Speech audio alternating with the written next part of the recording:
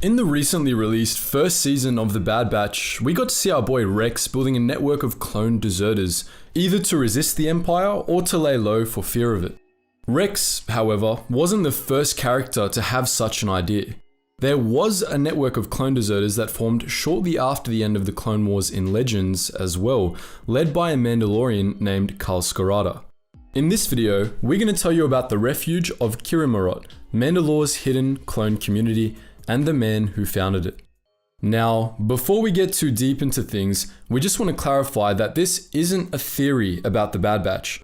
Kal Skirata and Kirimarot do not exist in canon, and what Rex is planning is clearly its own thing. Furthermore, for all we enjoy his work, Dave Filoni has never really been one for continuity with the expanded universe, and Star Wars The Clone Wars ran roughshod over the lore concerning Kal Skirata and Mandalore long before that stuff was even reclassified as legends. There is, however, a degree of similarity between Rex's network and the Kirimarot community, so we felt it was worth a mention. Kal Skirata was one of dozens of Mandalorians recruited by Jango Fett to train clone commandos 32 years before the Battle of Yavin. Alongside 99 others, some Mandalorian and some not, Skirata became one of the Koival Dar and moved to Kamino, where he became responsible for a group of 100 young clone commandos. He bonded with many of his clones, and though he was as harsh in his methods as most other trainers, he nonetheless cared for them and saw them as children. Many clone commandos likely saw Skirata as a father figure, referring to him as Cal Buir, or Papa Cal. In his time on Kamino, Skirata also adopted the Null-class ARC troopers after the Kaminoans deemed them a failed experiment and ordered their euthanization.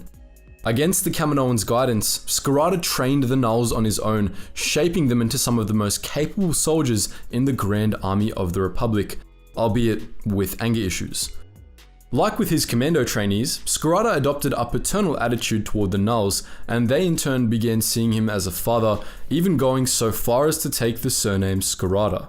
It's worth noting that, while Skirata was absolutely based in how he cared for his men, he was still deeply jaded and bitter, which rubbed off on many of his cloned sons. He didn't hesitate to rant about his views on the galaxy to his clone charges, a rather warped perspective in which the Jedi were just as bad as the Sith, and Mandalorian culture was objectively superior. To most fans, the flaws in this are self-apparent, but the young clones Skirata ranted to didn't have the perspective to see that, and so many bought into it wholeheartedly. This played a fairly important role in the later formation of the Kirimarot community, so keep it in the back of your mind for now. With the outbreak of the Clone Wars, Skirata's boys were sent off to the front lines, and the man himself was finally free to return to his former life. He chose not to, however, instead joining the Grand Army of the Republic to serve alongside the Null Arcs, who were essentially rudderless without his guidance.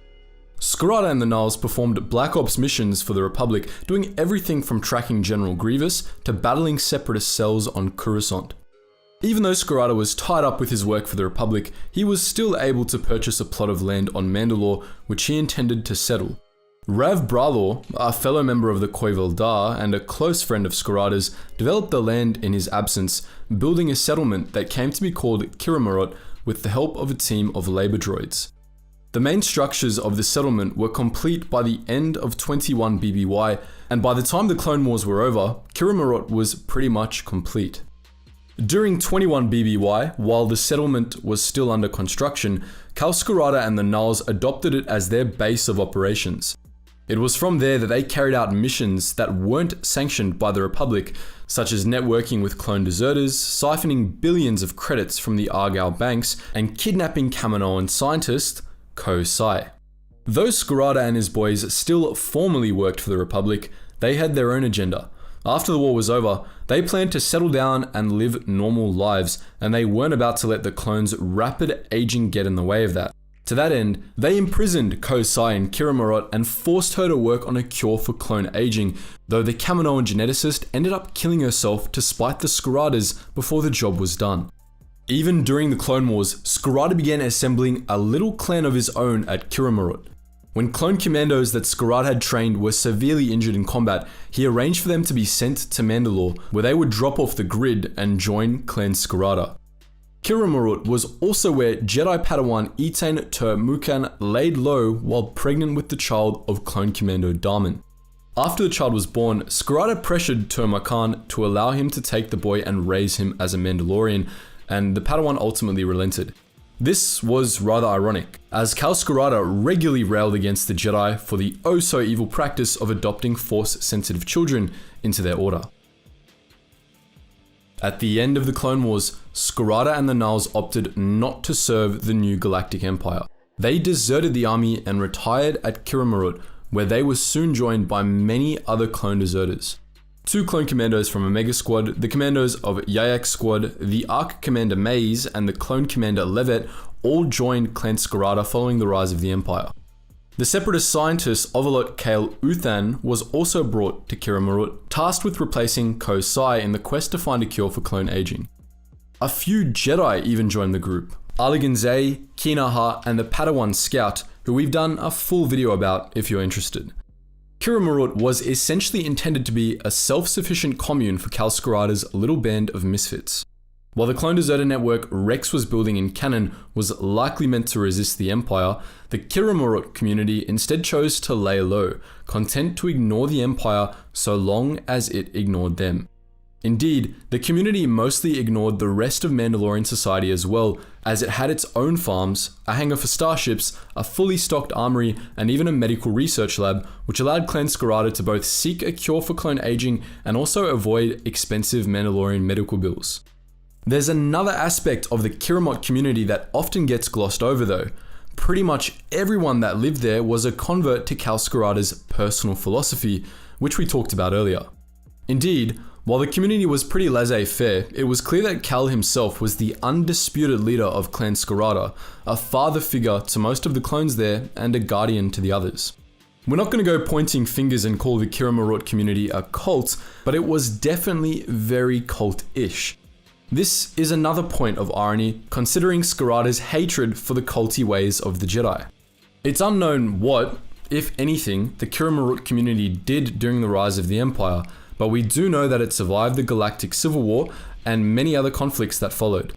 It was still kicking by 40 ABY, a full 60 years after the end of the Clone Wars, though by that point, Cal Scarada was long dead. Even then though, Kira Marut was known mostly as a home for outcasts and so-called wild men, and there was still a whole lot of Fett blood among the inhabitants. While we don't know much of the Kira Marut community's activities after the Clone Wars, we do know that they were eventually successful in finding a way to give clones normal lifespans, though they apparently didn't share it with clones beyond Mandalore. During its 3-year campaign against the Confederacy of Independent Systems, the Grand Army of the Republic set up shop on quite a few planets. Many of these planets were established, well-known Republic member worlds, while others were located on the front lines or were beachheads in separatist territory. But some Republic bases were considerably more obscure. The galaxy, after all, was a vast place, and much of it was poorly explored and rarely visited.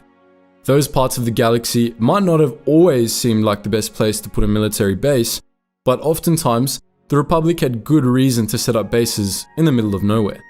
To understand why, we're going to be looking at some of the Republic's most obscure bases today.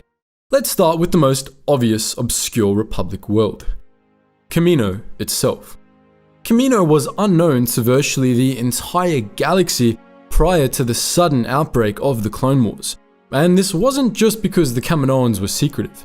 Kamino was actually located outside of the galaxy itself, suspended about halfway between the main galactic disk and the Rishi Maze, which was the closest satellite galaxy.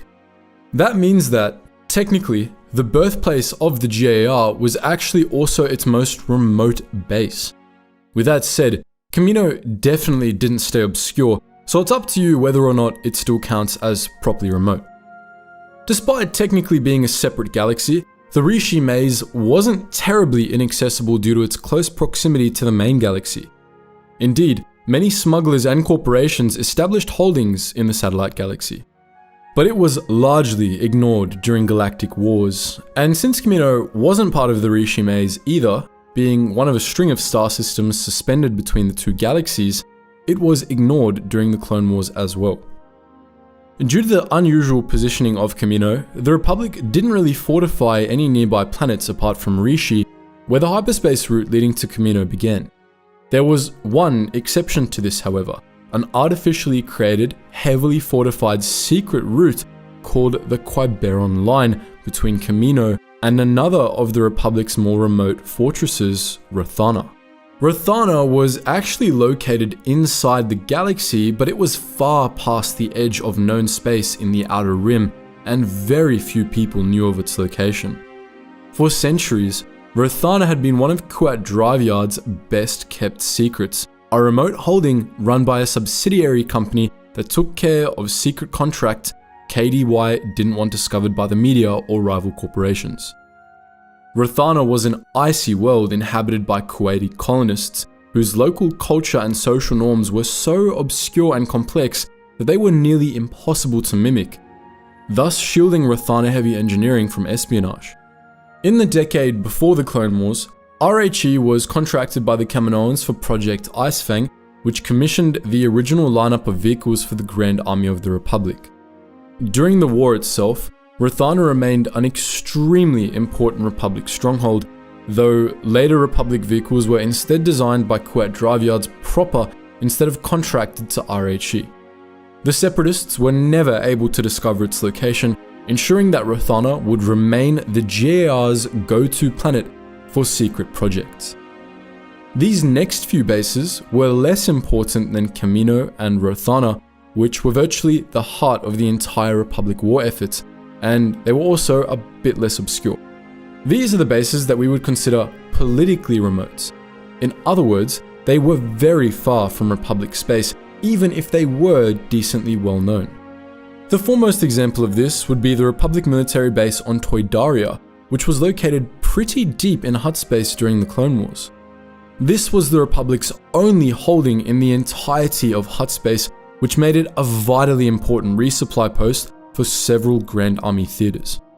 However, its location within Hutt space pretty much granted it immunity to Separatist offensives, as well as isolation from the rest of Republic forces.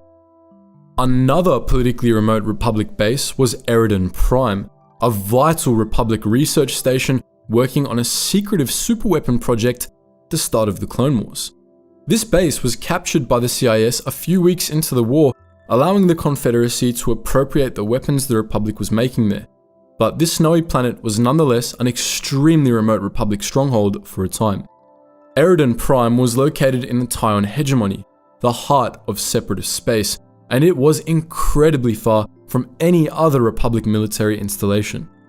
For obvious reasons, it was never reclaimed after falling to the Separatists. Somewhat nearby was the planet Corfir, the headquarters of the Republic's 11th Sector Army. Corfir was located in the Gordian Reach, an infamously obscure Outer Rim sector where virtually nobody lived, also home to the Yavin system. Corfir was located in the part of the sector that was between the Royal, a nigh impassable wall of nebulae that interfered with hyperspace travel, and the Radama Void, which was similarly impassable. What's more, it was located in space claimed by neither the Republic or the Confederacy, part of a long strip of wild space leading from Findar on the edge of the Republic out to the desolate ruins of the Sith worlds. There was absolutely nothing in this region of space, and Corfir itself was as insignificant as a planet could possibly get. The only reason the Republic was there at all was probably to use the planet as a staging ground for campaigns against Ord Radama and the Confederacy's outer Hydean territories. Rounding off the politically remote category, we have Javin, a world on the Corellian trade spine that was also far removed from Republic and Separatist space. Javin was a trade world located far out in the western reaches near Bespin and Hoth, but it was significant for its location on the Corellian trade spine, which was a vital supply line for the Republic during the Clone Wars. Due to the Republic's interest in securing the trade spine, Javin was made the headquarters of the 19th Sector Army, despite being even farther from Republic territory than Corfir. Apart from Kamino and Rothana, Javin was likely the Republic's most remote major stronghold, though like the others in this section, it wasn't exactly obscure. Finally, we have the Republic bases that were well and truly out in the middle of nowhere, most of which were insignificant and some of which don't even serve a discernible purpose. The first of these is one you might recognize from Star Wars The Clone Wars, Glid Station, located on the ice world Auto Plutonia. Auto Plutonia was located deep in wild space. Again, it was far removed from Republic or Separatist territory. This time, however, its tactical value to the Republic isn't exactly clear. It's established that the base existed to protect Pantora, Auto Plutonia's inhabited moon, but Pantora was also very far from the front lines of the war. With that said, the Separatists also founded a base on Auto Plutonia during the Clone Wars, so perhaps they had some plans for Pantora after all. If so, we can't fathom why. Lastly, our last remote Republic base was located on Iceberg 3. Iceberg 3 was actually located in the same system as Dak, the homeworld of the Quarren and Mon Calamari, but it makes this list by virtue of not being a planet, but a short period comet. Mon Calamari itself was actually pretty remote, but it was well known enough that we wouldn't count a Republic base on the planet itself for this list. A base on a comet located near Mon Calamari is a step further though. Why you would even bother building a military base on something so unstable and difficult to land on as a comet is beyond us. This facility was mostly just a watch post for keeping an eye on the Calamari sector too. A job the Republic could have had an easier time building a small satellite base for. With all that said, we would be remiss if we didn't point out that the Separatists put the Republic to shame when it came to having remote bases. One of the Confederacy's major backers, the Intergalactic Banking Clan, had a bunch of mostly automated vaults and shipyards located in satellite galaxies or out beyond the galactic disk, hence the name of the organization. During the Clone Wars, these facilities churned out endless waves of Munificent-class star frigates, much to the frustration of the Republic Navy, which had no idea where these IGBC foundries were or how to get them. So those were some of the Republic's most remote military bases during the Clone Wars. A much maligned aspect of the prequel trilogy is its focus on Senate politics, which those without taste consider boring. Even if you find the politics of the Senate boring and convoluted, however, there's an easy takeaway from the Senate scenes of the prequels, that the Senate and the senators who served in it were hopelessly corrupt. Like real politicians, they lived lives of luxury and ignored the needs of their constituents, focusing on furthering their own power. But in the Star Wars universe, being a senator wasn't all fun and games. It was actually an incredibly dangerous job, much more so than it is in real-world countries. In this video, we're going to be taking a look at why that was the case. Observation. Senators are not nice, Master. They are either on top of the game or yesterday's news. The Galactic Senate was composed of over 2,000 senators and representatives, speaking for every sector in the Republic and a number of powerful independent bodies.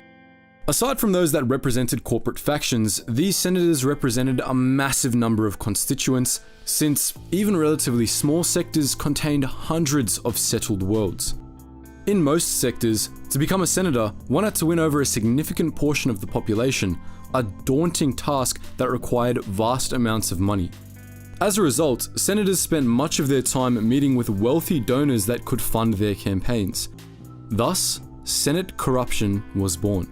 This system all but encouraged senators to indulge in corrupt practices to keep themselves in power, and usually line their own pockets as well. Furthermore, because of how expensive winning senatorial elections could be, those who refused to partake in corrupt activities set themselves up to lose. In sectors that elected their senators, which was most of them, the system was all but designed to put the most corrupt people in the Senate chamber. Even in the sectors that chose their representatives through other means, Senate positions seemed to attract corrupt people like starships attracted Minox. Additionally, deals with highly illegal organizations were exceedingly common. In the real world, there have been plenty of politicians with ties to mob organizations and the like, but in the Galactic Senate, that sort of arrangement was far more widespread and far more dangerous. We are, after all, talking about a galaxy where the second largest legitimate state was a front for a cartel. Underworld groups in the Star Wars universe owned whole systems, had hordes of contacts the galaxy over, and had standing armies capable of planetary conquest. When they got involved in Senate politics, things could get real dangerous real fast. To give an idea of the sort of group senators were affiliated with, let's take a look at an infamous scandal that took place shortly before the Clone Wars.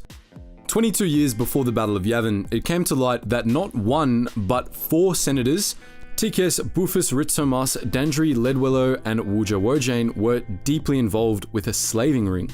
This wasn't just a case of these senators having donors that participated in unscrupulous business practices either. The 4 were indebted to the organization to the point where they had to become active participants in the slaving operation, aiding and abetting the group's operations within their home sectors. That's bad enough, but it came with even darker implications. It was easy to make enemies in the Senate, and while senators could guarantee themselves a degree of security while serving in it, anyone who lost their seat or retired early ran the risk of getting picked off by the allies of a vengeful former colleague. The best security in the galaxy struggled just to protect senators that were still in office, never mind those who left. If a former senator's enemies were involved with slavers, they were genuinely at risk of being abducted and sold at an auction in Hutt space. No wonder they fought so hard to keep their seats. The very real threats to safety that came with being a senator created quite a toxic climate in the Senate, one of constant paranoia and senators suspecting the worst of each other. The result of this was rather predictable, a whole lot of backstabbing. If there's one thing senators loved, it was stabbing each other in the back. Thanks to the underworld contacts most senators had, this was quite often literal. Many senators were extremely dedicated to screwing over their rivals as much as humanly possible, lest the same be done to them. This was surprisingly easy. In part, this was due to the power of the underworld and the corruption in Senate security, but part of it was also plain old logistics. Keeping track of 2,000 senators on a planet of trillions was no easy task, especially since these senators often dodged their own security to make secret meetings with underworld contacts, each other, or sex workers. On top of that, whenever one politician disappeared, there were always more ready to replace them. Most of the galaxy didn't even notice when senators got roughed up or even killed. HK-47 put it best. There are a lot of politicians on Coruscant, Master. I could spend decades slaughtering them and still not make a dent. Think back to the Clone Wars episode Pursuit of Peace for a moment. In that episode, a pair of common thugs on Coruscant were hired by Count Dooku to rough up a bunch of senators, part of a bid to ensure a military spending bill passed the Senate. These 2 bounty hunters were skilled enough, don't get us wrong, but they still had a shockingly easy time doing their job. They were able to get the drop on dozens of senators and beat them badly enough to send them to hospital. They nearly succeeded in assassinating both Padme Amidala and Bail Organa. In the real world, that sort of thing would be front page news. In the episode, the media apparently doesn't even care. Hell, Padme and Bail only find out about the attacks through Senate chamber gossip. Was this stuff so commonplace that security didn't even bother giving senators a heads up about it when it happened? Similarly, it was shockingly easy for senators to be killed in the Star Wars universe. In the real world, it's huge news when an elected official is assassinated. In the Star Wars universe, assassins and bounty hunters got away with strings of Senate murders, some of which went unsolved. Zam Wessel made several close attempts on the life of Senator Amidala and successfully killed Senator Jubin. Lola Pers, the aide of Senator Farr of Rhodia, was able to murder both the senator she served and Senator Medici, and was almost successful in framing another senator for the slayings. The list goes on. Senator Dio of Uto was assassinated during the Clone Wars shortly after she played a role in exposing the corruption of 2 of her colleagues. Senator Drokubak and Senator Mo were both killed by separatist assassins for their political views. Senator Jeremad Greyshade was killed for his support of the Financial Reform Act, which was aimed at reducing Senate corruption, and thanks to Greyshade's death, was never brought to a vote. Senator Elsasar Morrow, one of Deveron's 2 senators, was killed by Aura Singh, who was hired by Deveron's other senator. These killings weren't isolated incidents either. They all happened between 23 BBY and 21 BBY, a space of less than 3 years. Because of how massive the Senate was and how deeply entrenched in personal politics senators got, it was remarkably easy to get away with killing a senator. Investigators trying to find culprits often ended up not with a lack of evidence, but too much evidence. Murdered senators often had hundreds of powerful enemies, all capable of ordering hits on each other. Senators had each other killed so frequently that trying to pass out who ordered what was like trying to find a needle in a haystack. Scratch that, it was like trying to find one particular needle in a needle factory. Senators were in a bit of a unique situation. They were some of the most powerful beings in the galaxy, but at the same time, they were much more vulnerable than you would expect. The politics of the Galactic Senate were quite literally cutthroat, and even just doing their job could get a senator marked for death. It was a highly dangerous job. As HK-47 once observed, mating was one of the primary drivers of conflict in the Star Wars universe, as it is in the real world. Humans in particular were known for having especially problematic urges in this regard, as most adult humans felt a strong desire to mate, especially when they were under a lot of stress. Since war definitely counts as a lot of stress, you'd probably expect that human clones grown for war, like the clone troopers of the Grand Army of the Republic, would be sterilized, but they weren't. There were valid reasons for this, as we'll get into, but it naturally ended up causing its fair share of problems during the war, including an incident in which a clone commando got a Padawan pregnant. In this video, we're going to be talking about the birds and the bees and more as we take a look at clone hormones and why the Kaminoans were concerned about them. Can't wait to hear about it. We're standing by. When plans for the Grand Army of the Republic were being laid in 32 BBY, the Kaminoan clone masters had a fiery debate over whether or not to sterilize the clones they were growing for the Jedi. Most clones that were grown on Kamino were sterilized, but many geneticists in Tipoca City argue that the clones grown for the GAR shouldn't be. The reason for this was simple. They were human, and as the Kaminoans had observed, human clones often ended up coming out subpar when Factor H, as the geneticists called it, was removed. To quote senior research geneticist Hallie Key, 2 recent human projects, the miners created for the Tarshan Ring excavations and the infiltration squads requested by the Lords of Perala 4, began with trials of sterile clones, as requested by both customers.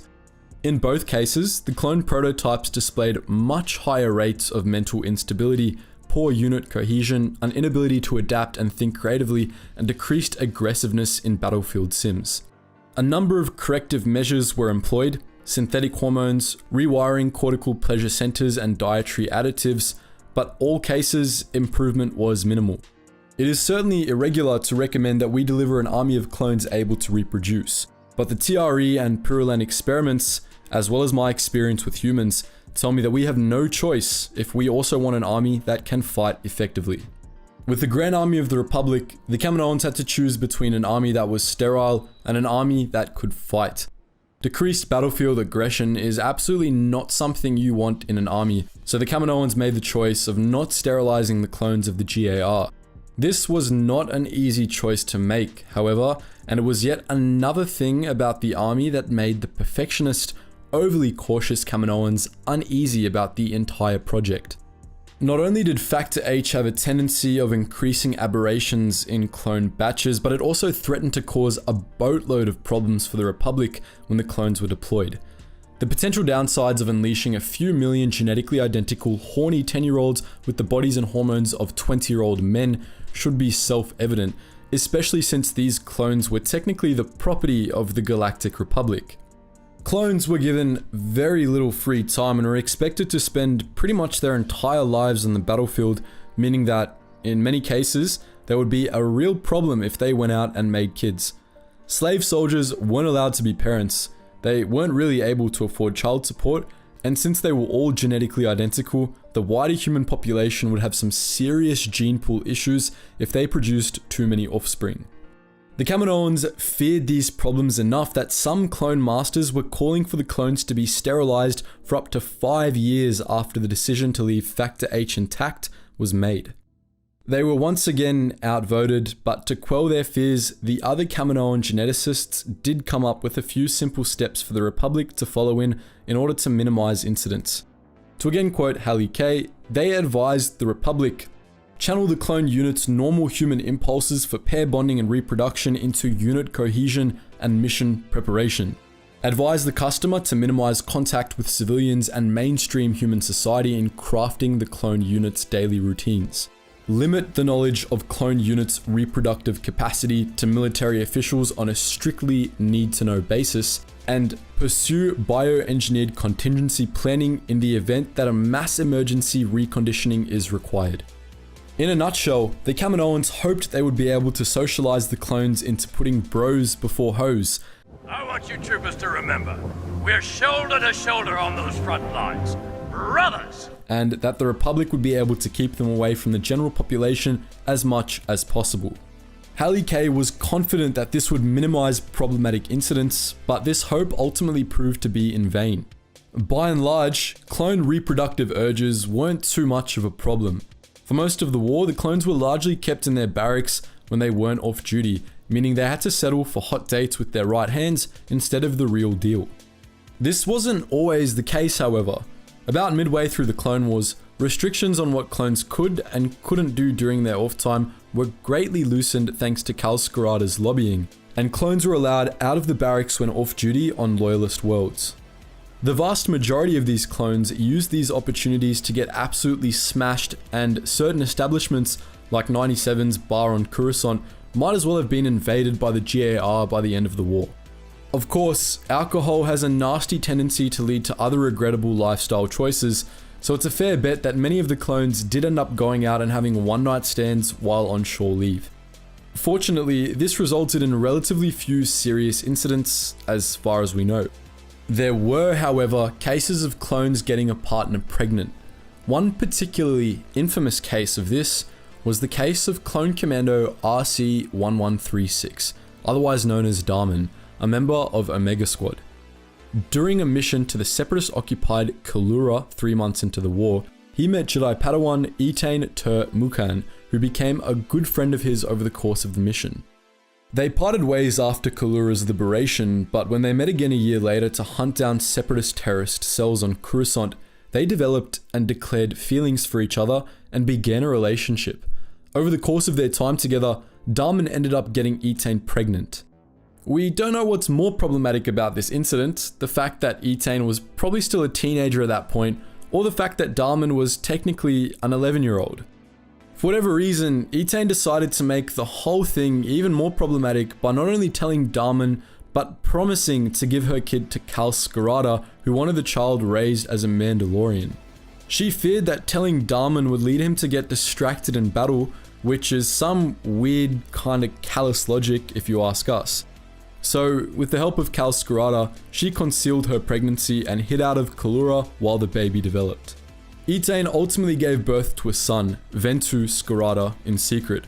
She still didn't tell Darman that he was the father, even after introducing the baby to Omega Squad, to whom she claimed the child was Cal Skirata's grandson. Darman actually ended up being virtually the last person to know he was the father, something that made him positively livid, as you'd expect. That's really just scratching the surface of the absolute basket case of a relationship that was Darman and Etain Ter Mukan. But it should give you a pretty good idea about why the Kaminoans weren't exactly thrilled with clones having reproductive instincts. War was already complicated enough without pregnancy making things even more of a mess. Incidents like this weren't common, but evidently they did happen, and considering the size and scope of the Grand Army of the Republic, they probably happened a fair bit, especially when restrictions on what clones could do in their off time were lowered. Of course, considering it was Cal Skirata who made that all happen, we'd bet it was his master plan all along, and he just wanted more half-clones to adopt into Clan Skirata. Just kidding, of course. At the end of the day, there was only so much the Republic could do to make sure clones kept their snakes in their trousers. In theory, keeping clones separated from civilian populaces should have done the trick, but while this worked on loyalist worlds, it was much more complicated when clones were fighting battles on inhabited worlds or coordinating refugee relocations. The Jedi, of course, complicated things as well. Jedi were trained not to form emotional attachments, but they actually weren't required to be celibate, contrary to popular belief, meaning that relationships like Darman's and Etain's might have been a lot more common than you might think.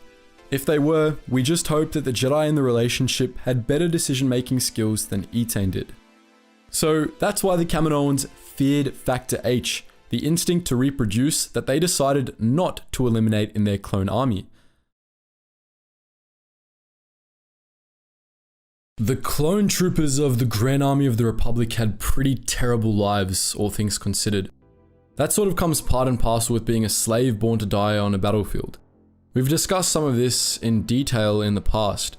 Some of you may recall a somewhat recent video about what clones did in their spare time. In this video, we're going to be taking a look at the rest of that picture and going through the daily life of a clone and why you sure as hell wouldn't want to live it. Let's start by looking at what life was like on Kamino. Clones spent the first 10 years of their lives in the clone factories of Tipoca City and its neighboring cloning centers, training and waiting for deployment. But just because they hadn't yet been sent off to war doesn't mean their lives weren't hell. Far from it. The ruthless Kaminoan clone masters saw them as products, not living beings, after all, and they were treated like droids or cattle as a result.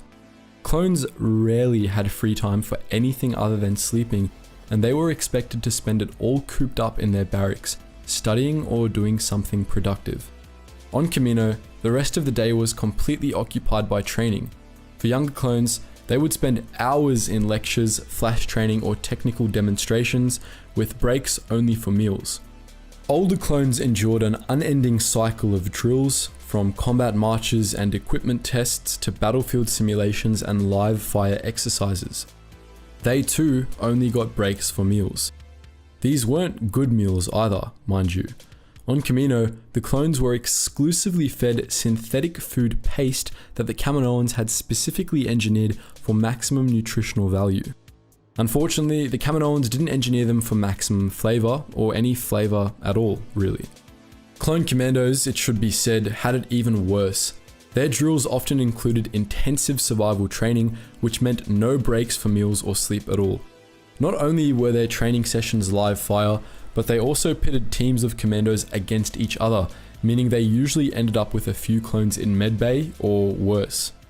Some members of the Khoi Valdar, the elite mercenaries who trained the clone commandos, even sent their commandos out on raids against the Kaminoans' own labs, pitting against their normie brothers in training exercises that the regs thought were completely real. It doesn't help that the clones next to never got to see the sun, or living beings that weren't their trainers or brothers.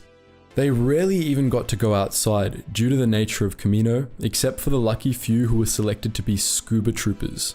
When they did go outside, it was usually pouring. All told, you could reasonably expect that Kamino would be rock bottom for the clones, that it couldn't possibly get worse.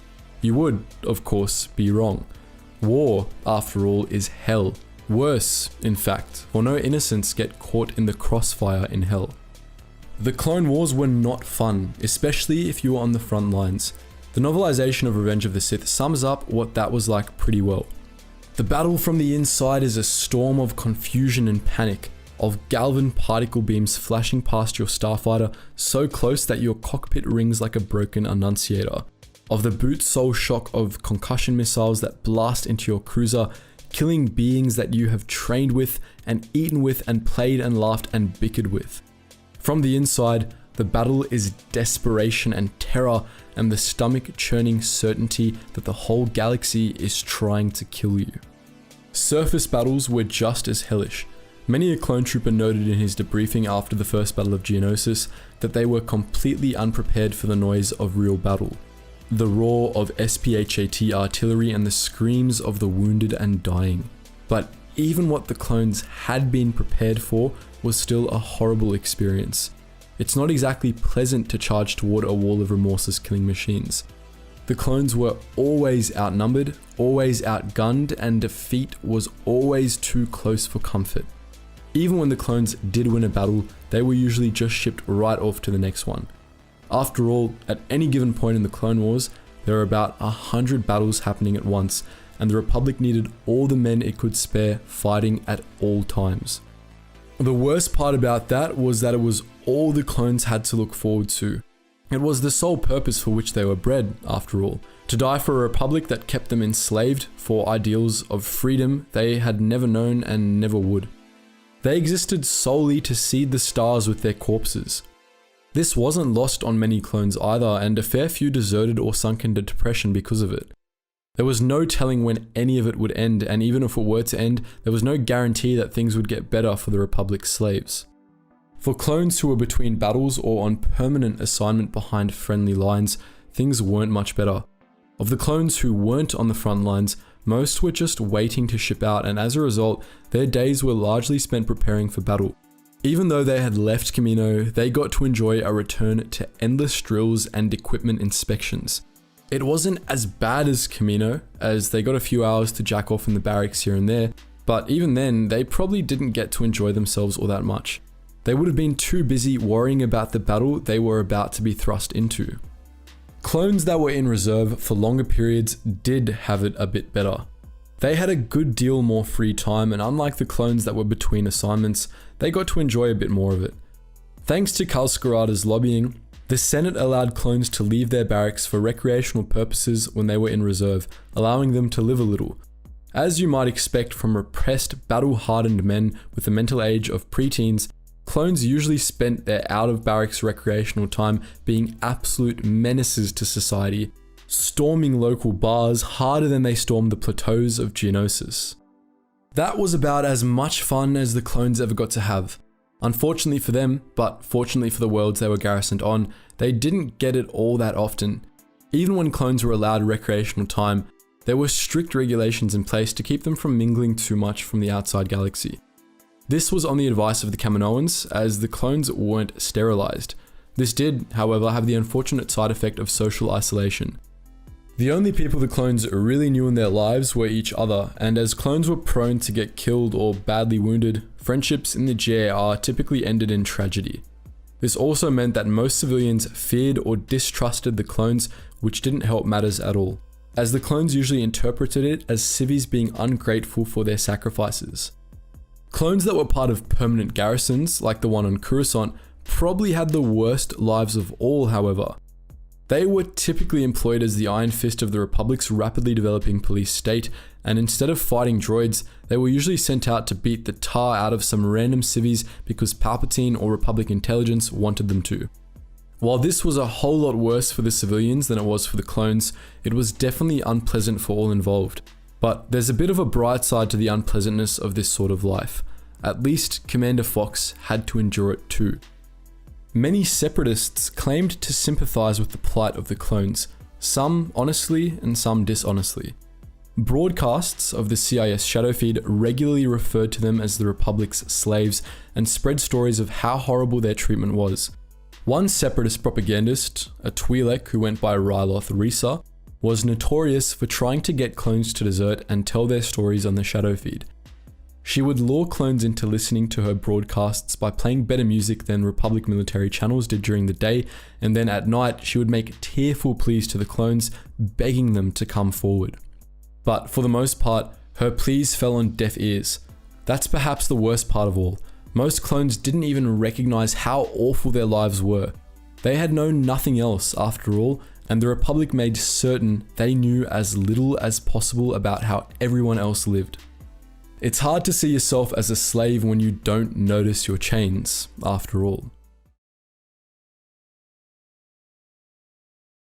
The Grand Army of the Republic was massive, containing innumerable subdivisions, many of which were notable for various reasons. We've talked extensively about some of the most well-known clone units in the past, such as the 501st Legion, the 212th Attack Battalion, and so on. But today, we're going to be doing something a little different. In this video, we're going to be giving some attention to all of the less remarkable named clone units from both Legends and canon, from large corps to small special forces units. Before we begin, we should first establish that this is an unexhaustive list of all clone units. We won't be covering any unit that we've already given a video, as well as any subdivisions of said units. The 332nd Division, for example, was a part of the 501st Legion, so it won't be discussed. In addition, we're only going to be discussing units that have both a name and something worth talking about, which rules out unidentified units and units that were named but never discussed in any detail. With all that out of the way, let's begin, starting with the largest units. First off, we have two lesser known corps, the 416th Star Corps and the 87th Sentinel Corps. The 416th was commanded by Jedi Master Crook early in the Clone Wars, and it had the distinction of being one of the first clone units to ever see action. One of its officers, Regimental Commander CRC-09/571, served under Yoda himself on Geonosis, in which the rest of the 416th presumably participated. This veteran unit didn't last all that long, however. Just 3 months after Geonosis, the 416th was massacred in the Battle of Tyre, in which it suffered casualties so staggeringly high that Crook deserted the Grand Army and considered leaving the Jedi Order to escape the war. Next up is the 87th Sentinel Corps, one of a few clone units that's only known for its appearance in EA's Star Wars Battlefront 2. Members of the Sentinel Corps wore armor with maroon markings and specialized in urban warfare, skills they employed in a battle on Naboo during the later stages of the war. The pattern of their armor stripes was very similar to that of another Battlefront exclusive unit, the 181st Armored Division, which wore green striped armor and fought in the Battle of Kashyyyk. They specialized in vehicle-heavy assaults in hostile environments, often making use of Juggernaut tanks and AT-RTs in combat. Scaling down a little, we have 2 legions to discuss. The first is the 187th Legion, which you might know as Mace Windu's elite unit. These clones had purple stripes on their armor in a pattern similar to that of the Coruscant Guard in honor of Windu's purple blade. These guys fought with Windu in the Battle of Dantooine early in the war and in the Battle of Coruscant near its end. In the latter engagement, the 187th fought to protect the Jedi Temple. These guys have the interesting quirk of being part of both Legends and canon, despite only ever having appeared as toys. In Legends, they were brought into the continuity by promotional material for Hasbro action figures, while in canon, they were brought into the continuity by LEGO, which released a set based on the 187th a few years back. Next up, we have the 182nd Legion, which has the dubious distinction of being known primarily for getting slaughtered. These guys had red armor markings, and their first known appearance was in a mission to Belgoroth early in the war, in which they lost all but one of the men deployed to the planet. The rest of the unit met with a similar fate during the Outer Rim sieges, when the entire 182nd Legion was wiped out in the early stages of the Battle of Felucia, caught between the droid army and hordes of starved Acklays. Now let's talk about some of the smaller units, the battalions and companies, starting with the 13th Battalion. These guys wore armor with mustard yellow paint stripes, a color scheme they shared with a separate unit, implying that the pattern was shared across a larger division. If these clones look familiar, that's because they served under Jedi Master Jaro Tapal, the master of Cal Kestis from Jedi Fallen Order and Jedi Survivor.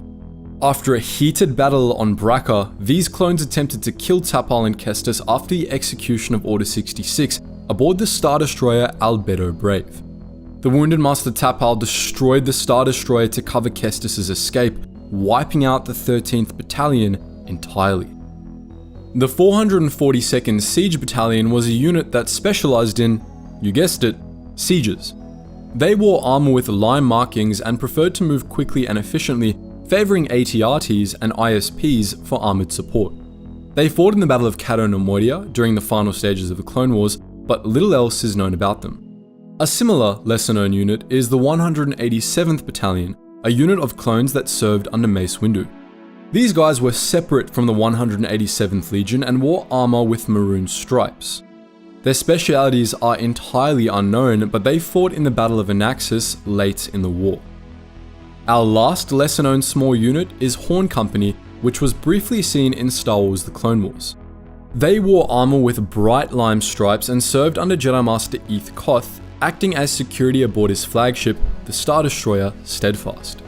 Little is known about them, but they've got a cool armor pattern, so we determined that made them worth a mention. The company was led by Captain CC-4142, nicknamed Locke, and it suffered heavy casualties when the Steadfast was boarded by General Grievous in 21 BBY. More than half of the company was slaughtered by Grievous's Commando droids, and the rest were ordered to abandon ship by General Koth. They never appeared again. There were a few lesser-known clone units with special duties, acting as special forces or in specific niche combat roles, and we've saved those for last. The first of these was Rancor Battalion, a unit of elite clones assigned to defend Kamino in 21 BBY. This battalion was commanded by ARC troopers, with ARC commanders Blitz and Havoc as staff officers and Commander Colt as their CO. Much of the unit was composed of specially trained ARF troopers, and by and large, the Rancor Battalion was considered one of the most well-trained units in the GAR. Nonetheless, they sustained heavy casualties in the Battle of Camino, including Commander Colt, who was killed by Asajj Ventress. The 44th Special Operations Division was another elite unit, and it had the misfortune of being commanded by Kendall Ozzel, the future Imperial Admiral that you might know for flubbing the beginning of the Battle of Hoth and being killed for it by Darth Vader. Most of what we know about the 44th comes from a single subdivision of it, the Devil Dogs, a team of elite clones known for blowing stuff up wherever they went. Led by Captain Sharp, these guys fought in the Battle of Korm, which they played a major role in winning for the Republic, albeit at the cost of the lives of Captain Sharp and many of his men. Possibly the worst unit of the entire GAR to serve in was the Lancer Battalion, which we've mentioned before but is silly enough to merit further mention here. The Lancer Battalion was a unit of clone troopers trained for a single purpose: to participate in jousts on the battlefield. Riding Aerotech 105K Lancer bikes and carrying Verpine Power Lancers, their job was usually to distract the enemy by charging in and turning anything that got in their way into a shish kebab. The casualty rate for the Lancer Battalion was quite high, as you might expect for a battalion that didn't use guns, and their only known appearance was in the Battle of Munilinst, in which they participated in an actual joust against Dirge's Lancer droids under the command of Obi-Wan Kenobi.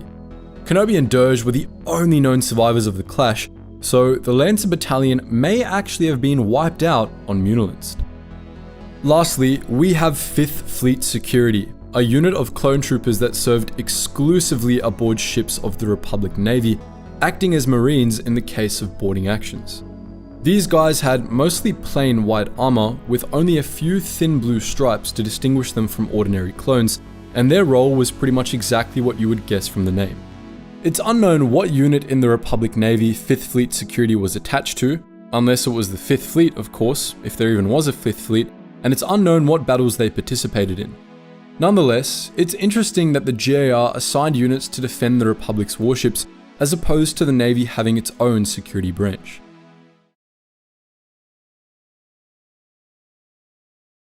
Look, it's RB-551. No wonder he got blasted. He's one of those older models programmed by a central computer. Not us. We're independent thinkers. Roger, roger, roger, roger, roger. In an earlier video, we talked about how the Republic, not just the CIS, used battle droids in the Clone Wars, something not a lot of Star Wars fans know. We also discussed the reason these droids seem so obscure. The Republic was hesitant to fight fire with fire, to turn the Clone Wars into the Droid Wars. But why was that, you may ask? The answer is because droid-on-droid conflicts were an incredibly dangerous thing, something no one in the Star Wars galaxy wanted to risk. In this video, we'll be diving into exactly what made them so dangerous. Of all the factions that used battle droids, the one that relied on them most was the Confederacy of Independent Systems, which pulled together a number of private forces to create the CIS Droid Army, the largest fighting force in the history of the galaxy. Over the course of the Clone Wars, the CIS unleashed seas of battle droids on unfortunate Republic worlds, overwhelming their defenses through sheer force of numbers. Forever after, the idea of combat droids was associated with the Separatists. But before the Confederacy came along, there was another faction that was particularly renowned for its reliance on battle droids, the Republic. Even though the Republic never abandoned organic soldiers, the Republic Army always featured battle droids in its ranks. In some conflicts, like the Mandalorian Wars and the Jedi Civil War, the Republic even fielded full droid armies, not unlike the one the CIS would assemble later, usually due to shortages of organic soldiers. The Republic was still using battle droids in many planetary security forces and in the judicial forces when the Clone Wars broke out, despite the fact that the Grand Army of the Republic was in severe need of reinforcements. The Senate ordered all battle droids pulled from active duty at the start of the conflict. The Republic was desperate to prevent the Clone Wars from becoming the Droid Wars, desperate enough to tactically shoot itself in the foot. Why, you may ask? Well, the short answer is because battle droids were sentient. All droids were sentient, as sentience was what differentiated droids and robots. But most droids, especially combat droids, had restrictions placed on how they could exercise that sentience, programming limitations that kept them in check. For many battle droids, these limitations were particularly strict for fear of the damage unrestrained battle droids might cause. It was not enough, for example, to program droids to be unable to hurt their masters or themselves. Combat droids often inadvertently hurt their masters while performing their duties. Consider HK-47, who unintentionally killed 4 different owners due to external circumstances. Thus, combat droids were often greatly limited in how much they could improvise or how imaginative they could be. But these programming limitations were only as good as the programmers who wrote them. Oftentimes, there would be loopholes or contradictions in these limitations, small things the programmers missed. This is why most droids were routinely memory wiped, and indeed why there were laws mandating regular memory wipes for battle droids and other potentially dangerous models. Memory wipes helped prevent droids from noticing contradictions in their programming. If droids discovered these sorts of contradictions, the result could be catastrophic. Sometimes, it would cause droids to essentially go insane, but more dangerously, it could lead droids to disregard their programming altogether. This was a very real and very terrifying possibility for particularly advanced droids. A prominent example of a droid who did this was G0T0, a Republic infrastructure planning droid tasked with overseeing the reconstruction of Telos 4 after the Jedi Civil War. G0T0 was put in place with only 2 major restrictions in his programming. He was to save the Republic, and he was to do so while obeying Republic law. But there was a huge problem with this. The droid quickly calculated that it was impossible to do both at once. We'll let him speak for himself as to what happened next.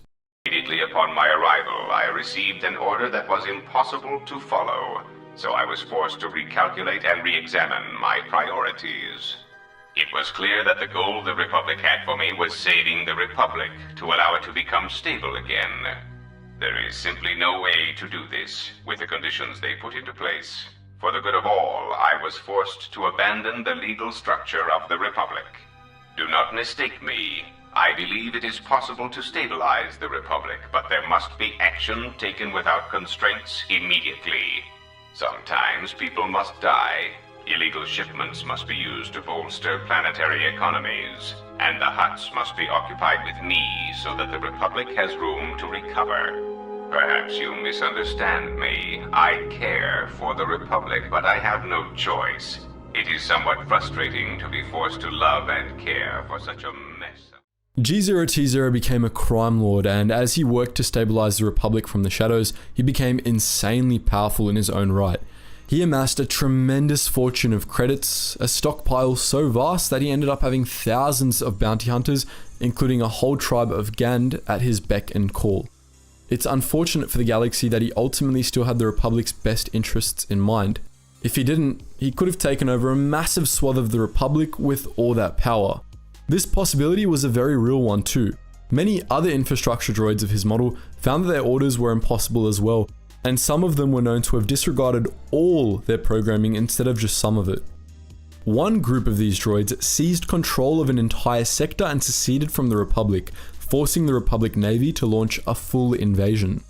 This is why the galaxy feared droid wars, and it was extremely dangerous to use droid armies because of the high risk of droids being forced to confront conflicts in their programming under the pressures of combat. But this risk would have been made dramatically worse if there were 2 droid armies fighting each other. Such a scenario would have practically guaranteed that one army would go rogue. If both droid armies had the same severe limitations, it would have resulted in an endless stalemate due to a lack of imagination of both sides.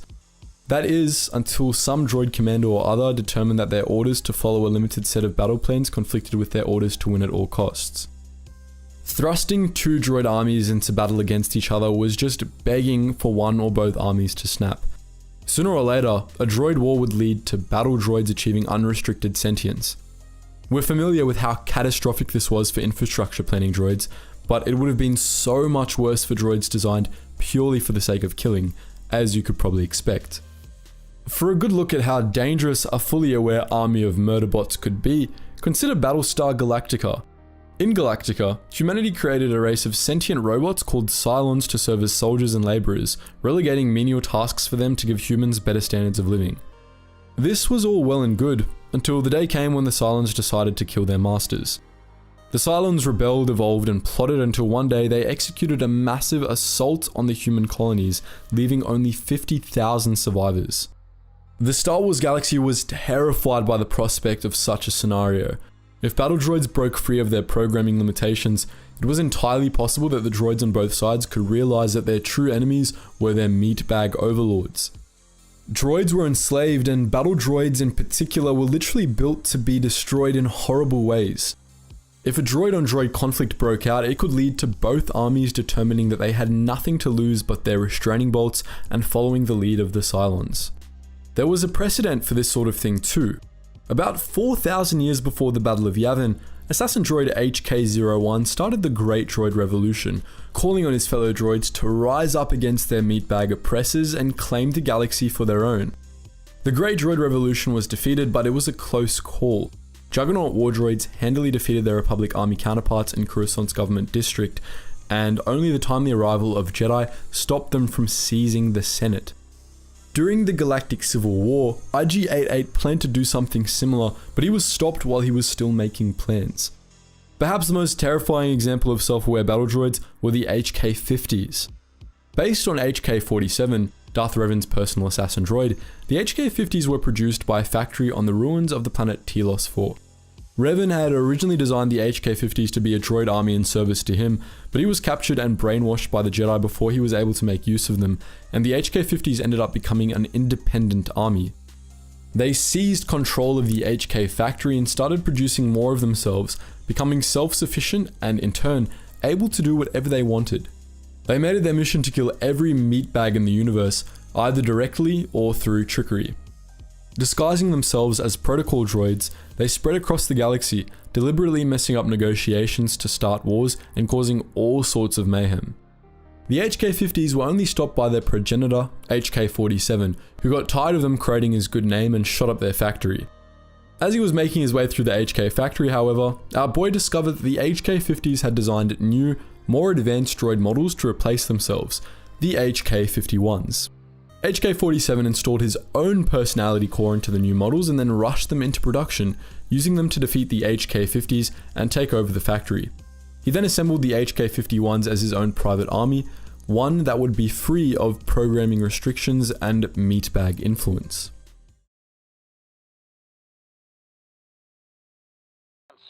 There are a lot of politicians on Coruscant, Master. I could spend decades slaughtering them and still not make a dent. The Star Wars prequels spent a lot of time in the Galactic Senate, something they were heavily criticized for when those movies first came out. The Galactic Senate features heavily in stories of the Clone Wars, largely due to the major role it played in the rise of the Empire. As a result, many senators make appearances in these stories as well, but despite their prominence, most of them are pretty forgettable. Padme Amidala, Mon Mothma, and Bail Organa are all fairly easy to remember, but many fans couldn't name any senators aside from those three. This, of course, begs the question, were all those other senators useless? Now, obviously, we can't just list out every single senator. There were well over 2,000 of them after all, and that's without counting special representatives and other Senate figures. Instead, we're going to look at the Senate as a whole and at groups of senators, pulling a few out of the crowd to use as examples to make our judgment. Before we go into that, of course, we need to take a closer look at how the Senate actually worked. The Galactic Senate was the most well-known branch of the government of the Galactic Republic. Originally, it was one of two governmental branches, with the other being the judiciary, composed of sector-based regional courts and, at the highest level, the Supreme Court, a body of 12 justices. The courts generally stuck to the background of the political scene, but they were considered to be even slower and more ineffective than the Senate. During the Clone Wars, the Republic developed a third branch of government, the Executive, as the office of the Supreme Chancellor gradually became its own entity instead of just an arm of the Senate. The Supreme Chancellor was the appointed leader of the Senate, chosen from among the senators by the senators. Their role was to preside over the Senate sessions, guiding discussions and serving as first among equals. The Supreme Chancellor held the additional titles of Head of State and President of the Republic, but these were ceremonial and largely meaningless. By the time of the Battle of Naboo, the Supreme Chancellery was little more than a figurehead position until a certain senator from Naboo came along and manipulated his colleagues into giving it dictatorial powers.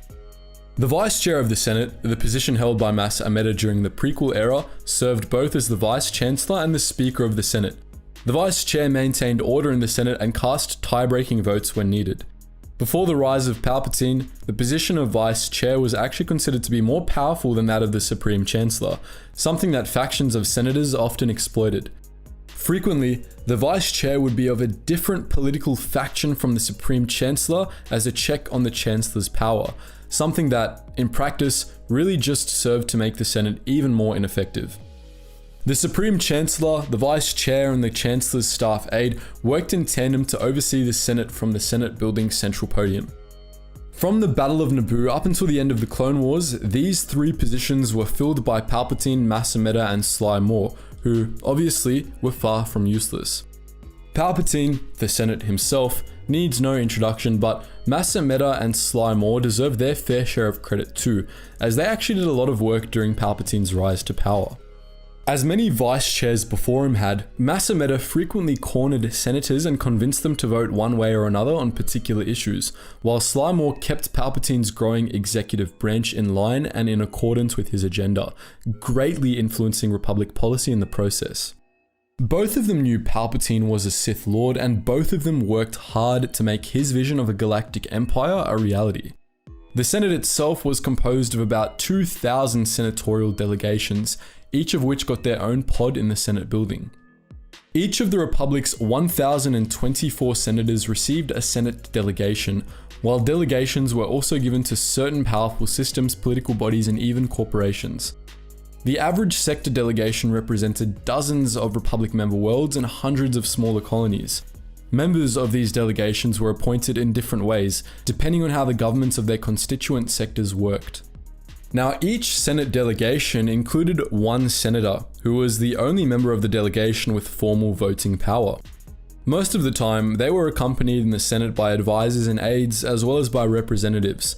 Most Senate delegations featured multiple associate planetary representatives who served as the voices of specific constituent demographics. Typically, representatives were appointed to give minority groups within certain sectors a voice in the Senate, as was the case for Jar Jar Binks. Diplomats, local religious, corporate, and political leaders, and other prominent figures could be appointed to Senate delegations as well.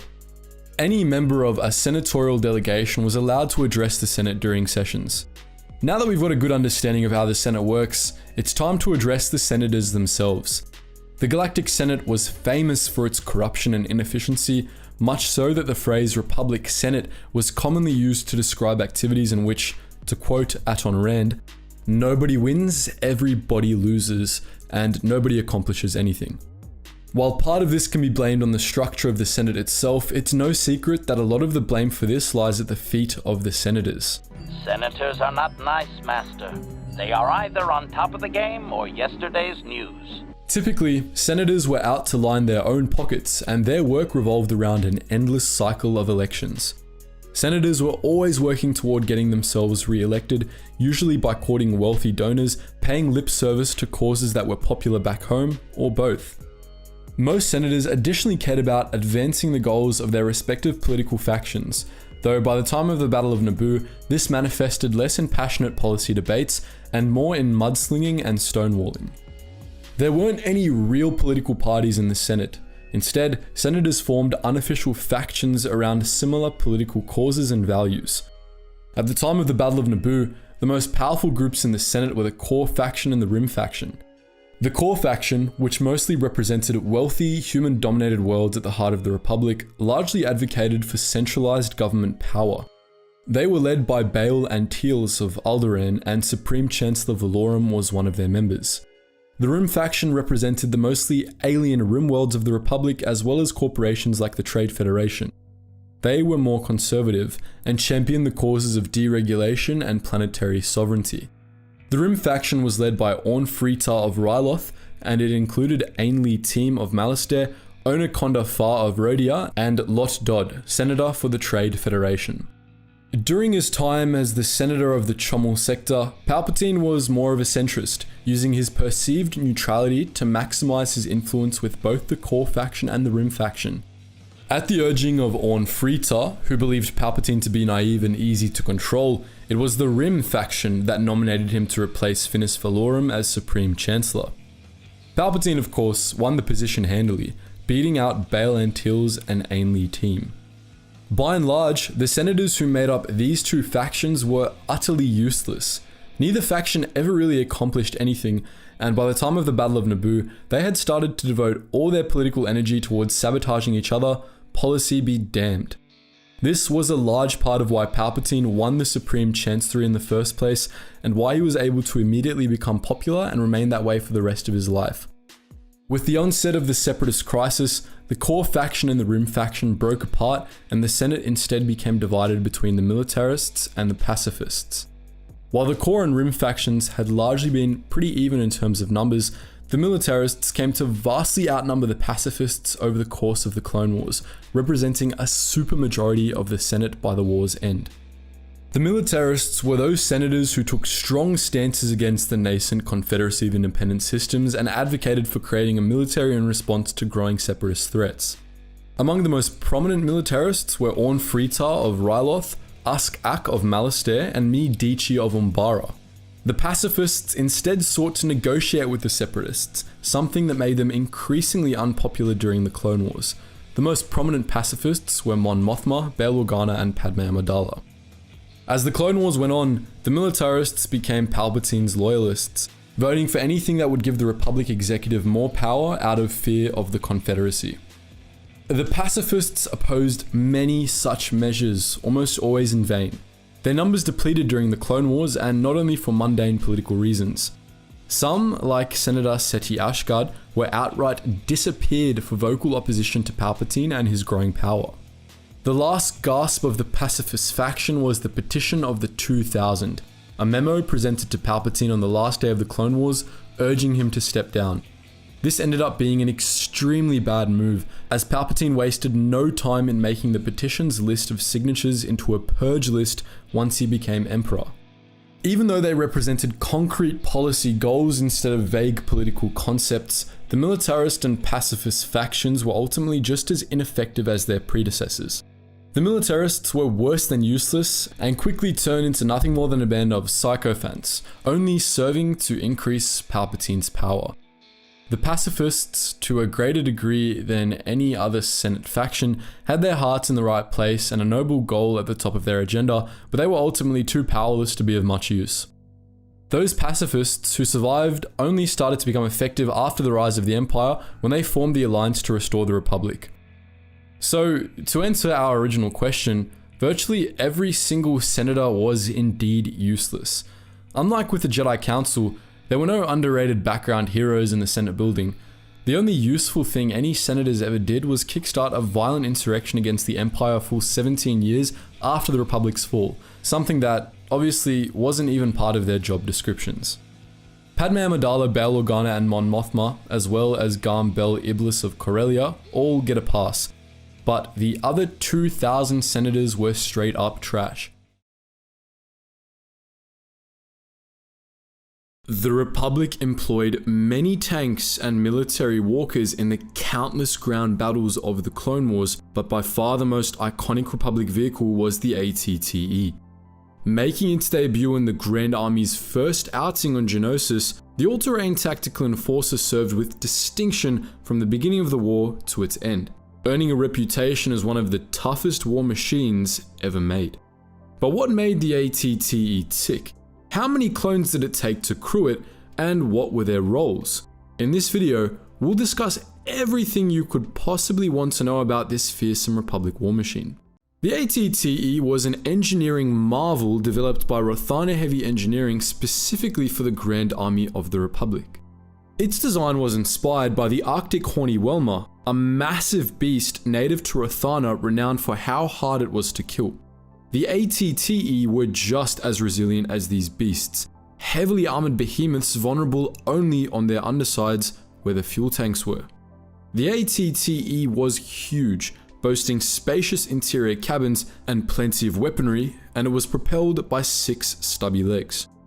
The unconventional stance of the ATTE, which mimicked that of the Arctic Horny Whelmer, made it one of the most stable military walkers in service, spreading out the walker's weight over a broad area. The walker's feet could magnetize, allowing them to operate on metal-rich asteroids or cliffsides and the hulls of warships. Despite the ATTE's size and its short legs, the walker could reach speeds of 60 km per hour, allowing it to rapidly cross battlefields to deploy its embarked troops. The heavily armored body of the ATTE contained 2 large cabins separated by a flexible, less armored section that housed the walker's engines and main power generator. In the walker's default configuration, each cabin could comfortably hold 10 clone troopers, and the 2 cabins were connected by a narrow passage that ran through the power generator section. These cabins could be accessed by a pair of ramps built on either side of the walker's center legs. When the hatches were sealed, the cabins could be pressurized, allowing the walkers to carry personnel through the vacuum of space. A life support system built into the walker's rear supplied the cabins with fresh air, recycling it from outside or using the walker's reserves, which could last for up to 3 weeks. Apart from the 2 main cabins, this system also supplied air to the walker's cockpit at the front of the craft.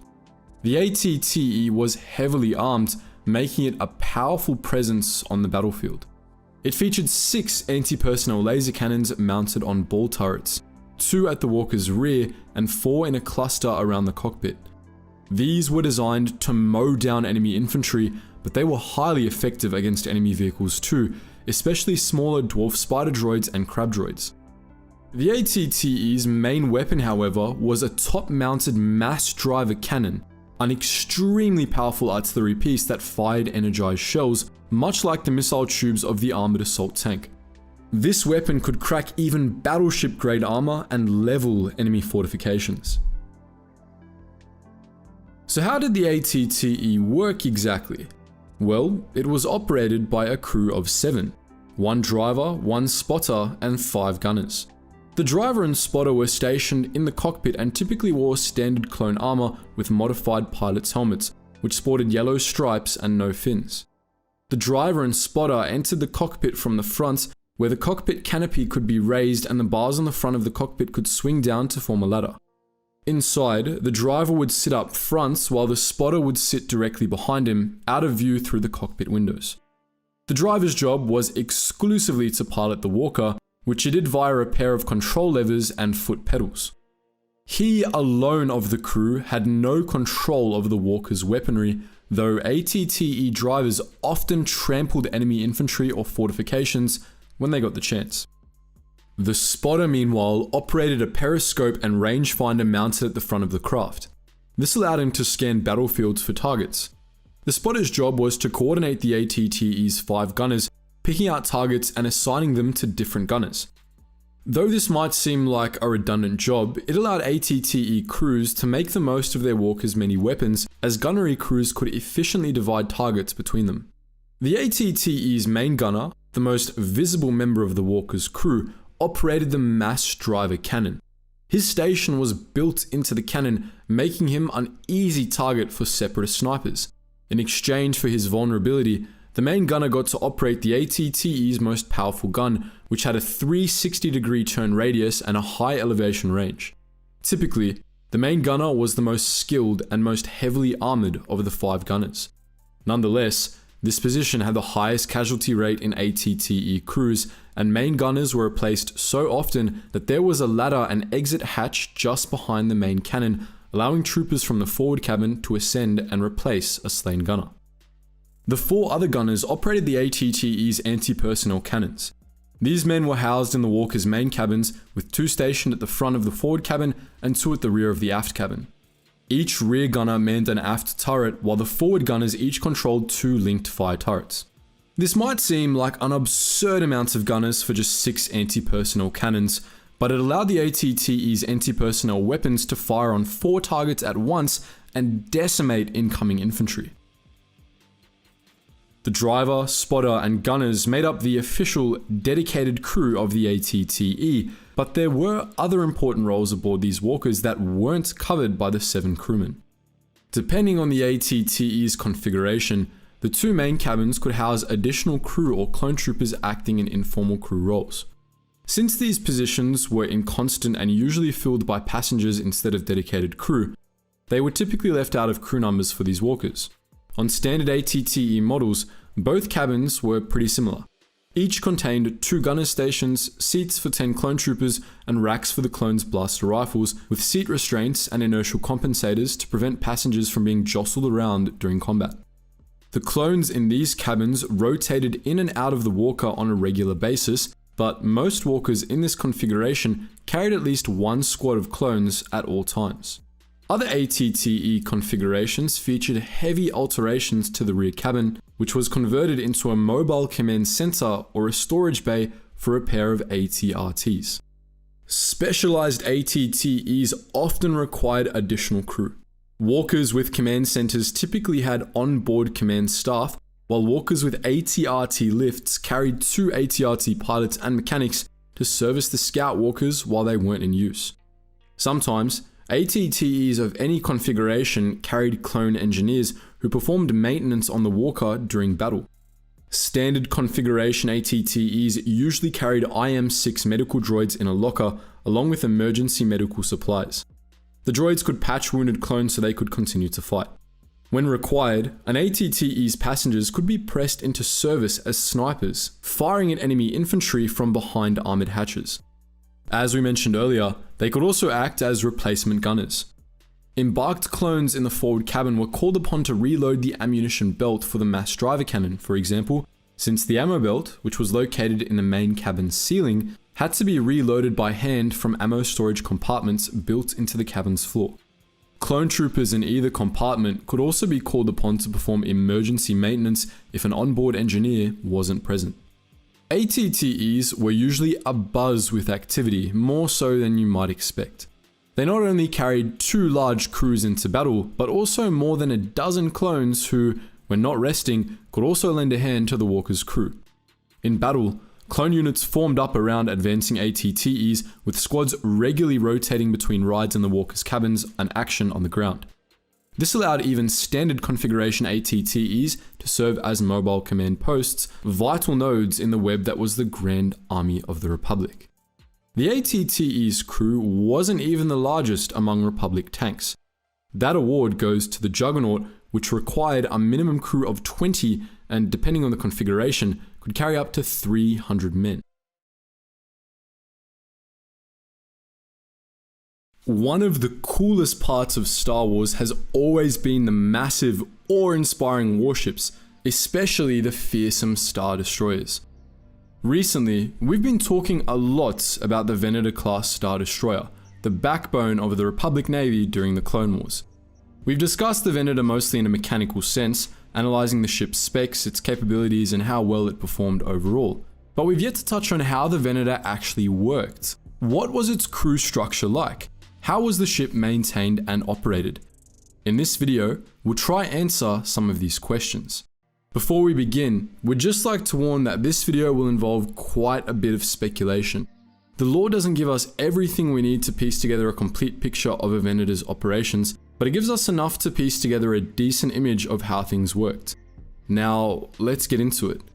At full capacity, a Venator class Star Destroyer required a crew of 7,400, not counting up to 2,000 embarked clone troopers. It's not known if that figure counts the 500 to 600 pilots each Star Destroyer would have required, but either way, that's a lot of people, even for a kilometer-long warship. They all would have received their orders from the ship's commanding officer stationed on the starboard bridge. Beneath the ship's CO, the crew was likely split into various departments through which orders would be disseminated down the chain of command, as is the case on real-world warships. The most important members of the crew were stationed aboard the Venator's twin bridges. Structurally, these 2 bridges were identical, but they had different roles. The starboard bridge was the command bridge, while the port bridge was the flight control bridge. Each bridge was split into at least 3 sections, with the main bridge area at the front, a war room just behind it, and communications behind that. Both bridges likely had communications specialists, strategists, and other operations personnel, with those on the port bridge exclusively managing strategy and communications for the ship's fighter wing. The main starboard bridge is what we see most in Star Wars The Clone Wars, so we've got a decent idea of how the crew operated there. Apart from the Star Destroyer's commanding officer, the crew pits on the starboard bridge were home to the helmsmen and navigators who steered the ship. Each pit also contained at least one officer who managed the crewmen in the pit. The crewmen on the main bridge had some level of control over the Star Destroyer's weapons, even though each gun had its own crew, but we'll discuss that more later. Apart from the bridge crew, which managed the Star Destroyer's nerve center, the most important crew aboard a Venator were the engineers. Engineering crew made sure everything was running properly and fixed it if it wasn't. These were the only members of the crew who had access to large swaths of the ship, and they would have operated in dangerous conditions, working from narrow catwalks spanning vast internal cavities deep within the ship. Of course, they were also responsible for maintenance in the crewed regions as well. The ship's engineers had a small army of droids to assist them in these tasks, though it's unknown how many there were and whether they were included in the crew totals. The crewed decks of the Venator ran along the edge of the ship, from the forward tractor beam projectors to the end of the aft wings, as well as through the Star Destroyer's main tower and a thin strip around its base.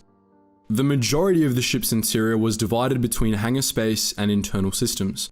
The bulk of the aft section was taken up by a series of huge cavities which housed the main reactor, a pair of auxiliary reactors, the hyperdrive and inertial compressor, the reactants. Two more cavities ran along the forward half of the ship between the main hangar and the outer crewed areas, containing tractor beam projectors, shield generators, and other vital infrastructure. These spaces were crossed by only a handful of armored corridors and engineering access walkways. In the crewed areas, most of the crew would have been engineers, deckhands, or part of crew support.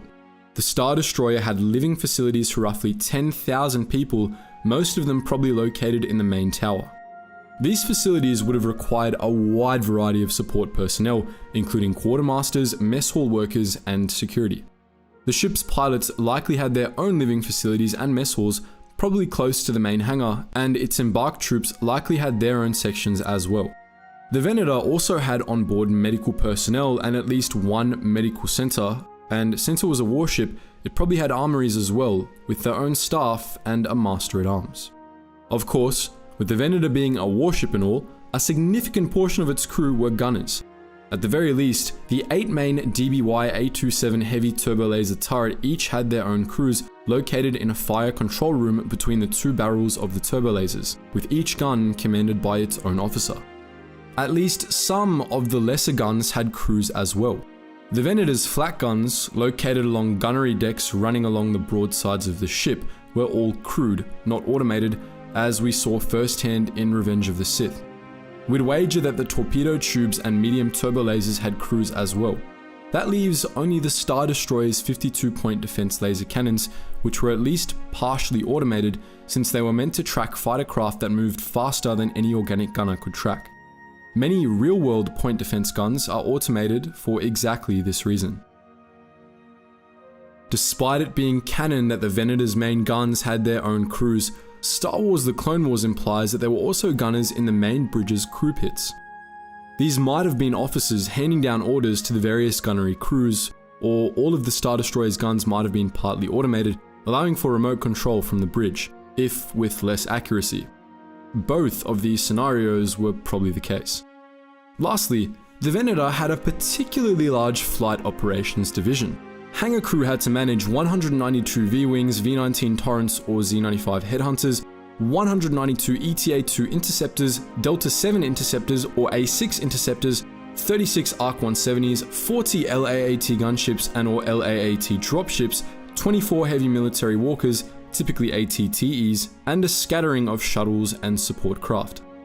All of these vehicles needed to be fueled, armed, maintained, and repaired between fights. Upon launching, they also required assistance from flight control personnel.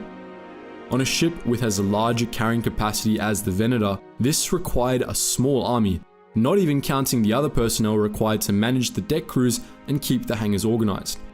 Most flight operations crewmen would have been stationed in the main hangar area, since the ventral hangar was mostly used for docking with smaller ships, and the broadside hangars were typically used as docking ports. Operations in the main hangar were managed from a command post at the far end of the main flight deck, while control operations were managed from the port bridge. Of course, most personnel would have been found in the hangars themselves, maintaining the Star Destroyers, starfighters, and other craft. As with the crew and engineering, they were assisted by a small army of droids, especially the astromechs assigned to the warship starfighters. Now that we've accounted for the crew of a Star Destroyer, let's try and break down that 7,400 figure from earlier. We're going to assume the roughly 600 pilots aren't counted in that figure, but that officers were. In the latter case, if the later Imperial 1 class Star Destroyer is any indication, officers probably made up a quarter of the crew, or roughly 1,850 personnel. This included not just bridge officers, but the leaders of various other crew departments. Gunnery crews, meanwhile, would likely have been small based on the figures for the Imperial 1, with at most a dozen crew per turbo laser or missile tube, totaling just 168 gunners. Of the remaining enlisted personnel, a majority were probably flight crew. Considering there are about 500 craft aboard each Star Destroyer, we guess that around 3,000 enlisted crewmen were assigned to the hangars. That leaves about 2,400 enlisted crew, the bulk of which were likely in engineering. 7,400 crew is a lot of people for just one ship, but as far as Star Destroyers went, the Venator was actually on the lower side of crew demands. The larger Imperial 1 class Star Destroyer required a crew of nearly 40,000, with room for 9,000 stormtroopers. The Republic might not have won the Clone Wars were it not for the involvement of the Jedi. At the start of the war, the Jedi were drafted into the Grand Army of the Republic as generals, and it was in large part due to their leadership that the Republic survived the first year of the war. On the ground, the Jedi were a force to be reckoned with, and even though their ground tactics were sometimes criticized, the Jedi as a whole were crucial for many early Republic ground victories. But they were much less universally appreciated in naval roles. While many Jedi soon got the feel for being generals, few of them had any skill in commanding naval battles, and because of this, their command roles in the Republic military often drew the ire of many career officers that were rolled into the Navy from the judicial forces. In fact, many Clone Wars era naval officers came to hate the Jedi, and in this video, we'll be exploring why. By the start of the Clone Wars, the Republic had been without a centralized navy for 1,000 years, but it nonetheless had an ancient and prestigious naval history. From 15,000 years before the Battle of Yavin to 1,000 years before the Battle of Yavin, the Republic Navy had been one of the greatest space forces in the galaxy. The modern Republic Navy, with its distinct aesthetics and obscure traditions, was part of a continuity stretching back 10,000 years to the Renunciation, the end stage of the Piastia Crusades, in which an element of the Republic Navy played a crucial role in overthrowing the Piastia cult, which ruled the Republic at the time. Many traditions established during the Renunciation, including secret signs and symbols that renunciates had used to identify themselves back when their existence was a secret, endured even into the time of the Clone Wars. The Republic Navy's heavy focus on tradition and historical prestige was embodied by the Generationals, a group of extraordinarily wealthy human families from the core worlds with an extremely long history of naval service. These families included the Daldana, the Holts, the Ozzuls, the Talons, the Wormices, the Taggies, and the Prudgies, and generation after generation, these families would provide the Navy's officer corps with new recruits who quickly rose to the top of their class. Whether they got to those spots at the top on their own, or with a few calls from Daddy, is another story entirely. Even after the dismantling of the Republic Navy during the Ruusan Reformations, the institutions and traditions of the Navy survived through the judicial forces. The judicials took over the traditional strongholds of the Navy, most notably the secret training academy on the old Renunciate stronghold at Prefspelt and the War College on Anaxis. Of course, the judicials also inherited the Generationals, whose children continued to enjoy legacy appointments and other forms of good old-fashioned legalized nepotism. Of course, With the outbreak of the Clone Wars, the judicial forces were rolled into the new, re-established Republic Navy, and judicial officers were granted higher ranks in the reborn fleet. The Anaxis War College and Prefspelt Academy both experienced grand revivals, and the old naval officer class, led by the Generationals, were excited by the possibility of leading the Republic to victory once more. But their dreams of glory were dashed by the fact that they would have to share command of the new Republic Navy with the Jedi Generals. At the start of the Clone Wars, the Jedi were pretty much indisputably in command of the Republic war effort. Theoretically, they were outranked by the Senate, but the Force knows they weren't doing anything useful, so in practice, it was the Jedi High Council running the show. As a result, Jedi officers always outranked everyone in the Republic military, regardless of their experience. In the Grand Army, this wasn't a problem since the clones had always been under the impression that they were going to be commanded by Jedi, but it caused a bit more friction in the Republic Navy, which was dominated by recruited officers, especially in the higher echelons. As you might expect, these recruited officers, especially the generational ones, took exception to this. Their parents didn't pay for top marks from their academy instructors and promotions from their commanding officers just to have them take orders from a bunch of space wizards, after all. But to add insult to injury, the Jedi were not only outsiders to the Navy, but their strategies and way of running the Navy was wildly incongruent with naval tradition. The Jedi liked to play things fast and loose, especially the likes of Aayla Secura, Adi Gallia, and Anakin Skywalker, who tended to improvise and throw out all traditional tactical norms in the heat of battle, to the great annoyance of the likes of Admiral Yularen, who constantly had to work around their nonsense. Some of this norm breaking was all well and good, and it probably helped the Republic win some battles. Anakin Skywalker's unorthodox and borderline insane tactics are a good example of this. But at other times, the Jedi's deviation from naval norms was counterproductive. For example, Jedi naval commanders heavily favored the Venator class Star Destroyer due to its starfighter carrying capacity, as many Jedi preferred to lead naval forces from the cockpit instead of the bridge. However, this led to the Republic Navy overusing the Venator for most of the war, deploying it regularly in roles it was neither designed nor suited for. What's more, the Jedi tended to blur the lines between Jedi business and Republic military affairs. Naval resources were often used to intervene in Jedi missions unrelated to the war effort. This contributed even more to many naval officers' greatest criticism of their Jedi superiors. Most didn't really have the mindsets for grand strategy. Many Jedi were unwilling to consider or accept what naval officers saw as necessary sacrifices that were just the price of victory, and in the opinion of some of the edgier Republic officers, their moral code hindered military progress. As the Clone Wars went on, these sentiments grew, especially as the Jedi came under increasing media scrutiny and several of these critical Republic officers earned galactic prestige.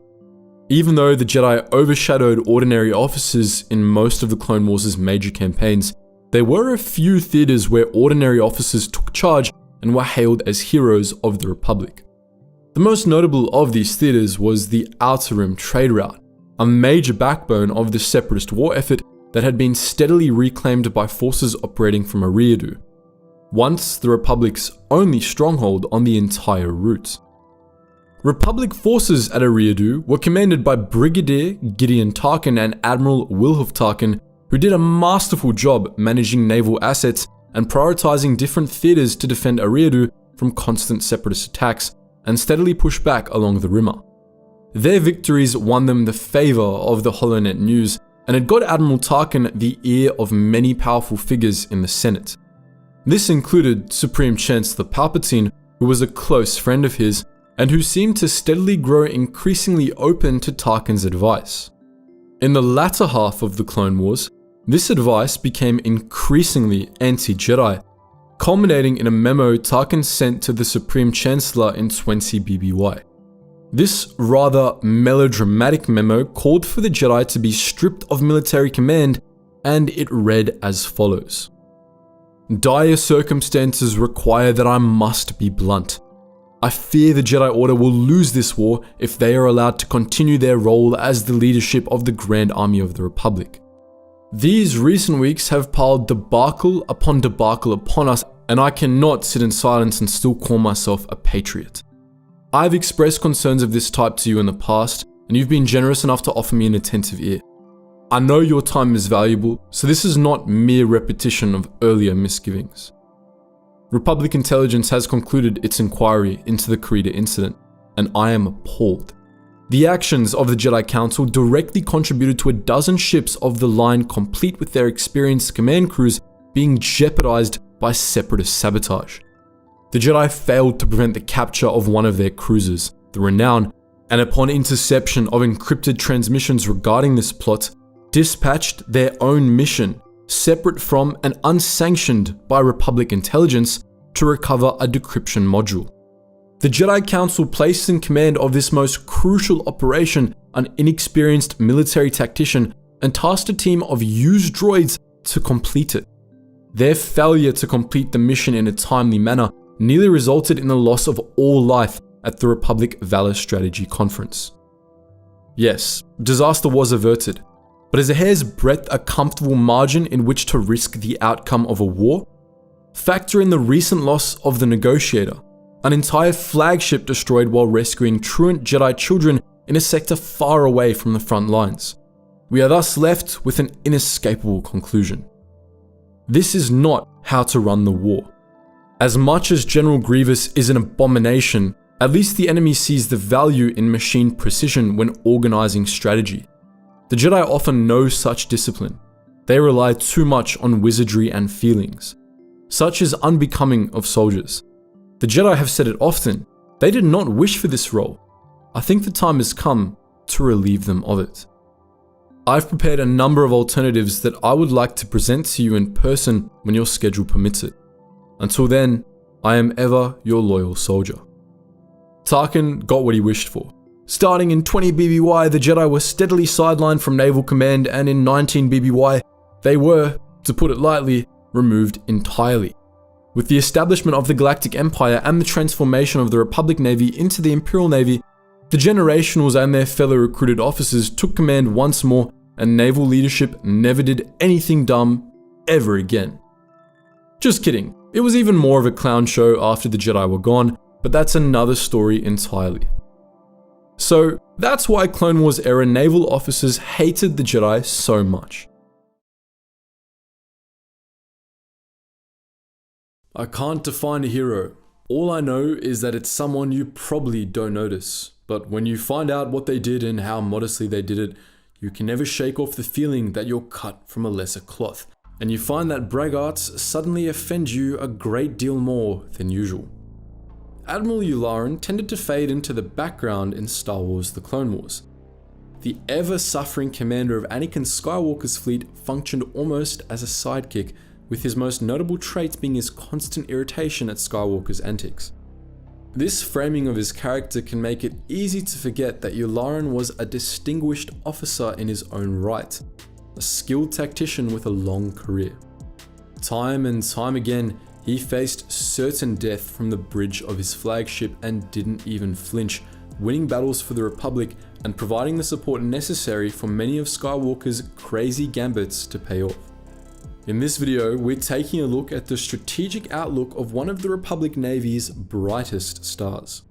Wolffe Yularen was of Coruscanti descent, but he spent most of his life on Anaxis, the defender of the core. He was the son of Thul Yularen, a legendary tactician who trained the Republic's best and brightest junior officers, and when he came of age, Wolffe followed in his father's footsteps.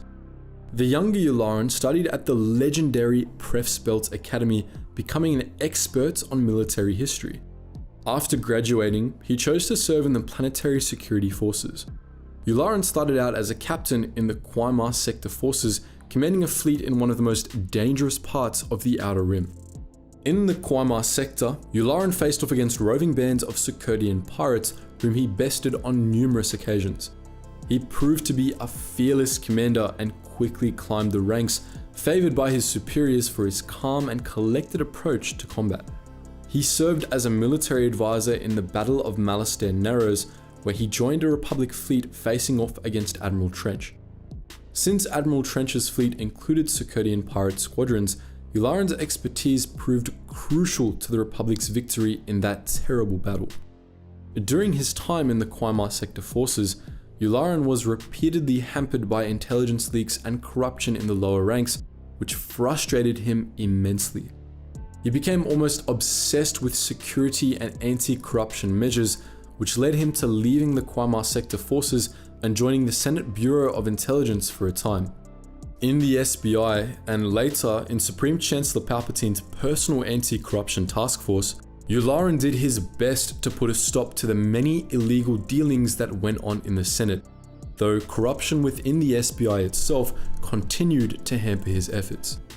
In frustration, Yularen retired to Anaxis, but at the start of the Clone Wars, he was coaxed out of retirement when Palpatine offered him a commission as an admiral. During the Clone Wars, Yularen served as one of the Republic Navy's most competent officers, respected by both the Jedi and by the likes of Admiral Tarkin. In action against the Confederate Navy, Yularen used the same calculated approach he'd used against the Circadians, to devastating effect. However, Yularen's time in the SBI also influenced his tactics. His work in intelligence gave him an eye for traps and feints, enabling him to more easily determine what his enemies were planning. Admiral Yularen focused on the big picture, and this gave him a knack for keeping sprawling, large-scale operations coordinated. In the Second Battle of Geonosis, for example, Yularen was put in charge of coordinating one of the largest planetary invasions the Republic ever carried out, all from the bridge of an assault ship that was continuously harassed by Geonosian fighters throughout the early stages of the battle. On Geonosis, the invasion plan drawn up by the Jedi at the outset of the battle initially went awry, scattering or incapacitating the Jedi present for the initial landing. While Commander Cody hastily reorganized Republic ground forces into a defensible formation, Yularen had to contend with swarms of Geonosian fighters and ground-based anti-air guns that were wreaking havoc on the Republic invasion force. The odds were against the Republic, but Yularen, through cool and collected leadership, still cleared out the Geonosians and provided crucial air support to Cody's troops at Point Rain. Yularen spent the entire opening stage of the battle juggling unexpected crises, and he still managed to neatly resolve pretty much all of the Republic's tactical problems early on. Like Commander Cody, Yularen was a bit of a conservative commander. He preferred to avoid the flashy gambits the Jedi were fond of in favor of cautious, simple, well-planned maneuvers that didn't waste resources. To Yularen, a victory that came at a high cost wasn't much of a victory at all, as he knew the resources and men lost in such a battle would end up hurting the Republic in the long run. For this reason, he was always cautious not to overextend his forces and wasn't afraid to call for a retreat if he found his resources spread too thin. During the Battle of Ryloth, for example, he called for Republic forces to retreat as soon as Separatist reinforcements arrived in orbit, much to the ire of young Ahsoka Tano, who insisted on keeping up the attack.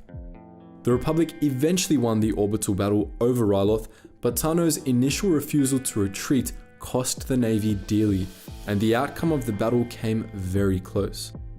If she'd listened to Yularen, the Republic victory would have been much less costly. Of course, there were very few instances in Star Wars: The Clone Wars in which Yularen was acting of his own accord. In most of his appearances, he was serving under Anakin Skywalker, whose brash and often reckless tactics nearly drove the poor Admiral insane. Yularen and Skywalker couldn't have been more different from each other, and that made them an excellent team. Even if Yularen was too cautious for Skywalker's tastes, and even if Skywalker's chaotic approach to combat single-handedly made Yularen hate the Jedi, they worked well together, and with one man's weakness being the other man's strength.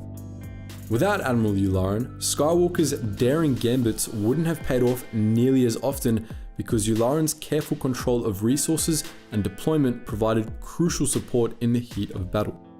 Yularen held Skywalker's fleets together while he was busy with his crazy plans, keeping everything organized and ensuring the rest of the fleet was always ready to provide fire support or cover, for Skywalker if necessary. When Skywalker's plans went sideways, Yularen would swoop in and save the day. When Skywalker's plans were successful, Yularen made sure the rest of the fleet was ready to follow through and capitalize on his success. Consider the Battle of Bothawui.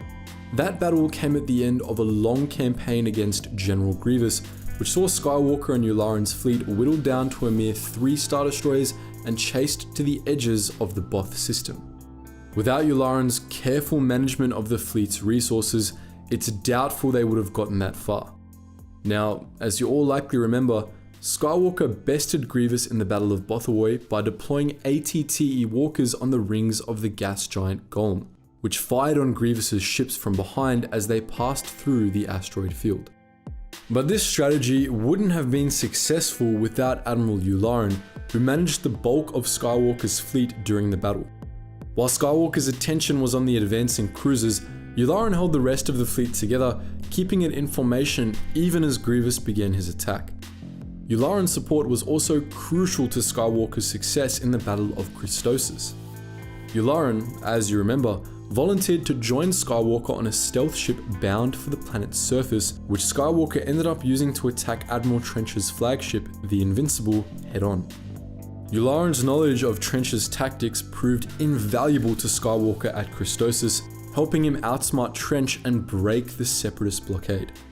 Yularen went on to command Republic forces in clearing out the remnants of the Separatist fleet at Geonosis, holding position in orbit even when Separatist reinforcements showed up. We're big fans of Star Wars: The Clone Wars on this channel, and you probably are too. There are many things to love about the Clone Wars, and one of our favorite aspects of the show has always been the clones. The Clone Wars brought us a great many dynamic clone characters, with many arcs focusing on the clones and their stories. We love the clones, even if some of them were war criminals. But what if we were to tell you that many of the traits we love most about the clones weren't part of the Kaminoans' original plan? In fact, the clone characters we saw in the Clone Wars only turned out that way due to the influence of Kamino's most elite soldiers, the ARC Troopers. In this video, we'll be explaining why. The Kaminoans often boasted to prospective clients that their clone soldiers were superior to droids due to their organic nature, but behind the scenes, they actually preferred their clones to be much more droid-like than they let on. The Kaminoans valued the traits that made the clones perform better than most battle droids, most notably their superior creativity, adaptability, and team bonding capabilities, but they saw virtually any other sign of humanity as a defect. They worked hard to suppress their clones' individuality, aspirations, and sexuality, as well as any capacity for emotion aside from mutual bonding and various forms of aggression. For the most part, the Kaminoans were successful. Most clones were, at the time of the Battle of Geonosis, pretty much interchangeable. They were brainwashed slave soldiers who only lived to die for the Republic. The Kaminoans viewed any deviation from this as a defect. On Kamino, clones deemed defective were euthanized without a second thought, since defective clones could be extremely dangerous. For most cloners, this wouldn't be all that unjustified, as defective clones, created with the more common Arcanian method of cloning, were prone to clone madness. This was a sort of psychosis that the Jedi believed was the result of the clones sensing they were of double presence in the Force, which made them violently aggressive. With the Kaminoan cloning method though, clone madness was extremely rare. Their obsession with eliminating defectives was instead a product of Kaminoan perfectionism. When the Kaminoans weeded the ranks, they were a lot more overzealous than most cloners, hunting down even the tiniest trace of imperfection. The clones bred for the Grand Army of the Republic picked up on this and did their best to adhere to the Kaminoans' high standards. This meant that individuality, insubordination, and public displays of any non-standard personality traits were extremely rare among clones at the start of the Clone Wars. During the war, many Jedi found this uniformity extremely uncomfortable and encouraged the clones to loosen up a bit, which many did. However, something else was required for the clones to come into their own. The ARC troopers were a breed apart. While regular clones and even clone commanders went through extensive genetic modification, the ARCs were essentially carbon copies of Jango Fett, but with a few modifications to make them stronger. Because of this, the ARCs had dramatically different personalities from their normie brethren. Whereas clones were generally social, bonded closely with their squadmates, and were programmed with an extreme collectivist mindset, the ARCs were loners, each of them dark and brooding in their own unique ways. The original Alpha class ARC troopers were produced in a batch of just 100 clones, all trained by Jango himself. The Kaminoans intended for them to be the perfect soldiers, one-man armies with the intelligence, skill, creativity, and armament to turn the tide of almost any battle. But the Kaminoans also considered the ARCs dangerous. After the ARCs completed their training, the Kaminoans had them all put into suspended animation, keeping them as a last resort, only to be released if Tipoca City was about to be overrun. The Kaminoans didn't just fear the ARCs because of how powerful they were either. Their fear stemmed from the clones' extreme individuality and how similar they were to Jango Fett. To Kaminoans, Jango was a perfect specimen of humanity, embodying all the contradictions and curiosities that had intrigued and infuriated the Kaminoan clone masters for millennia. In an internal memo, senior research geneticist Hali Ke described the Kaminoans' assessment of Jango in the following way. He is a killer many times over, ending the life of others without hesitation if paid to do so. Yet, his anger was obvious when I suggested he lacked morality. He is one of the most able, competent humans I have ever observed, remaining calm in situations that would leave most organics helpless with terror. Yet, he witnessed horrors in his childhood that he will not discuss and around which his mind has constructed apparently impenetrable barriers. Jango is given to solitude and affects a disdain for human relationship and connections. Yet, when he agreed to help train our army, he immediately summoned a band of mercenaries who shared his background. And of course, there's the matter of his fee. Jango seemed barely to care for the considerable sum of 5 million credits, but was adamant that we create an unadulterated clone of himself, whom he refers to, without a trace of self-consciousness, as his son. I have seen him return to Commando after killing men for credits, wash the blood out of his starship's hold, and an hour later be gently talking and playing with young Boba. To the Kaminoans, this just didn't compute. It was illogical, contradictory, and beyond their understanding, and like most beings, the Kaminoans feared what they didn't understand. The regular clones were their attempt to create a version of Jango that fit the perceptions of how a sentient being should act. But the ARC troopers were unaltered, and they each shared most or all of Jango's quirks. They defied all the Kaminoans' perceptions about what a clone soldier should be like, and to the Kaminoans, there was almost nothing more dangerous than that. For the first 3 months of the Clone Wars, the Kaminoans kept the ARCs in suspended animation, but during the first Battle of Commando, they released them to aid the defense of Tipoca City.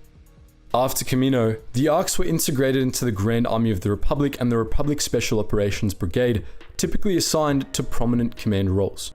Most acted as liaisons for Jedi generals, serving as middlemen between the Jedi and their clone troops. One such ARC liaison was Alpha 17, who served alongside Obi-Wan Kenobi and his Padawan Anakin Skywalker. Alpha became a valuable addition to Kenobi's command team, providing valuable insight and strategic advice in battle. His independent streak and unique personality proved to be an asset, not a hindrance in most cases. Alpha served alongside Kenobi and Skywalker for several months, fighting alongside the two Jedi from Commando to Jabiim. On Jabiim, he and Kenobi were presumed dead when their AT-AT was destroyed, but in reality they had been captured by Asajj Ventress. After weeks of torture, Kenobi and Alpha escaped Ventress's dungeons on Ratatak and returned to Republic space. After their return to the greater galaxy, Alpha and Kenobi parted ways. Alpha had decided to return to Commando, where he planned to establish a training program for clone commanders. Virtually every single clone commander you're familiar with was a graduate of Alpha 17's program. Alpha trained new commanders and veterans alike, teaching them to act with greater individuality and creativity. In effect, Alpha trained the commanders to act more like ARC troopers. On the suggestion of Anakin Skywalker, Alpha also assigned the commanders proper names, something the Jedi had previously encouraged, though it had never really caught on until then. Alpha's first class, which included Captain Rex and Commander Cody, was incredibly successful, and thus the training program continued throughout the Clone Wars. As Alpha's retrained commanders began acting with greater independence, their subordinates followed suit. Soon enough, clones all over the Grand Army of the Republic were taking initiative and speaking their minds to their superiors more often, acting with much greater individuality than was ever tolerated on Kamino. Clones began choosing names, styling their hair in unique ways, and customizing the paint jobs of their armor.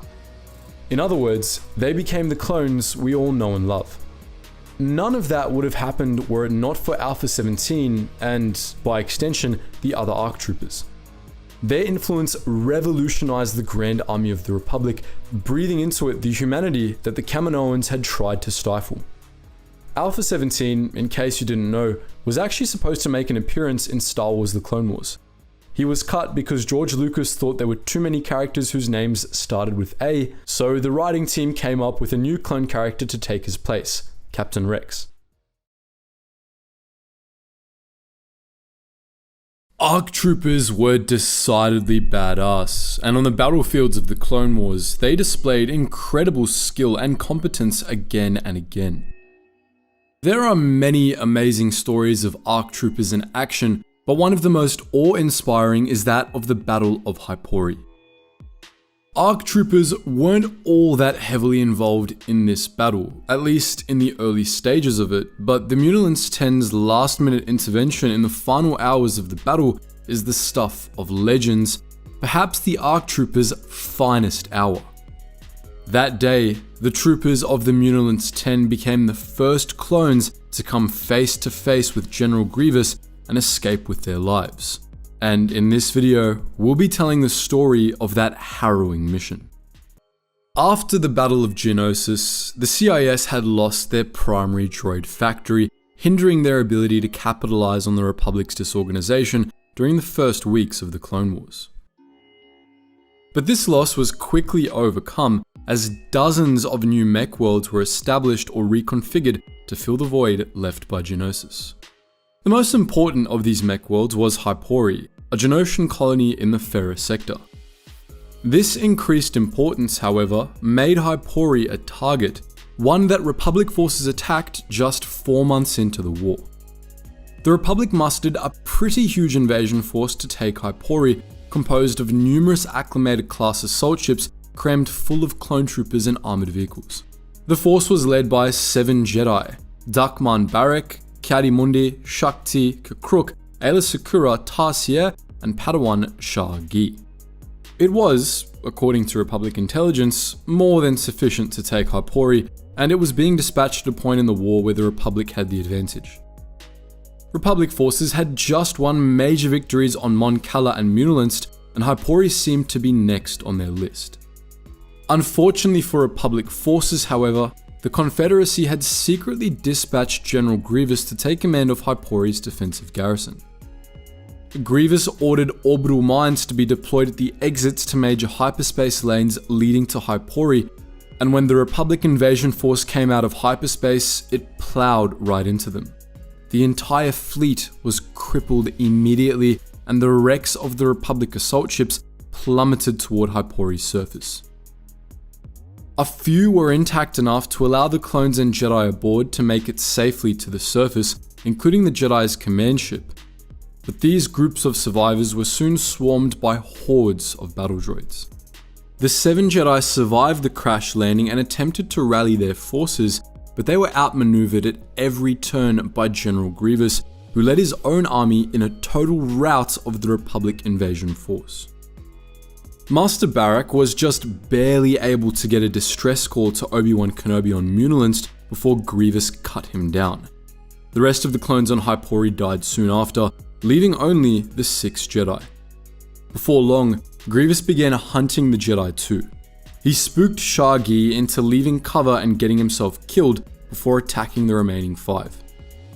In short order, he cut down Kakruk, Tarsier, Aayla Secura, and Shakti.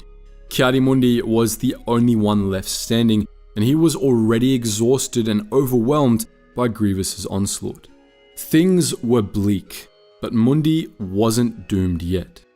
Barrack's distress signal had been received, and Master Kenobi, who was overseeing cleanup operations on recently captured Munilist, had troops to spare. He dispatched a team of ARC troopers, the Munilist 10, to rescue the Jedi on Hypori. The Munilist 10 had played a crucial role in the Battle of Munilist, and they were already recognized as one of the best ARC teams in the Republic military.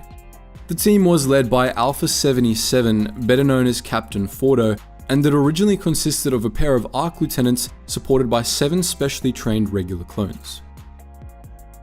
They were afforded high-end equipment and a special, modified LAAT gunship, one that was not only sealable for operations in space, but was apparently also hyperspace capable. But what made the Munilist 10 truly stand out was their effectiveness. They worked with perfect coordination, communicating solely via quick hand gestures. On Munilist, they had been deployed to neutralize a major artillery battery at the base of the IGBC headquarters in Haneden, the planet's capital city. Along the way, they battled snipers, an armored assault tank, and scores of battle droids. Despite it all, they successfully blew up the cannon, suffering only a single casualty along the way. After the success of their initial mission, they camped out atop the IGBC headquarters, awaiting further orders from General Kenobi. When Kenobi felt the time was right, he joined Fordo and his men and stormed the IGBC command center, capturing the banking clan's leaders and bringing a swift end to the battle. After the capture of the command center, the Munilist 10 participated in cleanup operations, mopping up the remnants of the IGBC droid army. But the ordinary troops and the Jedi were more than sufficient to handle that task, so they were promptly redeployed to Hypori. Despite the fact that Munilist and Hypori were on literal opposite ends of the galaxy, Kenobi felt it best to send in the Munilist 10 instead of relaying Barrack's distress signal to someone who was closer, for reasons unknown. The team of ARC troopers dispatched to Hypori was not the same team Fordo had led on Munilist, however. The ordinary clones in the Munilist 10 were left behind, and Fordo instead led a team of 20 ARC lieutenants to Hypori. It's unknown if these were all actual ARC lieutenants or regs in ARC gear. If the former, Fordo's team would have contained a full fifth of all the Alpha class ARC troopers in existence. Many of these new ARCs were heavy weapons specialists wielding Z6 rotary cannons or reciprocating quad blasters. They were ready for just about everything, but they were still only clones, none of whom had ever survived an encounter with General Grievous. The Munilist 10 arrived on Hypori to find Grievous's army gathered around one of the crashed assault ships, combat ready but idle.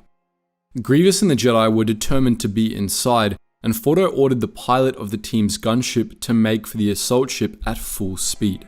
As they went, the gunship distributed small grenades across the battlefield. Grievous's droids opened fire on the gunship, but the Munilist 10's pilot was able to evade all incoming fire and make it under the cover of the wreckage. Once inside, the gunship flew in close to where the surviving Jedi's life signs were detected. The ARC troopers disembarked and picked up vitals from 3 of them, one in a pile of rubble, another in the rafters, and another ahead, engaged in combat against General Grievous. Fordo dispatched 1 trooper each to recover the first 2 Jedi, Shakti and Ayla Secura, both of whom were alive but severely wounded. Kakruk, it later turned out, was also still alive, but he was in a deep healing trance that prevented the Munilist 10 scanners from picking up his vitals. Fordo and the rest of the team headed toward Mundi and Grievous. Fordo ordered his men to split into 3 groups, with 2 moving to flank the combatants and the 3rd charging straight in. They caught up to the combatants just in time for Grievous to disarm Mundi. Fordo promptly ordered his men to open fire on Grievous, forcing the general to retreat and saving Mundi's life. The Munilist 10 opened up on Grievous with everything they had, but the droid general was faster than they were, and none of the clones were able to land any hits. Grievous then went on the offensive, killing 4 of Fordo's men, prompting the captain to call in the Munilant's 10 gunship for backup.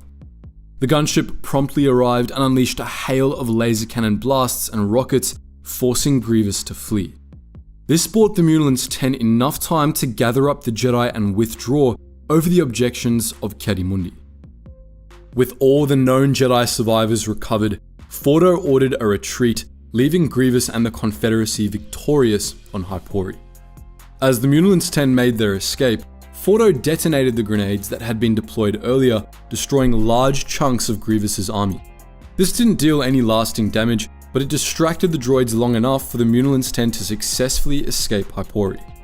They and the surviving Jedi returned to Republic space with grim stories about the Confederacy's new droid general.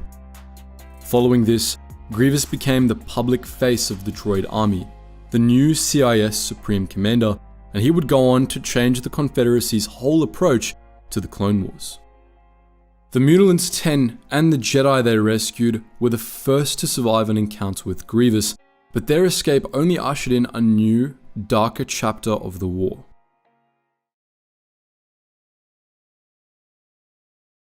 Every army has its deserters, and the Grand Army of the Republic was no exception. Despite being programmed for absolute loyalty to the Republic, a number of the Republic's clone troopers abandoned the GAR to escape the horrors of war. Most of the deserters we usually hear about are regular clones though, like Cutler Quain, low-ranking troopers that never had all that much individual impact anyway. But there were some more high-profile deserters as well, including 2 Alpha-class ARC troopers. Considering that there were only 100 Alpha ARCs, the desertion of these 2 would have been pretty impactful, which makes their stories all the more fascinating. The creation of ARC troopers was a complicated process. They were commissioned at the suggestion of Jango Fett, who believed that a unit of more independent and creative clones would be needed for special operations. The Kaminoans agreed, but they were always very skittish about the ARCs, fearing their individuality and unpredictability. Their fears were seemingly confirmed by the first batch of ARC troopers, the Null class, who were all defective and extremely volatile. The Kaminoans almost scrapped the ARC trooper program altogether over the Nulls, but Jango was able to convince them to attempt a second batch. This batch of 100 ARC troopers was the Alpha class, and its numbers were much less volatile than the Nulls, enough that the Kaminoans were comfortable letting them exist. The Alpha class ARC troopers were much different from ordinary clones.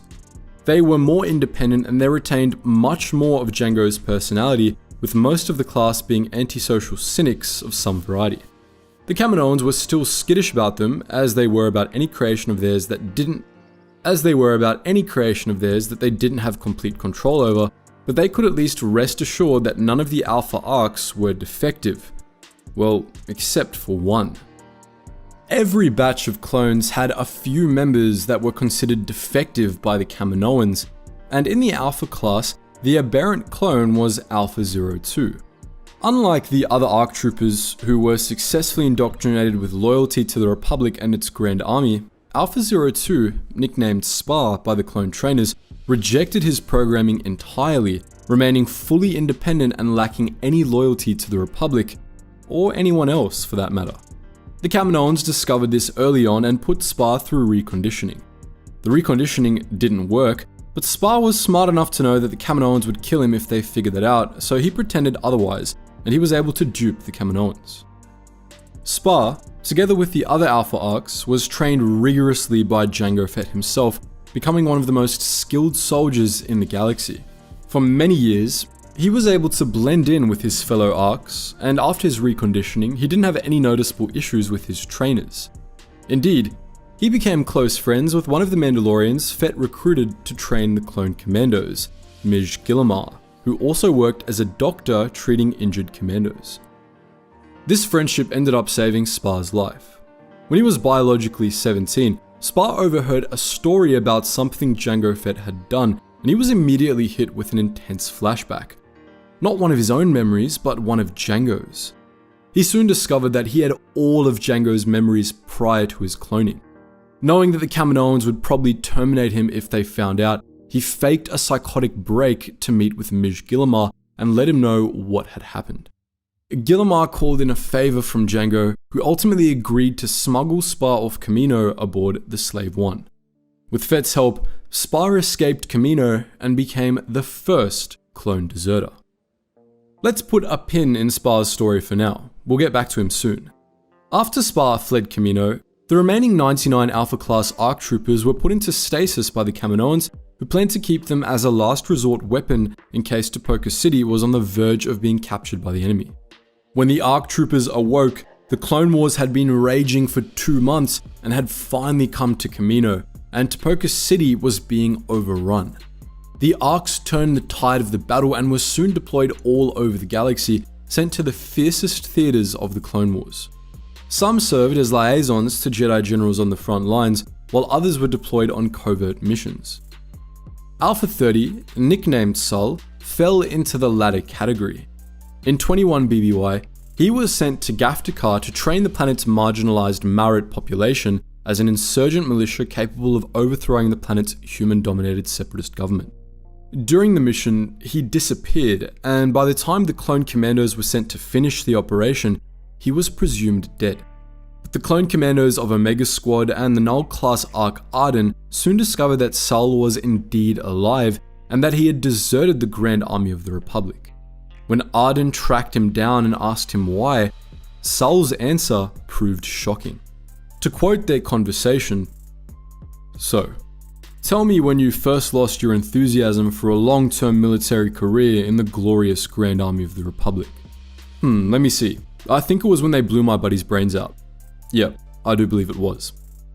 Sul's friend, a fellow ARC named Tavo, had deserted before him, and he had been tracked down by covert ops clone troopers. He had learned the hard way that the Grand Army of the Republic had a strict policy that no clone was allowed to leave the army alive. Deserters were not arrested, as was publicly claimed, but covertly murdered. Upon learning this, Arden helped Sul escape Gaftakar and reported to his commanders that the rogue clone had been killed in action. Sul ended up falling in with Spar, his fellow ARC deserter, before Spar set off to rejoin the war effort, but on the other side.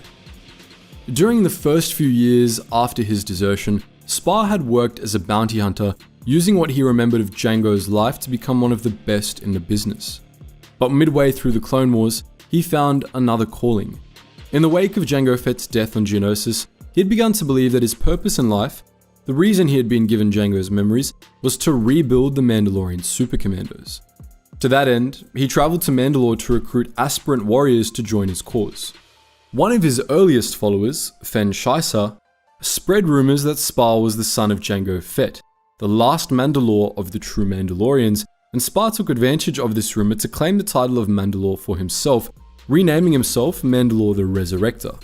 He and 200 initial recruits formed the Mandalorian Protectors. Initially, the Mandalorian Protectors were a small faction, one of many squabbling over Mandalorian space, but after the death of Duchess Satine and the splintering of Maul's Shadow Collective in 20 BBY, the Mandalorian Protectors became the most powerful of these factions. They seized control of most of Mandalorian space, leaving only Sundari and the former core territory of the new Mandalorians to be squabbled over by Bo-Katan's Death Watch loyalists and the remnants of the Shadow Collective. Spar greatly expanded his forces using battle droids, and once he had a suitably large army, he joined the Clone Wars, declaring support for the CIS. For months, Spar and the Mandalorian Protectors tore the Republic a new one on battlefront after battlefront. They struck fast and hard, dishing out heavy casualties to the GAR every time. But they eventually became so effective that Darth Sidious started to see them as a threat. During the early stages of the Outer Rim sieges, Sidious lured the Mandalorian Protectors into a trap at Norval 2, where they were completely annihilated by Republic forces. Only Spar and 2 others survived. Spar was severely traumatized by the destruction of the Mandalorian Protectors. He gave up the title of Mandalore and went into self-imposed exile, despite Fen Shaisa repeatedly urging him to try rebuild. Without Spar's leadership, the Protectors fell through, and Mandalorian space fell into chaos once more. After the Clone Wars, Spar briefly joined Clan Scarada at their redoubt on Mandalore before setting off on his own once more, hiding out in the Extracarium Nebula. There, he began to succumb to clone madness brought on by his mind's inability to reconcile Spar's two sets of memories. By the time he was discovered by Aelin Vel, Boba Fett's daughter, Spar had completely lost his grip on reality. Vel initially thought Spar was her father, so she shot him on sight. An ignominious end for one of Mandalorian history's most important figures.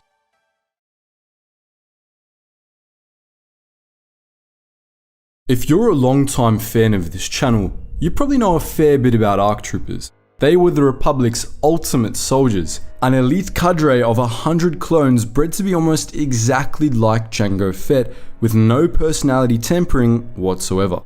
They served the Republic with distinction during the Clone Wars. All of them except Alpha 02. He was an aberrant clone, and though he too fought on the battlefields of the Clone Wars, he didn't fight for the Republic. He fought for the Separatists, and he raised an army of Mandalorians to do it, forever changing the shape of Mandalorian society. In this video, we'll be telling his story. The Clone Masters of Kamino were exceedingly good at their job, but even they couldn't prevent the occasional aberrant clone.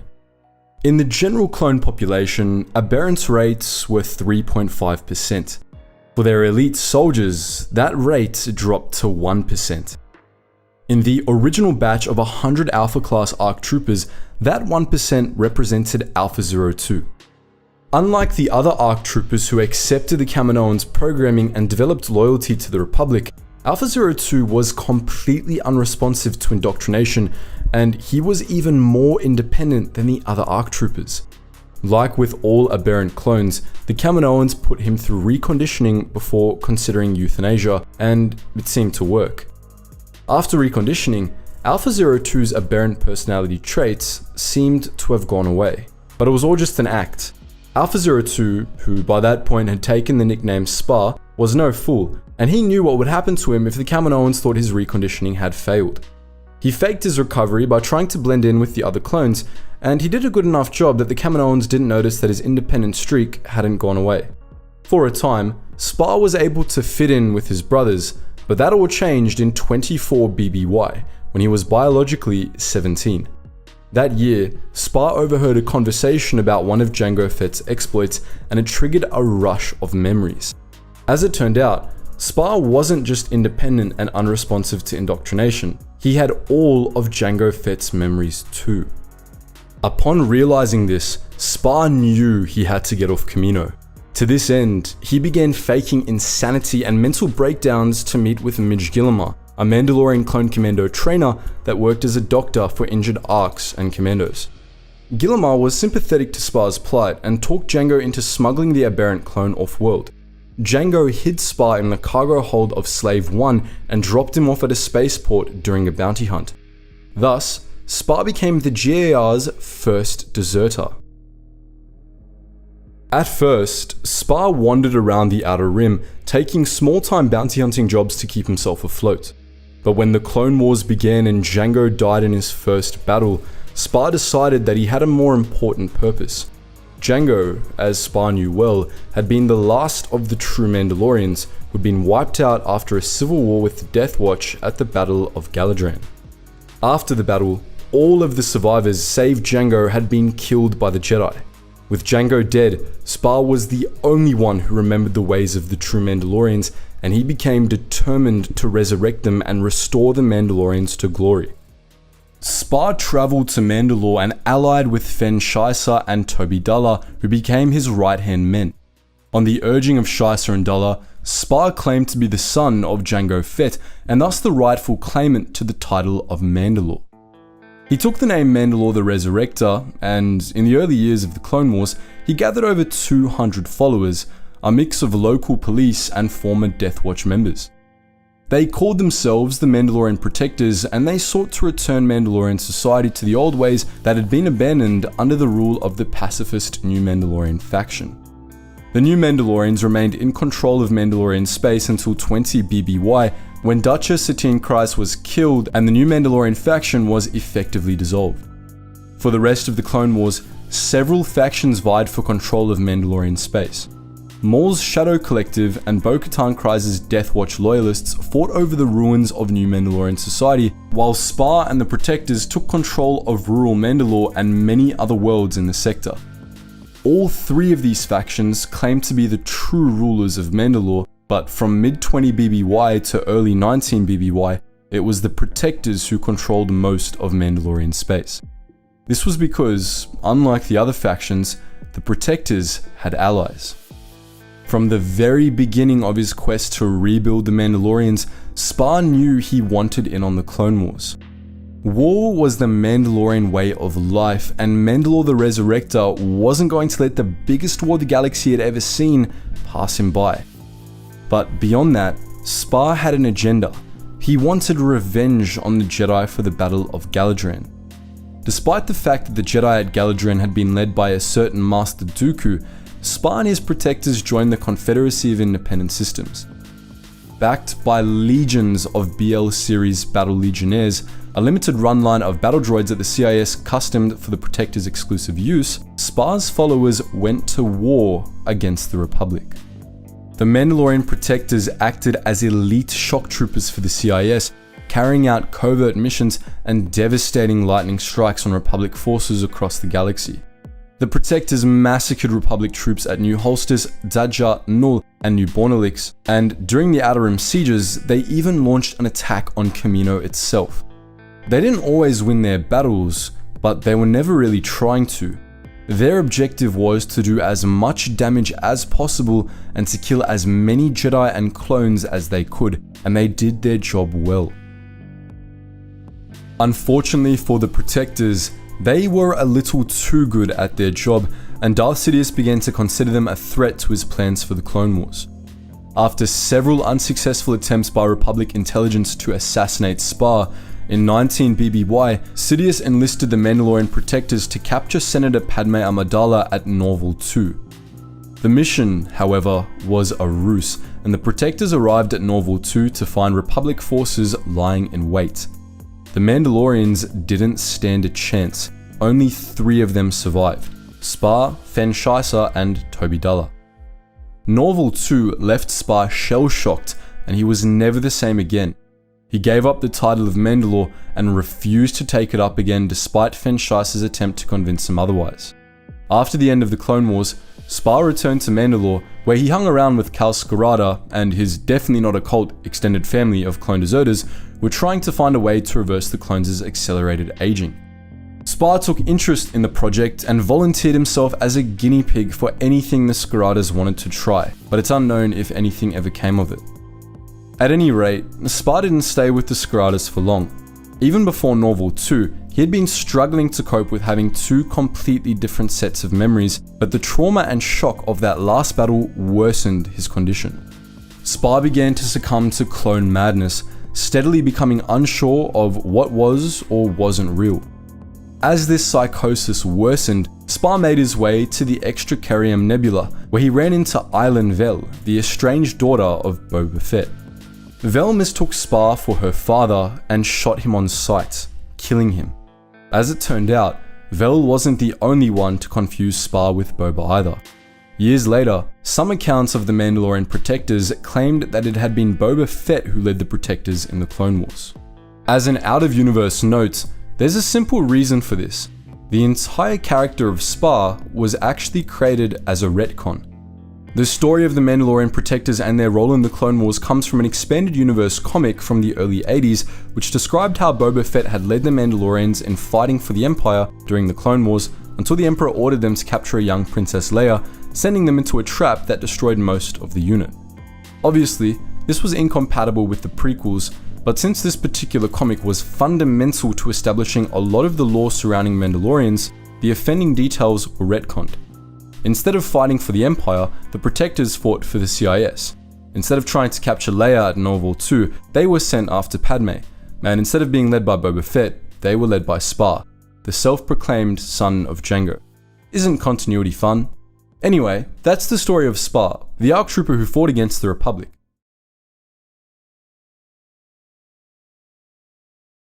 Recently, we've talked a lot about the less celebrated Commando missions of the Clone Wars. Operations that, despite not being as flashy as the grand battles of the conflict, played essential roles in determining the course of the war. Today, we'll be discussing another such mission, the mission to Ord Cestus, which took place in 22 BBY. This mission seemed straightforward.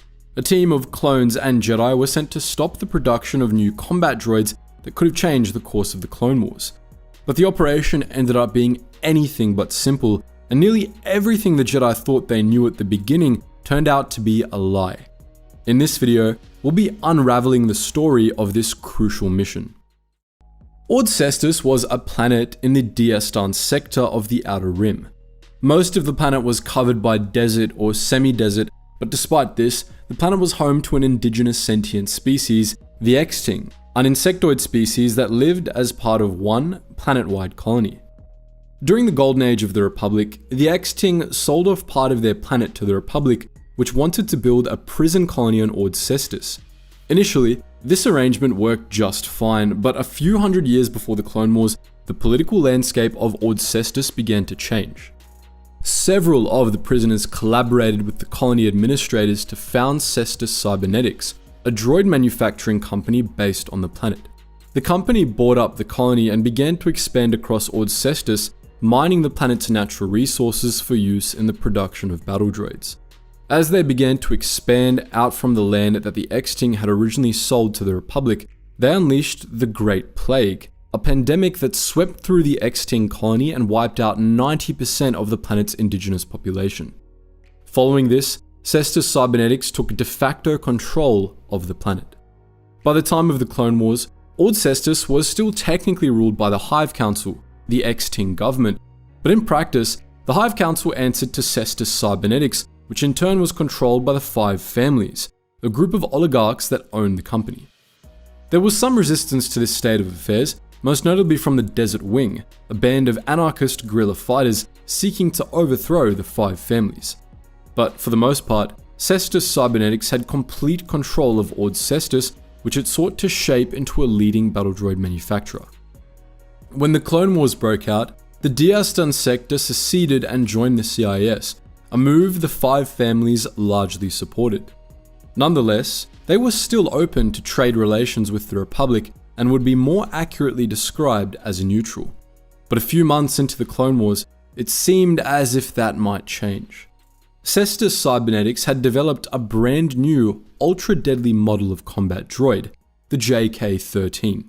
This was an insect-like, gold-plated unit equipped with a blaster-resistant force shield and hundreds of stun tentacles. Its primary weapons, which could slice through flesh and deliver lethal electric shocks to opponents. But what made the JK-13 truly dangerous was that it wasn't a droid at all. Each unit was controlled by an immature Dashta eel, a kind of force-sensitive creature native to Ord Cestus. These eels had a limited precognitive ability which allowed the JK-13 to sense an opponent's movements before they happened. This meant that the JK-13 was an extremely tough opponent, even for Jedi. So much so that rumor held that the JK in the droid's name stood for Jedi Killer. The mere existence of these droids was a major threat to the Jedi, but then word reached Republic intelligence that Cestus Cybernetics had arranged to sell tens of thousands of JK-13s to Count Dooku. If the CIS got a hold of large numbers of JK-13s, the Jedi Council feared it could cost the Republic the Clone Wars. Thus, they dispatched Obi-Wan Kenobi, Kit Fisto, and a team of clones, including the ARC Trooper Alpha 98, to prevent the CIS from taking delivery of the droids at any cost. Plan A was to convince Cestus Cybernetics to sell the droids to the Republic instead, and failing this, Plan B was to overthrow the Five Families and bring Ord Cestus under Republic control. Kenobi was to handle the negotiations, while Fisto, Alpha 98, and the clones made contact with the Desert Wind. After arriving on Ord Cestus, Kenobi determined that the Five Families would need some added incentive to sign a contract with the Republic, so he and Fisto worked out a ruse to sway their loyalties. Kit Fisto, posing as one of Count Dooku's dark acolytes, led a team of Desert Wind militants and kidnapped the heads of 4 of the 5 families. Kenobi then rescued the oligarchs from captivity, staging a mock battle with Fisto and the militants in doing so. The ruse worked. After the rescue, the heads of the 5 families enthusiastically agreed to give the contract for the JK-13s to the Republic instead. All was going well until one of the families received evidence that the whole thing had been staged. Just like that, Plan A fell through and the Republic operatives moved on to Plan B. They worked with the Desert Wind to destroy Cestus Cybernetics facilities across the planet, hoping to cripple the Cestian economy and thus force the 5 families out of power. This plan was going well until the Desert Wind compound was located and attacked by a team of JK-13s, which incurred heavy casualties on the militants and forced them to abandon their stronghold. But the Desert Wind was undeterred by this loss. They and the Jedi contacted the Nexu, a Republic assault ship in the area, and arranged a plan to destroy Cestus Cybernetics' main factory via orbital bombardment. The Jedi planted homing beacons deep inside the factory to assist the bombardment, after which they left to meet with an extinct contact of theirs to secure additional equipment for the operation. During this meeting, however, they were ambushed by Asajj Ventress. Ventress had been on Ord Cestus the whole time, helping sway the 5 families back into the Separatist camp. But this hadn't been her only mission. After the Jedi had planted targeting beacons in the Cestus Cybernetics factory, she had moved them to the heart of one of the planet's largest cities. As it turned out, the Confederacy had purchased the JK-13s in a bid to draw the Republic's attention to Ord Cestus. The droids were only a distraction meant to bait the Republic into accidentally bombing millions of civilians, something that would undoubtedly radicalize the populations of neighboring sectors, leading to a wave of secessions. Before the Jedi could relay this information to their assault ship, however, they were engaged by Ventress, who fought a lengthy battle to keep them occupied while the attack proceeded. While Ventress was keeping the Jedi occupied, however, Alpha 98, who by this point in the mission had started calling himself Jango Tat, was able to locate the 5 families' private bunker, to which the oligarchs had retreated after learning there was a Republic assault ship in orbit. Jango Tat and the leader of Desert Wind stormed the bunker, only to come face to face with a JK-13. In the ensuing battle, the militant leader ended up blowing himself up in a bid to destroy the droid. The droid survived, but when the dust cleared, it began smashing its head into a rock wall, much to Jango Tat's confusion. It was only when he examined the droid and discovered the Dashta eel inside that he recognized what had happened. The creature controlling the JK-13 had gone insane. As it turned out, the Dashta eels were peaceful creatures that couldn't stand death. The whole JK-13 project was a lie. The droids would never be suitable for battlefield use, and the 5 families had known that from the beginning. They'd been trying to scam the Confederacy, hoping to amass enough wealth through their deception to be able to expand off Ord Cestus. Jango Tat recorded what he had discovered and transmitted it to the Jedi, who by this point had escaped from Ventress. Then, believing that the 5 families had to be removed for Ord Cestus to be free, he contacted the assault ship and ordered a last-minute change of targets for the orbital bombardment, calling down a strike on his position. The 5 families' bunker was vaporized, and the oligarchs were all killed. Cestus Cybernetics promptly collapsed, and the X-Ting were able to regain control of their homeworld thanks to Jango Tat's sacrifice. In the end, the mission to Ord Cestus was deemed a success by Republic leadership. The whole JK-13 thing had been a ruse on 2 fronts.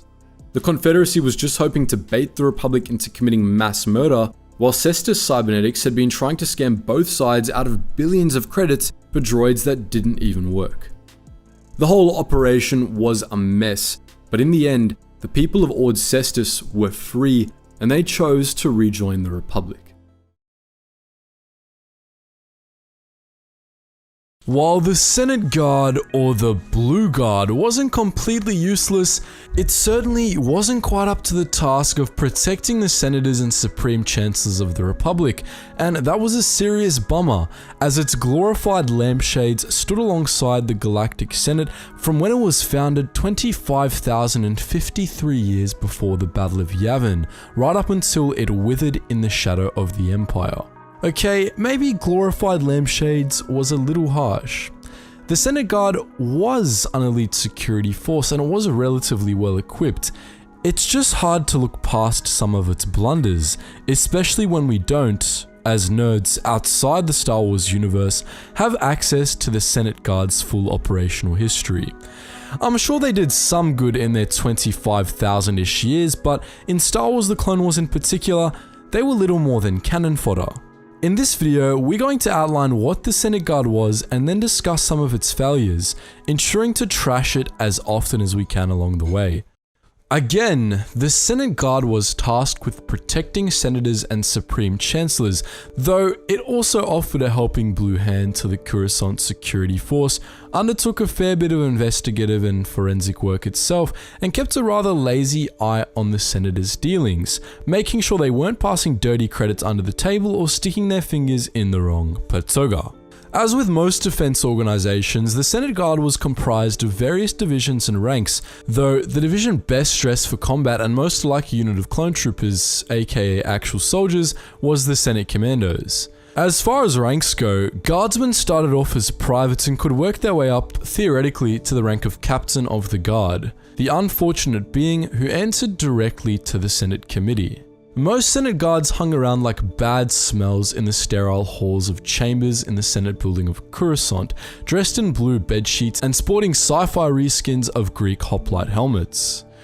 It wasn't all dress up and loitering though. Some members of the Guard left Coruscant on escort missions, stargazing and ensuring the safety of the senators to which they were assigned. In case you can't tell, ensuring the safety was in quotation marks. If the guardsmen weren't so lucky to find themselves on a diplomatic spacecraft with, let's say, the foxy ex-Queen Amidala, they could, at the very least, wander out into the Senate district to stretch their legs or undertake menial cleaning tasks with their ridiculous heads. Gotta find some way to pay that interspecies child support, right? So, why would anybody consider the Senate Guard elite? Well, on paper, the Blues would only consider candidates of outstanding ability and undying loyalty to the Republic, searching for such beings in the galaxy's best law enforcement agencies.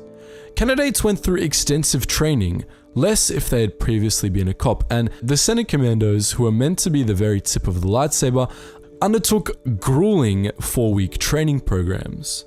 4 weeks. I couldn't possibly.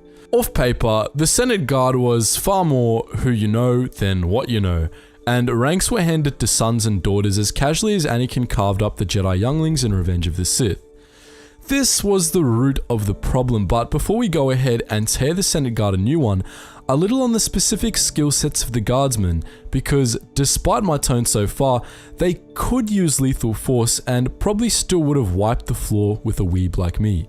Senate Guards could whirl a force pike, my favourite vibrating weapon, around without tasing themselves or sawing through their thighs and femurs for the most part, and they could burn holes in things with their MK2 Paladin blaster rifles on the odd occasion as well.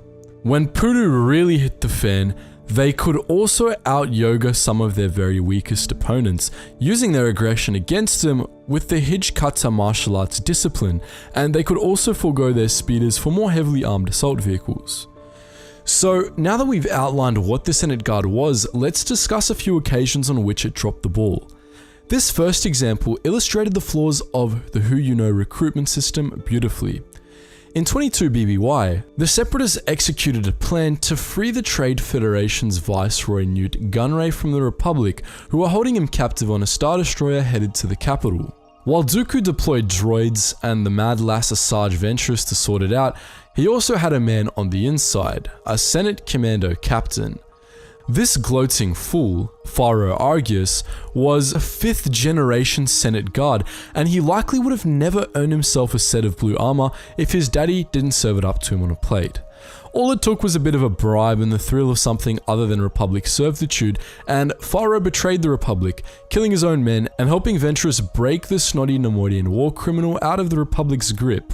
This was clearly not the deed of being with an undying loyalty to the Galactic Republic. In the end, Faro Argus got what he deserved when Ventress thrust her crimson lightsaber through his spine and out of his sternum, alien chestburster style. The best example of the Senate Guard's ineptitude, however, was the Senate hostage crisis of 21 BBY.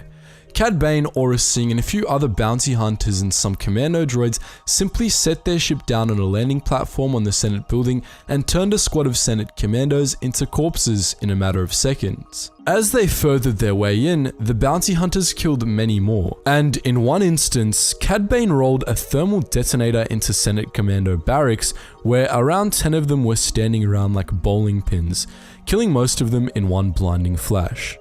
The only guardsman who didn't die in the initial explosion begged for his life before Singh ended it with a blaster bolt. The Senate Guard's failure to react to this attack resulted in the very beings they were tasked to protect becoming the hostages of Cad Bane, or corpses, just like the Senate commandos out on the landing platform. The senators might have expected more from their elite protectors. The next Senate Guard failure happened off-screen, so to speak, at least in the context of Star Wars: The Clone Wars. In 20 BBY, Supreme Chancellor Palpatine presided the Festival of Light on Naboo, though a squad of bounty hunters, spearheaded once more by Cad Bane, had other plans, disguising themselves as Senate commandos with holographic disguise matrices and for a short while kidnapping the Supreme Chancellor. Now, almost every Senate commando present at the festival was a bounty hunter in disguise, meaning the commandos who were supposed to be at the festival had been subdued before the festival, allowing the bounty hunters to take their place. If this wasn't all just part of Palpatine's game, it may have ended disastrously for the Republic. And again, it was just absolutely poor form by the Senate Guard's Senate commandos, the very best of the lot. Once more, the day was saved by the Jedi. Overall, I think it's safe to say the Senate Guard may once, in its 25,000-ish years, have been a formidable security force, though generations and generations of keeping it in the family diluted this formidability and left the Guard prone to corruption. Also, the Senate Guard wasn't an army, and as such, didn't so often venture out into the field and put itself to the test. Conversely, opponents hardened by battle and war made very short work of the atrophied Guard. They simply had the advantage of experience, especially in both cases of Cad Bane and his bounty hunters' ruthlessness as well. Though, what are your guys' thoughts? Were we too harsh on the Senate Guard, or do you also think that its guardsmen were little more than glorified lampshades, standing around in the Senate building and doing a whole lot of nothing? Either way, can you think of anything else the Senate Guard royally screwed up, or maybe did well? Let us know in the comment section below. One of the best Star Wars games of all time, after the Knights of the Old Republic games of course, was Star Wars Republic Commando. From the unique artistic style to the Mandalorian themed soundtrack to the gritty tone and presentation, there's so much that makes this game distinctly awesome.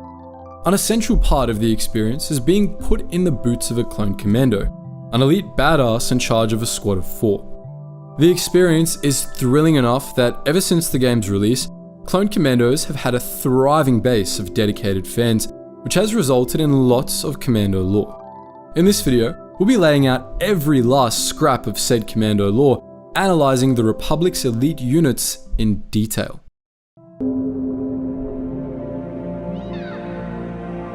You have been born into dangerous times.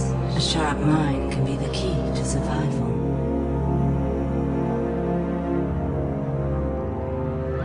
But as often as not, it will be your inherent physical traits that win the day.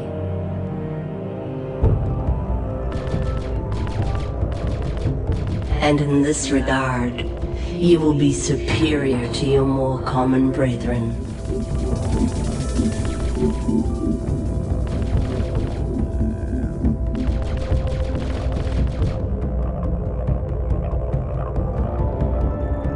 For you are a commando, an elite unit, something truly special. During the early stages of the Kaminoans' clone army project, Jango Fett raised concerns that the modified, behaviorally conditioned rank-and-file clone troopers would be unable to complete special operations missions that required a greater degree of independence and creativity. On his urging, the Kaminoans created the ARC troopers, who lacked behavioral conditioning and had personalities that were pretty much identical to Jango's. But the first batch of ARC troopers, the Null class, was a failure, and the Kaminoans had very little faith in the Alpha class, their replacements. They allowed Jango to train his ARC troopers, but they nonetheless set out to create their own batch of commandos, which they hoped would be more reliable. These commandos were envisioned as striking a balance between the hyper-independent ARCs and the orders-driven regular troopers. They were allowed a greater degree of creativity and independent thought than the regs, but they were trained to be more loyal and committed to following orders than the ARCs. As with the regs, they were indoctrinated with absolute loyalty to the Republic, which the Kaminoans hoped would make them more predictable and easier to control than the ARC troopers. Furthermore, much as they allowed Jango to train the ARC troopers personally, they allowed outsiders to handle the training of clone commandos as well. During the early days of the Clone Commando program, Jango Fett recruited 100 elite mercenaries to train the commandos. 75 of them were Mandalorians, while many of the remainder were Corellians, but all were the best in their field. Fett and the Kaminoans promised them all extraordinary rewards and a place in history, and in exchange, these trainers would not be allowed to leave Kamino until the secret army had been deployed. As befitting these harsh conditions, the recruiters became known as the Koivalda, a Mandoa word meaning those who no longer exist. After a while, most were believed dead by their families and friends. Each trainer was assigned a company of 104 clone commandos to train out of the 10,400 total clone commandos, and for the next 10 years, they each trained their batches in their own unique ways. Taking inspiration from the Kaminoan Iowa, which hunted in pods to bring down larger prey, the Kaminoans had each commando raised as part of a squad of 4. Commandos were trained to see their squad mates as their brothers and themselves as pieces of a whole person. Thus, commando squads became incredibly tight-knit. Under the guidance of the Koivalda, they also became extremely skilled. Their training was beyond brutal. Some commandos were killed during live fire training exercises, and all commandos were subjected to brutal torture to prepare them to resist interrogation. Clone commandos were not only experts in a plethora of combat techniques, but also in infiltration, assassination, demolition, emergency medical care, and much more. They were elite in the fullest sense of the word. Nonetheless, their skill sets weren't the same as those of ordinary troopers. They didn't perform well as part of a larger army nor on open battlefields. As commandos, they were trained to work independently, and they tended to disappoint when their commanders expected them to work the same way as the regs. But they were highly effective when their skills were used properly. But the clone commandos weren't just incredibly skilled, they were well equipped as well. Unlike ARC troopers, who used slightly modified regular clone armor, clone commandos used advanced Catan class armor, which was a marked improvement over the standard kit. The black body glove over which the suit was assembled was tougher, and the armor itself was thicker, made of blast-resistant Duraplast, capable of shielding the wearer from extreme heat and cold, and it featured a multitude of sensors for optimal performance.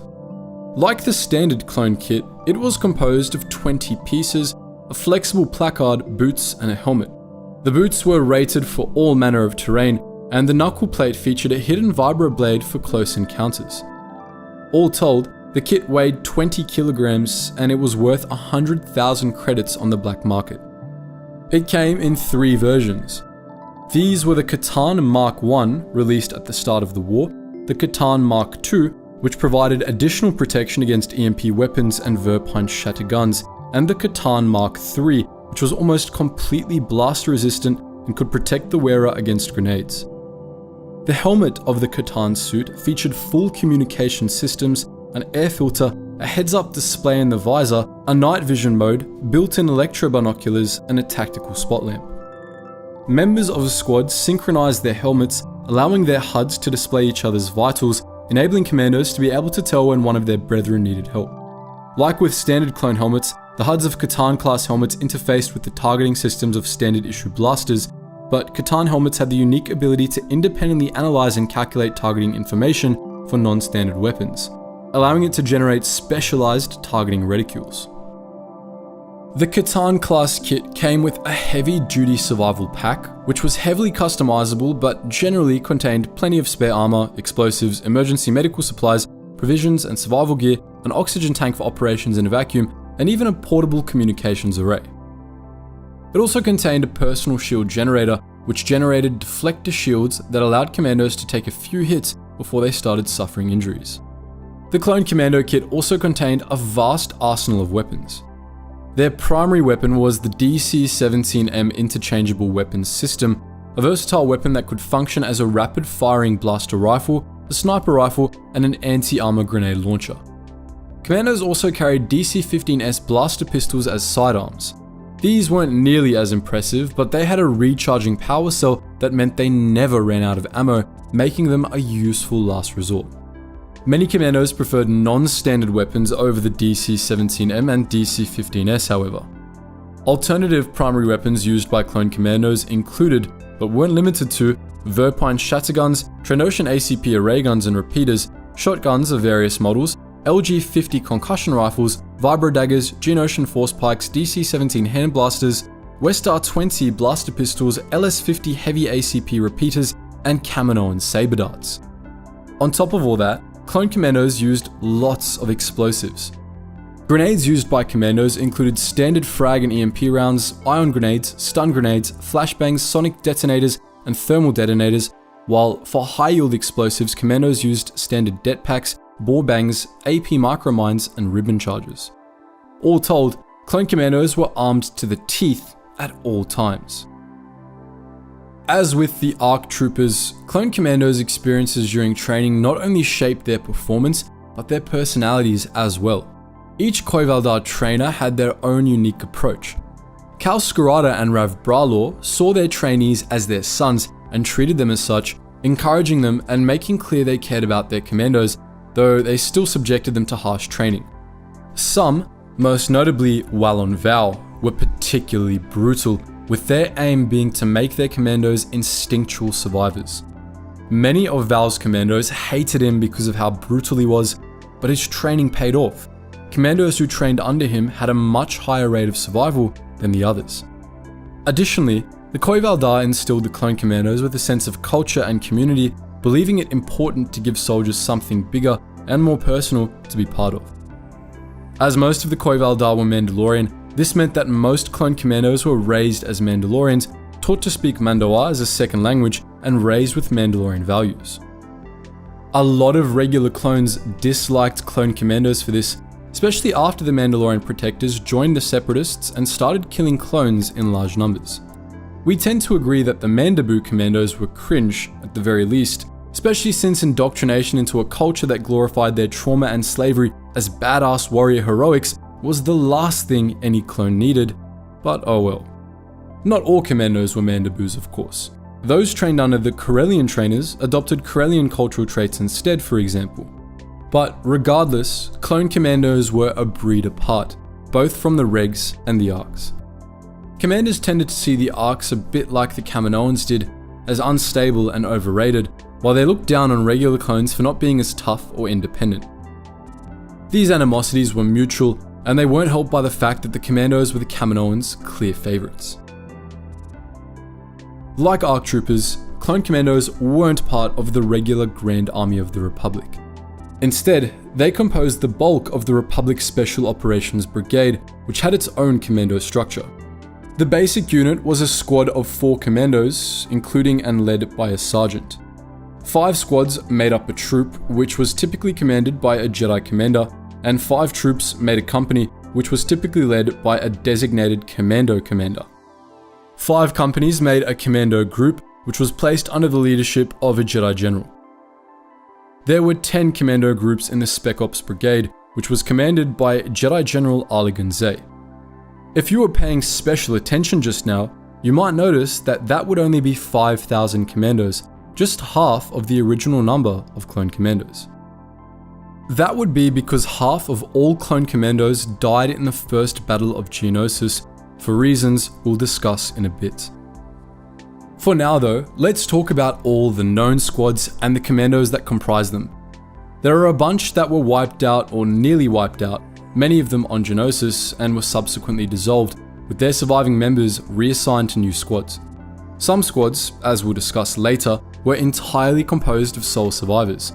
These were known as mongrel squads by other commandos, as they tended to lack the same level of brotherly connection ordinary commando squads had. Nearly 2 entire squads were wiped out in one early mission to Ord Mantell, with only one commando, RC-1013, surviving. RC-1013, or Sarge, was later assigned to be the leader of Iowa Squad. The rest of this squad consisted of RC-2088, or Zag, and the commandos Taito and Dekut.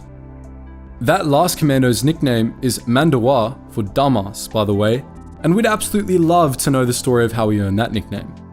Anyway, Iowa Squad seemingly had much better luck than Sarge's original squad, and it held together to the end of the Clone Wars when it fought under General Travis in the Battle of Garki, following which the members of Iowa Squad killed Travis in compliance with Order 66. Of the squads that were nearly wiped out on Geonosis, 1, the original squad led by RC-1309, or Niner, suffered a fatality before the war even began. Commando RC-8028, or 28, was killed in an explosives accident during training on Kamino. The rest of his squad consisted of RC-1304, or 04, and 2 other commandos nicknamed Sev and DD, one of whom was 28's replacement. All of these commandos, except Niner, were killed on the first day of the Clone Wars. Niner wasn't the only clone commando to be the sole survivor from his original squad. RC-3222, or Aiton, was originally a member of Prudai's squad, but he also lost all his brothers on Geonosis. The next squad he was assigned to was wiped out as well, leaving him as the sole survivor of 2 squads in a row. Terok's squad and Theta squad were both also all but wiped out on Geonosis, leaving behind only RC-8015, or Phi, and RC-1136, or Darman. 3 months into the war, Niner, Aiton, Phi, and Darman were all grouped together under the banner of Omega Squad. You might remember these guys being the main characters of the Republic Commando novels. Known for their spooky black Night Ops armor and their unusual set of skills, the commandos of Omega Squad had plenty of adventures during the Clone Wars. They were responsible for infiltration missions on Kalura, Fest, Olanet, and Gaftakar, counter-terrorism operations on Coruscant and elsewhere, and one member of this squad, Darman, was responsible for getting a Jedi Padawan pregnant. During the war, Phi suffered a severe brain injury that left him disabled for the rest of his life, and he was replaced in Omega Squad by RC-5108/8843, or Core. Core was an interesting character in his own right. He was originally a regular clone and lost both his forearms to an explosive, forcing him to get droid arms as prosthetics, which he liked to use to sharpen knives. Omega Squad was part of Arca Company within 05 Commando Battalion. Other squads in Arca Company included Veshok Squad and the infamous Delta Squad, the members of which were widely considered the best clone commandos in the whole army. Delta Squad was composed of RC-1138, or Boss, RC-1140, or Fixer, RC-1207, or Sev, and RC-1262, or Scorch. None of these men need an introduction, being the main characters of Star Wars Republic Commando. Delta Squad was one of the few squads not to lose a single member on Geonosis, and indeed, they didn't lose anyone until the last days of the war, when Sev went MIA on Kashyyyk. Some of the other squads that weren't so lucky included Iowa 3 Squad, not to be confused with the ordinary Iowa Squad, which lost everyone except the Commando Jez on Geonosis. The same was true for Bravo Squad, which lost everyone except for the Commando Ram, and Gamma Squad, which lost everyone except the Commando Stoker. Gamma Squad was rebuilt with new members, but the fates of the others are unknown. There was also Foxtrot Group, a larger unit led by Clone Commando Captain RC-5576-39, also known as Gregor, which was almost completely destroyed in the Battle of Sarish. Some of the more obscure Commando squads included Kilo Squad, one of the first deployed, of which next to nothing is known. Nast, Vevut, and Aura squads, which were composed almost entirely of Rav Bralor's trainees, and Orek, Aquila, Yayax, and Manka squads, all of which were only mentioned in passing. There was also Ion Team, which participated in the Battle of Mokana at the end of the war, and was only really notable for refusing to execute Order 66, saving the lives of Jedi Generals Rowan Shrine, Bolch Attack, and Padawan Oli Starstone. There were also a few Clone Commando squads with rather unique circumstances and specialities.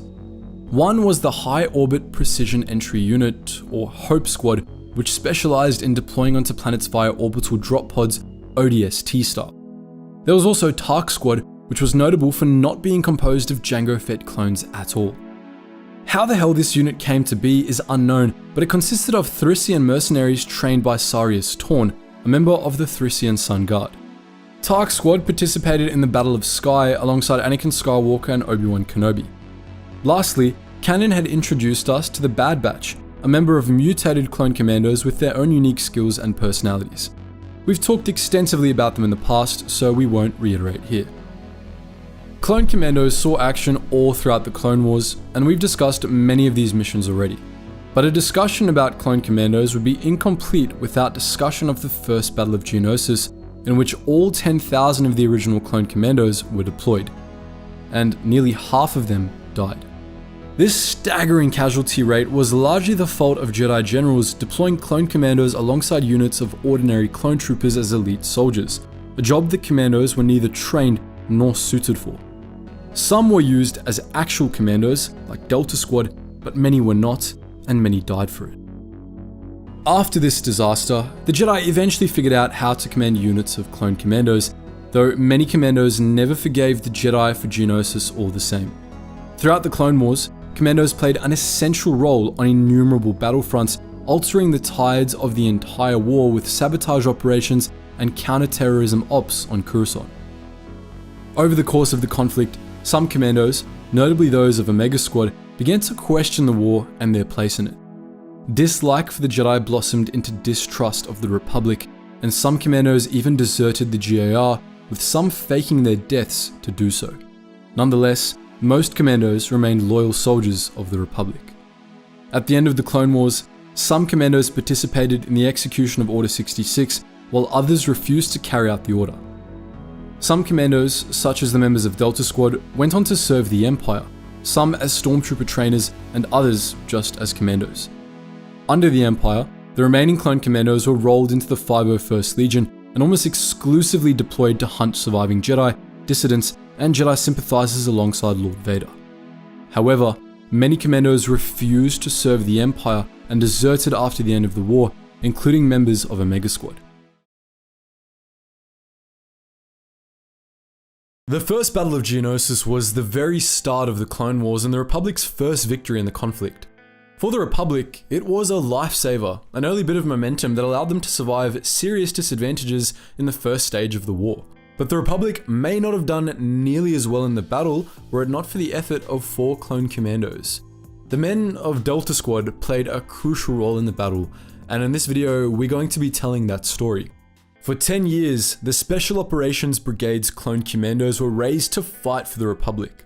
In that time, many of them had developed their own particular skills and preferred roles. Delta 62, or Scorch, was a gung-ho demolitions expert, a connoisseur in high explosives. Delta 07, or Sev, was an elite sniper noted for his dark sense of humor and eagerness to kill. Delta 40, or Fixer, was a no-nonsense, by-the-book slicer, skilled in the use of vibroblades. And lastly there was Delta 38, Boss, the versatile leader of the squad. They were each a piece of a whole entity, Delta Squad. In 22 BBY, Delta Squad, together with the entire Special Operations Brigade, was deployed on Geonosis in a preemptive strike against the CIS droid army. All 10,000 Clone Commandos saw action that day, and nearly half of them died, thanks to poor tactics on the part of the Jedi Generals. Many Commando squads had been deployed directly to the battlefield, a grievous misuse of resources that many Republic strategists would later take issue with the Jedi over. But Delta Squad wasn't destined for the front lines that day. They had a special assignment, the assassination of Sun Fac, the chief lieutenant of Geonosian Archduke Poggle the Lesser. Fak was Poggle's right-hand man, or rather right-hand Geonosian, and the Republic wanted him out of the picture as soon as possible. To minimize casualties, Delta Squad was split up for the drop on Geonosis. Boss and Scorch deployed into the Petronaki arena where the battle had begun, while Fixer and Sev deployed elsewhere along the squad's planned route. After meeting up in the war-torn arena, Boss and Scorch made their way into the Geonosian catacombs, taking down battle droids and Geonosian warriors as they went. They met up with Fixer shortly after entering enemy territory, and the three commandos then headed toward a nearby Geonosian command center where they believed Sun Fac to be. After clearing out a hangar of Geonosian starfighters on the way, the three commandos met up with Sev outside of Sun Fac's command center. The squad charged into the command center and opened fire, but Sun Fac escaped and beat a hasty retreat to a nearby hangar where his personal starfighter was waiting. Delta Squad pursued, and at length, Sev was able to take out several of the fighter's critical systems with sniper rounds, causing the ship to crash. Sun Fac died on impact, and Delta Squad's first mission was complete. But that was just the start of Delta Squad's adventures on Geonosis. After successfully throwing Geonosian leadership into chaos, the commandos were ordered to descend deeper into the catacombs where they were to infiltrate and destroy a droid factory. Another commando squad had originally been assigned to the mission, but they had been wiped out by the Geonosians, and so it was up to Delta Squad to succeed where they had failed. To get at the factory, they first had to disable a signal jammer that was preventing Republic Strategic Command from getting a good scan of the facility. To that end, Delta Squad made their way through the catacombs to the Stelgazian Hive, where they met stiff resistance from the Geonosians. Formidable Geonosian elites were mustered against them, and as they made their way through a hatchery, the squad even found themselves under attack from Geonosian larvae. Despite these obstacles, however, the commandos were able to make their way to the signal jammer and destroy it, allowing communications with their strategic advisor to resume. From there, the commandos made their way into the factory through the ventilation system. Once inside, they were able to locate a computer terminal with the factory schematics and send this information back to the advisor. The advisor pinpointed two key weak points that could be destroyed to bring down the factory, a pair of power conduits, which Delta Squad set about destroying. Despite a substantial droid security presence, the commandos were able to fight their way to the power conduits and set explosives on them, causing a chain reaction that destabilized the factory. The commandos were able to escape thanks to the timely arrival of an LAAT gunship, which wasted no time in flying them over to their next objective. In destroying the droid factory, Delta Squad dealt a serious blow to the Separatist forces fighting on the surface. By that point in the battle, Republic forces were quickly pushing toward the Separatist grounded transports, and the Confederacy needed droid reinforcements urgently. The destruction of the factory meant that they wouldn't be getting any, and the turmoil Delta Squad had caused in the Geonosian hives meant that the Geonosians were too disorganized to mount a serious opposition to the Republic on the surface as well. These developments put the Geonosians and their Separatist allies on the back foot, allowing the Republic to begin assaults on the Confederacy's landed core ships. The Republic's primary objective on Geonosis was to neutralize the transports the CIS had landed on Geonosis to pick up battle droid shipments, with the hope that it would nip the threat of the CIS droid army in the bud. By the time the Republic was actually in range of these landing zones, many of the craft had already taken off, particularly the lighter Hard Cell class and Diamond class transports. But the Federation's core ships were designed to be able to take a pounding, so they delayed their departure, opting to finish loading up their cargoes of droids before fleeing the planet. Delta Squad's final mission in Geonosis was to infiltrate one of these core ships and retrieve its launch codes, which the Republic hoped it could use to stall the ships and prevent them from taking off. The ship they had been assigned to infiltrate had already been disabled, and better yet, it was isolated from the main landing areas, giving Delta Squad a solid chance of actually getting in. But complications quickly arose on the flight over. The Commando's gunship was forced to drop them off further away from the ship than was originally planned, due to the presence of a Geonosian anti-air cannon. Delta Squad fought through the battle droids and Geonosians in the canyons on the way to the anti-aircraft gun, and despite fierce resistance, the Commandos managed to get into the fortress that housed the cannon.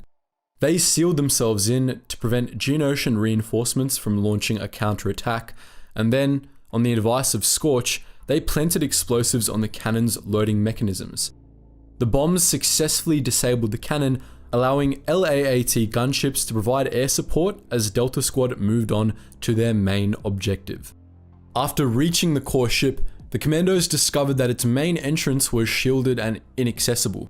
While a nearby secondary entrance was also shielded, it was much more exposed, and so Delta Squad opted to secure it, confident that the Republic gunships could blast it open. After the Commandos destroyed an advanced dwarf spider droid that had been deployed to guard this entrance, an LAAT swooped in and did exactly that, allowing Delta Squad to infiltrate the core ship. Once inside, the Commandos split up, each tasked with disabling one of the core ship's key systems. While Boss hit the Super Battle Droid storage racks, Fixer took out the ship's primary power conduit, Sev targeted repulsor lift systems, and Scorch blew up a coolant intake valve. All 4 Commandos were successful in their various missions, and the core ship suffered critical damage. On one of the core ship's higher levels, Delta Squad reunited and made their way to the bridge where they were to retrieve the ship's launch codes before making their escape. By this point, ship security was well aware of their presence, and the Commandos found themselves fighting droidekas on top of standard CIS units. As the core ship fell apart around their ears, Delta Squad stormed the craft's bridge. There, Fixer got to work slicing the ship's mainframe, while Boss, Scorch and Sev held off security, which sent waves of droidekas and super battle droids to the bridge. Fixer managed to retrieve the launch codes in the nick of time, allowing Delta Squad to retreat to one of the airlocks near the back of the bridge. The Commandos escaped the doomed core ship shortly before it exploded, their last mission complete. With the core ship launch codes acquired, the Republic was able to stall the launch of several core ships, allowing SPHAT artillery to destroy them. Most of the core ships originally present on Geonosis escaped the battle, but in total, 14 were destroyed by Republic forces, in large part thanks to Delta Squad. With their missions on Geonosis complete, Delta Squad returned to the Republic assault ship Prosecutor, where they were debriefed and commended for their actions. They were one of the only Commando squads to not lose a member on Geonosis, an indicator of their effectiveness. On Geonosis, they had crippled Geonosian leadership, cut off droid reinforcements, and prevented millions of battle droids from leaving the planet, all told.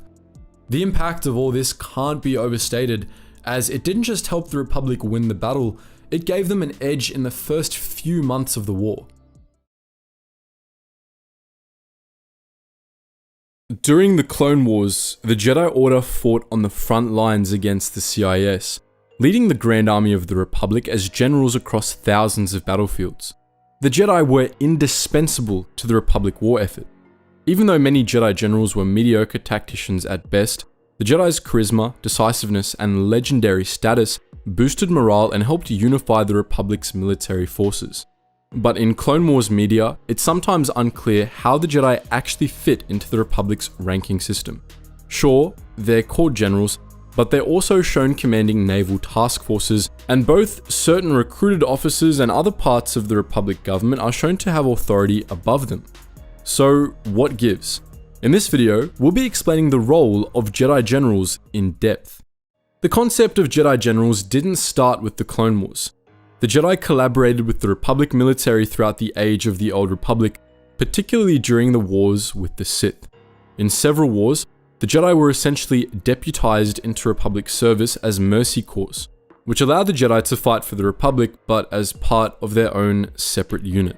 The first time Jedi were known to have been directly integrated into the Republic's military hierarchy was during the Mandalorian Wars, when members of the Jedi sect known as the Revenchists became the first Jedi generals. Unlike with the Clone Wars, during the Mandalorian Wars, the Jedi Order as a whole did not participate in the fighting. Rather, against the wishes of the Jedi Council, certain Jedi broke away from the Order at the behest of Revan and Malak, a pair of charismatic young Jedi Knights who believed the Jedi should help the Republic stop the Mandalorians. After the Council reluctantly granted sanction to these Jedi Crusaders, the Revenchists, the Supreme Chancellor gave them formal military ranks. Revan and Malak became the Supreme Commanders of the Republic military, while their followers were given the rank of General. These Jedi Generals were usually assigned to particular units, and like the Jedi Generals of later wars, they commanded naval forces as well as ground armies, though usually in cooperation with non-Jedi admirals and other naval officers. By the end of the Mandalorian Wars, all of these Jedi generals had died, fallen to the dark side, or were Mitra Surik, who was a special case. The survivors betrayed the Republic and joined now Darth Revan's new Sith Empire. In response, the rest of the Jedi Order joined the Republic military to fight these new Sith, but unlike the Revanchists, they weren't made official Jedi generals. Instead, these Jedi, as well as the Jedi who fought in the later Old Sith Wars, appeared to function as their own unit, parallel to, but not directly part of, the Republic military. This pattern changed again a few thousand years later during the New Sith Wars. Over the course of the New Sith Wars, the Jedi became increasingly involved in managing the rapidly crumbling Republic. They became generals again, and more besides. As the New Sith Wars went on, the Republic came to rely entirely on the Jedi for leadership, to the point that there was a period of several hundred years where every Supreme Chancellor was also the Grand Master of the Order. The Jedi absolutely carried the Republic during this period, especially during the New Sith Wars' final century. The last 100 years of the New Sith Wars were known as the Republic Dark Age, as during it, the Republic all but ceased to exist outside of the core worlds. Most of the galaxy fell into anarchy, unclaimed by both the Republic and the Sith. In many of these struggling sectors, the Jedi took command. Jedi Watchmen assigned to protect these remote sectors were given formal titles and political power by what remained of the sector government, becoming Jedi Lords. These Jedi Lords had their own personal armies and states, and they led the fight against the Sith during the final, desperate years of the New Sith Wars. The Jedi Lords eventually united into the Army of Light and managed to defeat the Sith entirely, saving the Republic in the process. After the New Sith Wars, the Republic underwent drastic reforms to address the problems that had led to its near collapse, including the decentralization of most of the formal Republic military. As part of these reforms, the Republic altered its relationship with the Jedi Order. The Jedi Order was made a formal part of the Republic government, and it abolished the Army of the Light and the institution of Jedi Lords to become part of the Republic Judicial Forces. The Judicial Forces were the last remnant of the centralized Republic military, a relatively small task force under the command of the Senate that would be sent in to intervene in conflicts the local planetary defense forces couldn't handle alone. As part of the Judicial Forces, the Jedi were formally deputized indefinitely, given license to act on behalf of the Senate and the Republic as a whole. Of course, it also meant that the Jedi Order was subject to orders from the Galactic Senate, which invited all sorts of problems, especially when the Separatist crisis began. The Jedi Order's formal role in the Judicial Forces meant that, when the Clone Wars broke out, the Jedi were expected to fight. At the start of the war, the Judicial Forces were rolled into the Grand Army of the Republic, and that included the Jedi. At the behest of Supreme Chancellor Palpatine, the Jedi became leaders of the Grand Army of the Republic, which each member of the Order granted formal commissions and integrated into the military's command structure. After this decree, every Jedi was enlisted into the GAR, apart from those who refused to fight and instead left the Order. Many Jedi were disturbed or displeased with the situation, but they went along with it anyway, seeing no real alternative. Before we get into the various Jedi ranks, note that not all Jedi that joined the GAR were officers. Some Jedi served as spies or healers, though they were often considered informal generals by the clone troopers they worked with. However, most Jedi above a certain age were part of the GAR's command structure and were given one of 4 ranks: Jedi Commander, Jedi General, Jedi Senior General, and Jedi High General. In each of these roles, Jedi officers were assisted by clone liaisons with whom they shared command of their respective units. The rank of Jedi Commander was reserved for Padawans. This was a rather unique rank. Technically, Jedi Commanders led battalions or regiments in the GAR depending on their seniority or, in rare cases, commanded individual Republic Navy ships. However, since all Jedi Commanders were Padawans of Jedi Generals, they rarely exercised tactical command in their own right, instead typically acting as representatives of their masters. The Master-Padawan relationship meant that the authority afforded to the rank of Jedi Commander was subjective and frustratingly inconsistent, varying wildly from case to case. Generally, they outranked all clone officers, but they were outranked in turn by all other Jedi. Jedi generals were a bit simpler. Most Jedi were given the rank of general, including all Jedi Knights and all but 30 or so Jedi Masters. Depending on seniority, Jedi generals usually commanded brigades or corps in the GAR, or occasionally squadrons of battle groups in the Republic Navy. The Jedi generals of the Clone Wars acted in much the same role as the Jedi generals of the Mandalorian Wars. Usually, they were traditional generals, but they also had authority in all aspects of the Republic military, including the Navy. This was a source of frustration for many Republic naval officers who often saw the Jedi as incompetent and an affront to the traditions of the Navy. There were also two higher Jedi ranks, Senior General and High General.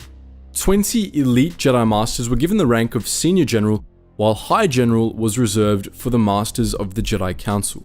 They oversaw broad theaters of GAR operations, and technically, they commanded the Sector and Systems armies, the largest divisions of the GAR. The Senior Generals each commanded one of the 20 Sector armies alongside that Sector army's Moff, while the High Generals commanded the 10 Systems armies, units composed of 2 Sector armies that essentially existed solely for the benefit of the Jedi Council. Through these large administrative units, these high-ranking Jedi generals oversaw wide swaths of the galaxy and were responsible for dividing up and organizing units within their theaters. Together, the High Generals made up the Jedi Council, which oversaw the war effort as a whole. However, the Council was not the highest level of Republic military authority. As part of the judicial forces, the Jedi answered to the Senate and, increasingly, to the Supreme Chancellor. It was Palpatine who had the GAR's highest rank, that of Supreme Commander, and he and the Moffs he appointed to help manage the war had authority equal to, or in some cases higher, than the Jedi Council.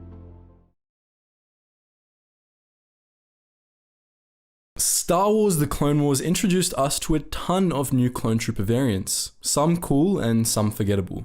Some of these variants only appeared in a few episodes, and the variant we'll be discussing today only appeared in one. We're talking, of course, about Stealth Operations Clone Troopers, a variant of the already rare Special Operations Clone Troopers. They wore sleek black armor and looked cool as the 9 Corellian Hells, and they're often forgotten by Clone Wars fans since they only appeared in the early stages of the Battle of Christosis. But why was that the case? Were they just too cool for us? In this video, we're going to try and answer these questions. First, let's get the most important question out of the way. Yes, stealth troopers were definitely way too cool for us mere mortals. They were probably too cool for the rest of the Grand Army of the Republic as well, as necessitated by their stealth training.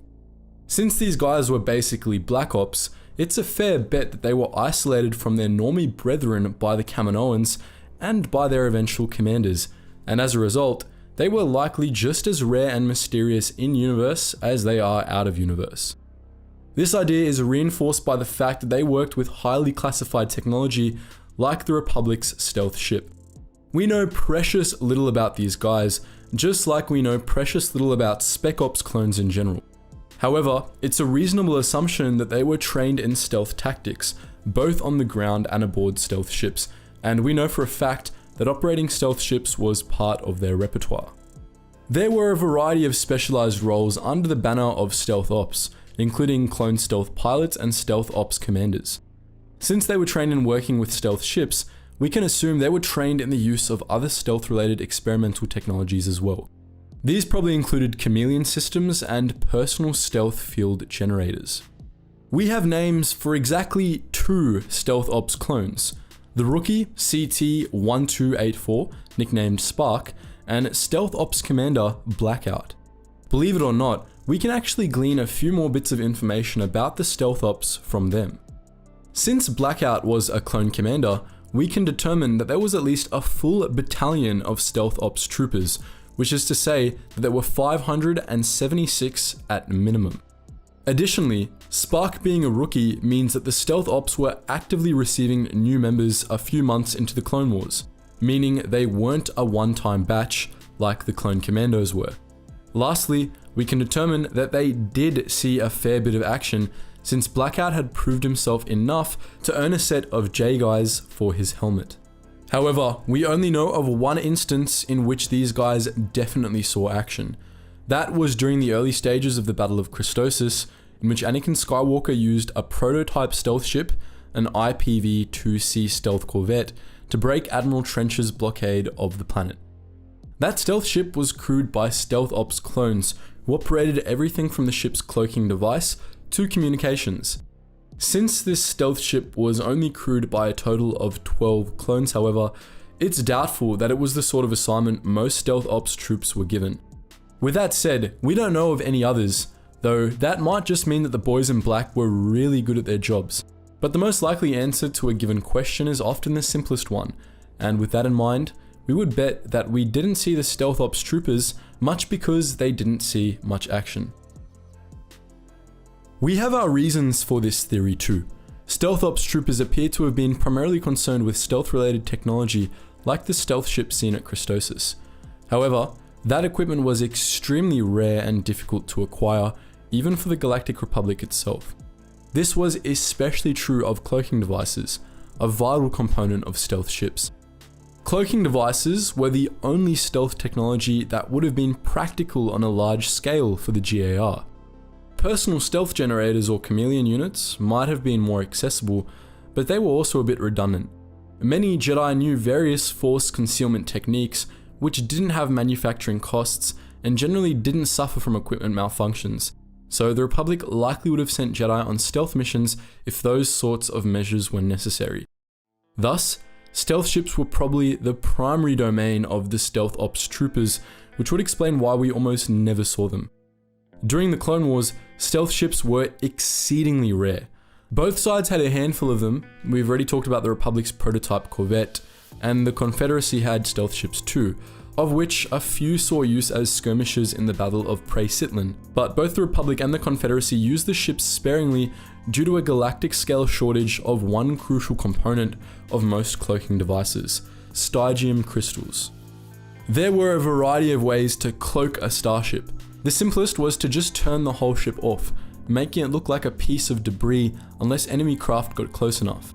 But that was rarely a viable strategy for obvious reasons, so better ways of masking ships were developed. What exactly these devices did varied. The most widely available cloaking technologies just masked a ship's energy readouts and signal outputs so that scanners couldn't pick them up.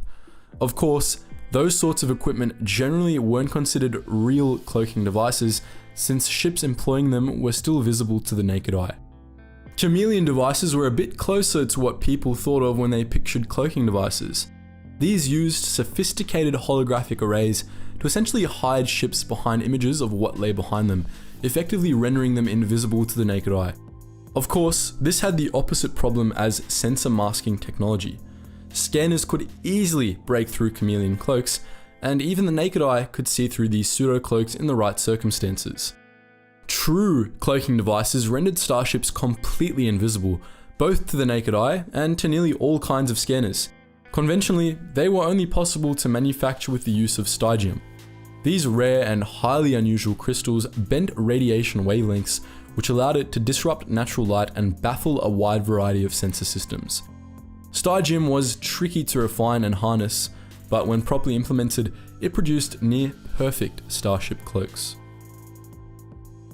However, Stygium crystals were only found on 3 planets in the entire galaxy.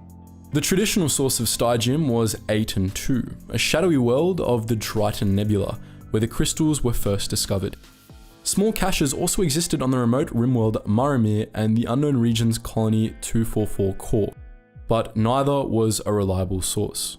244 Core was almost completely inaccessible and had very small Stygium deposits, and Maramir was controlled by unsavory types. First the Trade Federation, and then a bunch of pirate gangs who sold primarily to the black market to get around strict Republic regulations.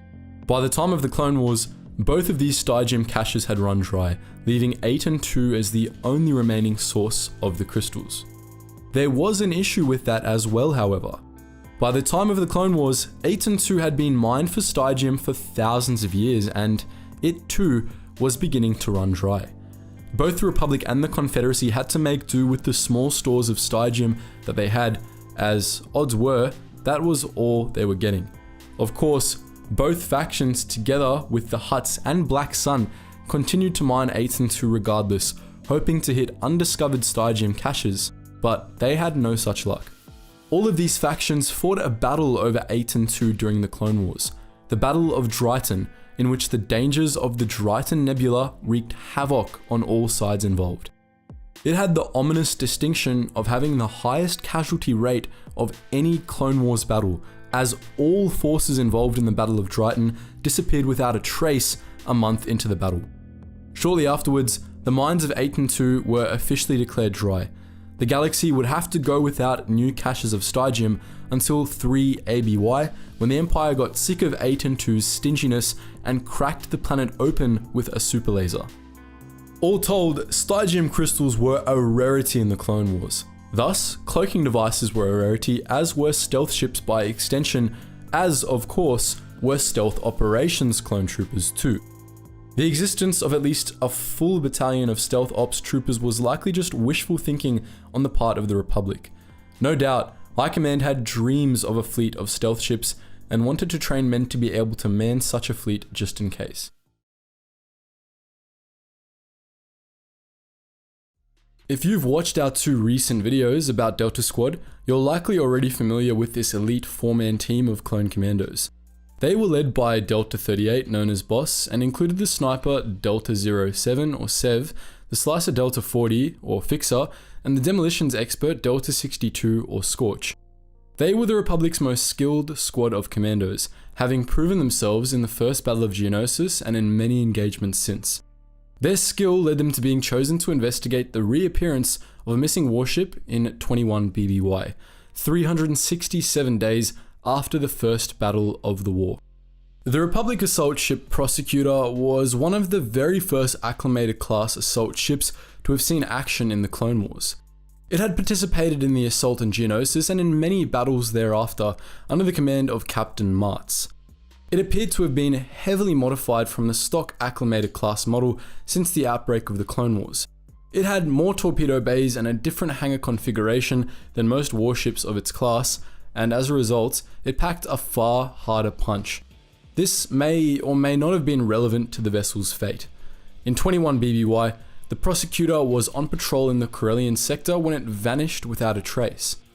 2 weeks later, it suddenly reappeared in the Chaikin cluster near the Corbuntus system. The Chaikin cluster was a long way from Corellia and in Separatist territory. The ship didn't respond to any attempts at making contact and appeared to be adrift. The Republic feared at first that the ship had gone rogue, but there was no way of knowing this for sure without a proper investigation. This, naturally, was where Delta Squad came in. Delta Squad was familiar with the Prosecutor, as it had pretty much been their home between missions in the first months of the Clone Wars. Now, their mission was to board it and determine why it had disappeared and then reappeared in Separatist space. Each was assigned to retrieve one of the ship's 4 data cores.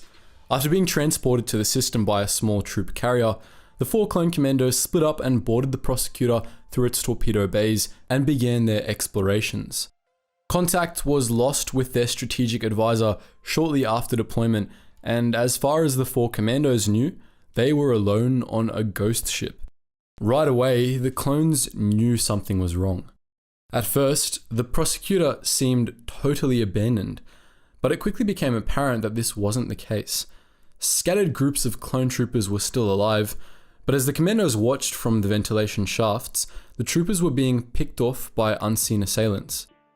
Scorch reported that some sort of strange static was interfering with his heads-up display, and soon afterwards, he dropped out of contact.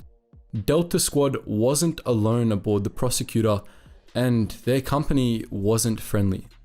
Soon enough, Boss began experiencing visor static as well and discovered its source. It was caused by scavenger droids that were roaming the Prosecutor's maintenance corridors, using drills and energy beams to butcher clones and drag their bodies away. After fighting off several of these droids, Boss made it out of the maintenance sections and headed to the aft data core. On the way, Sev arrived at the starboard data core and began slicing into it, only to be ambushed and knocked unconscious by a Trandoshan assailant. Boss was attacked by several of these Trandoshans shortly afterwards, who he identified as being slavers. With Sev captured by the Trandoshans, Boss changed the course and retrieved the starboard data core, fighting slavers as he went. He then proceeded to the aft data core, his original assignment. On the way, he encountered a few small pockets of clone resistance. A few clone troopers were still alive and had managed to activate some of the Prosecutor's defensive turrets, which proved useful in fending off the Trandoshans. Unfortunately, this just gave the Trandoshans the idea to slice into the defense systems and use turrets against Delta Squad, causing Boss even more problems. Despite these obstacles, however, Boss made it to the aft data core, which he successfully retrieved. Miraculously, the Prosecutor's flight recorder data was intact, and it confirmed what Boss, by that point, suspected well enough. The ship had been attacked by Trandoshan slavers, though exactly why was still a mystery. As Boss went to rendezvous with Fixer, the only other member of the squad he still had contact with, it became apparent how the slavers had managed to take the ship. The slavers had elite Trandoshan warriors with them, as well as separatist battle droids. After meeting up, Boss and Fixer went to rescue their captured squad mates. They stumbled upon Sev first, who the Trandoshans were busy interrogating.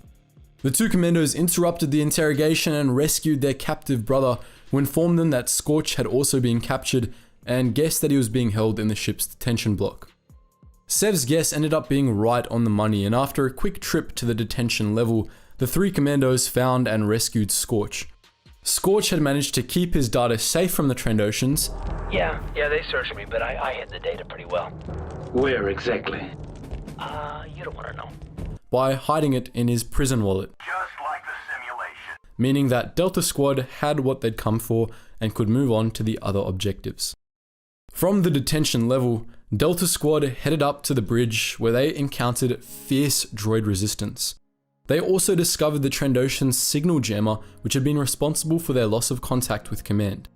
The commandos destroyed the signal jammer and restored contact with the advisor, to whom they transmitted the data they'd retrieved. After a quick analysis, the advisor at last determined what had happened to the Prosecutor. The Trandoshans had stolen the ship to sell to the Confederacy, from whom they wanted to buy battle droids for their use in their slaving raids on Kashyyyk. The advisor was also able to do a quick scan of the Prosecutor, informing Delta Squad that the Trandoshans had a dropship in one of the ship's hangars. The commandos set out to eliminate it, but they were attacked by well-armed Trandoshan mercenaries along the way. The mercenaries had booby-trapped one of the ship's elevators, causing Delta Squad to end up back in the detention level, which was now crawling with Trandoshan mercs. A fierce firefight ensued, but Delta Squad was ultimately able to emerge victorious from the chaos by activating the detention level's automated lockdown systems. This flooded the whole level with poison gas, something the commandos were able to survive due to their armor. The Trandoshans, of course, weren't so lucky. By that point, all the other clones on the Prosecutor had been killed by the mercs, and so Delta Squad was forced to attack their dropship alone. After a lengthy firefight, the commandos were able to commandeer two of the Trandoshans' own rocket turrets and turn them on the dropship, blowing up the mercs' base of operations on the Prosecutor. Their victory was short-lived, however. Delta Squad had successfully cleared out the Trandoshans, but their separatist allies had become aware of what was happening on the ghost ship. They sent a Lucra Hulk-class battleship to the Corbanta system, laden with hordes of battle droids. Knowing that Delta Squad alone wouldn't be able to hold off the Seps, the advisor contacted Captain Talbot of the RAS Arrestor, the nearest Republic warship, and requested assistance. While Talbot changed course and headed for the Corbanta system, Delta Squad scrambled to seal off the Prosecutor's hangars so the droids couldn't deploy in force. In the next two hangars over, the commandos managed to fend off the droids' first wave and seal the hangar force fields, but the droids were able to deploy fully in the fourth and final hangar before Delta Squad could arrive. From there, the droids spread throughout the ship. Nonetheless, Delta Squad was able to make it over to this final hangar and commandeer an ATTE. With it, they destroyed the droids' landing craft and sealed off the hangar, preventing the Confederacy from sending reinforcements. After this, the commander of the Separatist battleship correctly determined that it just wasn't worth the effort to take the Prosecutor, and so he decided to scuttle the ghost ship instead.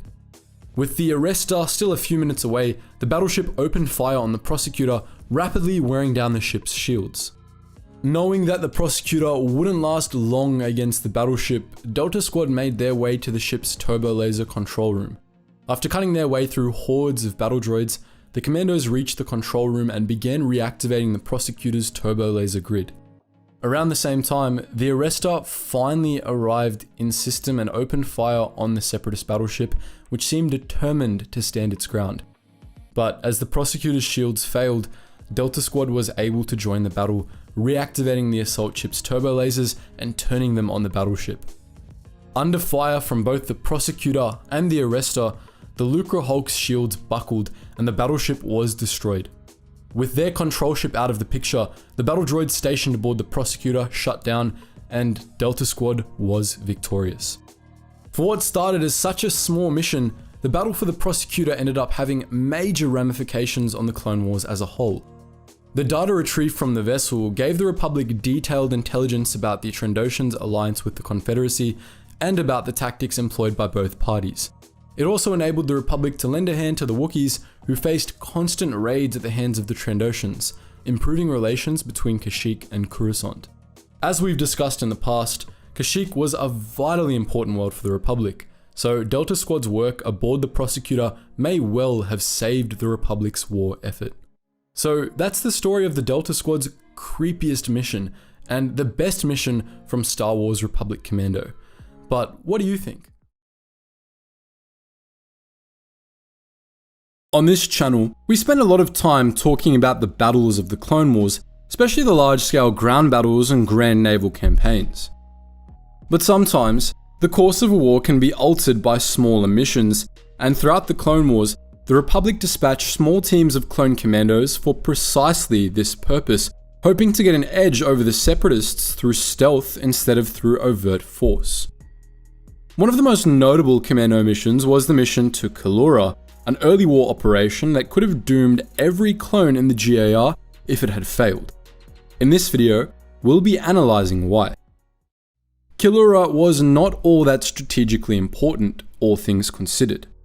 Located in the Mid-Rim's Kalura sector, it was a pretty, temperate world with fertile soil and lots of life, home to a community of roughly 200,000 colonists. Most of these human farmers, though the colony was run by an Neimoidian merchant affiliated with the Trade Federation named Lik Unkit. Kalura was the source of a lot of the galaxy's luxury foodstuffs, but because trade in the planet's crops and animal products were controlled by Unkit, most of the planet's population was mostly poor.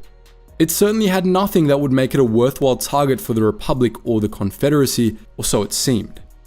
Just prior to the outbreak of the Clone Wars, during the Separatist crisis, the Jedi Council dispatched. While there, they discovered that the Separatists had taken control of the planet, employing a mercenary force commanded by the Mandalorian gun-for-hire Gez Hokan. The Confederacy had built a communications facility near the city of Teklet and a biological research facility near the capital of Imbrani, commanded by the notorious Dr. Ovelot Quail Uthan. The Jedi were able to acquire schematics for these Separatist facilities, but Fulier was captured and killed by Hokan, and Tarmukan was forced to go into hiding near Imbrani. With the help of an old woman named Jinat, Tarmukan was alive on Kalura for several weeks. Meanwhile, the Clone Wars broke out in the greater galaxy, and for a few months, the Council had more pressing concerns than their missing operatives on Kalura. That is, they had more pressing concerns until 3 months into the war, when word got back to them that Dr. Uthan's laboratory was working on biological weapons. Specifically, Uthan had allegedly created a nanovirus that would exclusively kill clones, taking advantage of the fact that the whole GAR shared the same genome, and thus, the same very specific genetic vulnerabilities. Obviously, the Jedi couldn't allow the Separatists to get their hands on such a weapon, and they elected to deploy a Special Options unit to covertly destroy the facility and rescue Fulier and Tarmukan if they were still alive. Omega Squad and a unit of 4 clone commandos whose original squad mates had all been killed was chosen for the job. Pretty much right away, the mission met with complications. One of the commandos, Darman, was separated from the rest of the squad. But this quickly turned out to have a silver lining. Darman was located by Jinnat, who helped him find Etain Tarmukan. Darman learned from Tarmukan that Fulier was dead, while Tarmukan learned from Darman that the galaxy was at war and that she was now a commander in the Grand Army of the Republic. Meanwhile, Jinnat was able to locate the remaining members of Omega Squad, to whom she revealed that she wasn't an old woman at all. She was a Girlanin, a member of a polymorphic species that could assume virtually any form. The Girlanins were the indigenous sentient species of Kulura, and they hated the colonists, who feared and hunted them. They had decided to assist the Republic, and in exchange, they wanted the Republic to remove the settlers from their planet. Jinnat acted as a messenger between Darman and the rest of the squad. Due to the Separatists' communication facility, all Republic comms were jammed on and around Kulura, which prevented the members of Omega Squad from contacting each other and the Republic fleet. But Jinnat helped them overcome this obstacle, and with her help, the rest of the squad, consisting of the commandos Nina, Etain, and Phi, were able to capture the control room of a mining facility. They took Gutane, one of Gez Hokan's lieutenants, prisoner, and interrogated him, ultimately learning little from the Weequay. The Commando Nina then set out to blow up the Separatists' communications jammer, allowing the rest of Omega Squad to start communicating properly. He was successful, and following the destruction of the facility, Darman and Etain finally met up with the rest of the squad, joining forces for the final assault.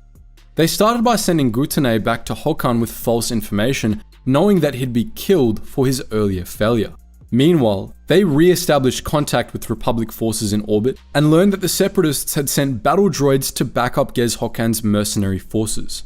Undeterred, Tarmukan and Omega Squad carried out an assault on the Separatist research facility, hoping to capture Dr. Uthan and blow up the facility before the bioweapons there could be deployed. With the help of the schematics Tarmukan had stolen earlier, Omega Squad were able to infiltrate the base and capture Dr. Uthan. Etain, Darman, and Atin hauled her off to a gunship sent down by the Republic ship in orbit, while Nina and Phi remained behind to blow up the facility. As they did so, Gez Hokan ordered a counterattack, dispatching his second-in-command, Captain Hurati, to rescue the Doctor. Hurati was able to wound Etain, but he was killed soon after, as were his men, and Uthan remained in Republic custody. After she was secured, Etain and Darman insisted on going back for Nina and Phi, who were still unaccounted for. Nina and Phi were able to blow up the research base, eliminating the threat of the nanovirus once and for all, but they caught the attention of Gez Hokan himself. The Mandalorian mercenary pursued the two commandos into the woods, where he was snuck up on and killed by Etain Tarmukan. With his death, Separatist forces on Kulura fell apart. The members of Omega Squad were extracted along with the captured Dr. Uthan, while Tarmukan and Jedi General Arligan Zay stayed behind to train the locals in guerrilla warfare, hoping to drive the Separatists off Kulura for good. In short order, the Separatists abandoned the planet, and Zay and Tarmukan stayed on Kulura to command the militia, which they maintained in the event that the Confederacy returned. However, the Girlanins were not happy with this. Their deal with the Republic had been that they would act as spies for the Loyalist cause, and in exchange, the Republic would immediately evict all human colonists from Kulura, giving the Girlanins their planet back and allowing the planet's environment to recover from the changes the colonists had forced on it. The Republic had not only broken this agreement, but the militia it had established on Kulura made things worse, allowing the colonists to encroach on Girlanin lands even further. Furious, the Girlanins began spying for the Separatists, causing the Republic significant setbacks on the front lines of the Clone Wars. They were prepared to do even more damage, as they had at least 2 spies on Coruscant itself that were poised to leak intel that could change the course of the war. This quickly convinced the Senate of the wisdom of honoring their deal with the Girlanins, and the Senate voted to expel all settlers from Kulura, effective immediately. But the settlers didn't take kindly to this. Believing that the Republic had betrayed them, the militia Zay and Tarmukan had trained switched sides. When clone troopers were dispatched to evacuate the settlers from Kulura, the settlers began an open war against Republic forces, causing a number of clone casualties. Etain Tarmukan, who was now a Jedi General, was put in charge of cleaning up this mess. She reluctantly gave the clones authorization to use lethal force in crushing the militia and evicting the remaining Yularen colonists. Before long, the eviction was complete, presumably over a fair few settler bodies. The Yularen had their homeworld back at long last, and it remained that way, at least until the Separatists came back much later in the war. The Confederacy of Independent Systems is pretty well known among Star Wars fans for its ruthless corporations, the soulless profiteers who ran the Trade Federation, the Techno Union, and others. These companies built the droid army and fueled the Separatist war machine. But just because the Separatist megacorporations are more well known, doesn't mean the Republic didn't have its own megacorporations. Not all of the galaxy's big arms dealers threw their lot in with the Separatists. Some made a killing making weapons for the Republic, and later, the Empire. Some of these companies were every bit as morally bankrupt as their Separatist counterparts, including the one we'll be talking about today, Kuat Drive Yards, the creators of the Star Destroyer. Centuries before the Republic was even an idea, a group of human colonists led by 10 families of aristocrats settled on a planet on the edge of the core. This world was named Kuat, after the Kuat family, the most powerful of the aristocrats, and it was transformed into a paradise by the best terraformers the human core had to offer. Once Kuat was fit for settlement, the aristocrats began their next big project, the construction of the largest and most advanced shipyards in known space. 6 great orbital shipyards were built during the initial phase of Kuati development, and the Kuat family formed a powerful corporation to manage it all, Kuat Drive Yards. By that point, the Republic had come into being, with Kuat being among its founding worlds, and over the next few millennia, it grew rapidly. KDY grew with it.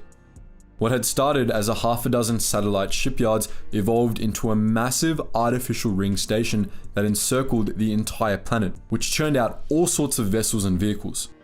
Competing shipbuilding firms attempted to sabotage KDY on multiple occasions, even hiring pirates to carry out attacks on Kuati shipping, but they failed to stop the growth of this powerful megacorporation.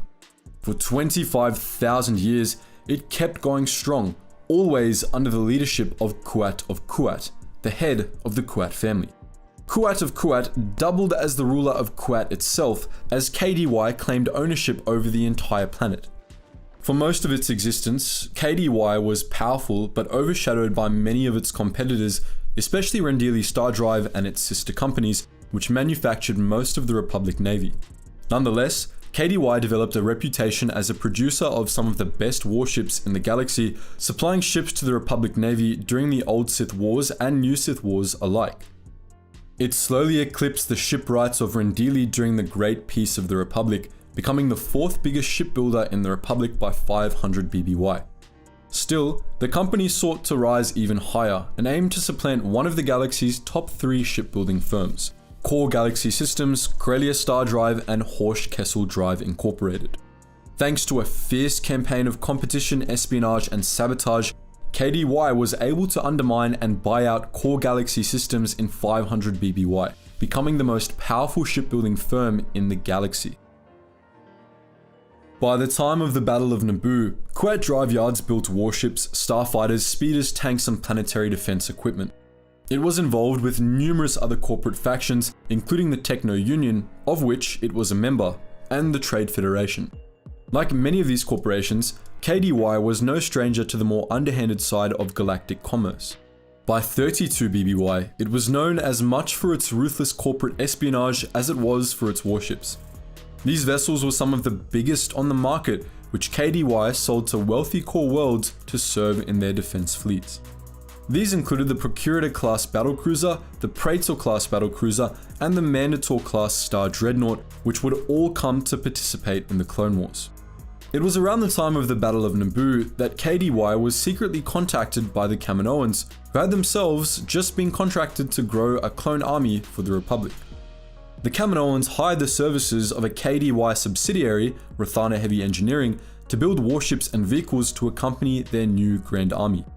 RHE was usually given contracts KDY wanted to keep under wraps, as Rathana was an extremely remote world and known only to the highest ranking executives of KDY. Rathana came up with a number of innovative designs for the GAR, the ATTE, the LAAT gunship, and the Acclimator class assault ship among them. The Kaminoan contract led to a shift in KDY's business practices. After Naboo, they cut ties with the Trade Federation, but the company also left the Techno-Union at the start of the Separatist crisis and distanced itself from the corporate sector, which it had helped found, but backed out of once the sector started leaning toward joining the Confederacy. As war brewed, Kuat drive yards prepared to side with the Republic. But this wasn't out of the goodness of the Kuat family's hearts. Indeed, it's debatable whether any of them even had hearts. The company saw plenty of profit to be made in arming the Republic, and that alone dictated their allegiances. While Kuat drive yards decried the abuses of the Trade Federation and other soon-to-be separatist megacorporations, it was no better itself. In fact, KDY actually built ships for the Confederacy too, albeit in small numbers. These ships made up the Storm Fleet, a separatist armada that rampaged across the western reaches early in the Clone Wars, destroying Republic vessels that were also made by KDY. The company was never punished for this double dealing, even though it was technically treason. In 22 BBY, when the Clone Wars began, Rathana Heavy Engineering's new products made their debut on the plains of Geonosis, and KDY was transformed overnight into the architect of the new Republic Navy. Many of the galaxy's other major shipyards sided with the CIS due to loyalty to the Techno-Union, allowing Kuat to move in and fill the void. In the days after Geonosis, the company received orders from the Senate for 1,000 more acclimators, together with a whole host of other ships, starfighters, and ground vehicles.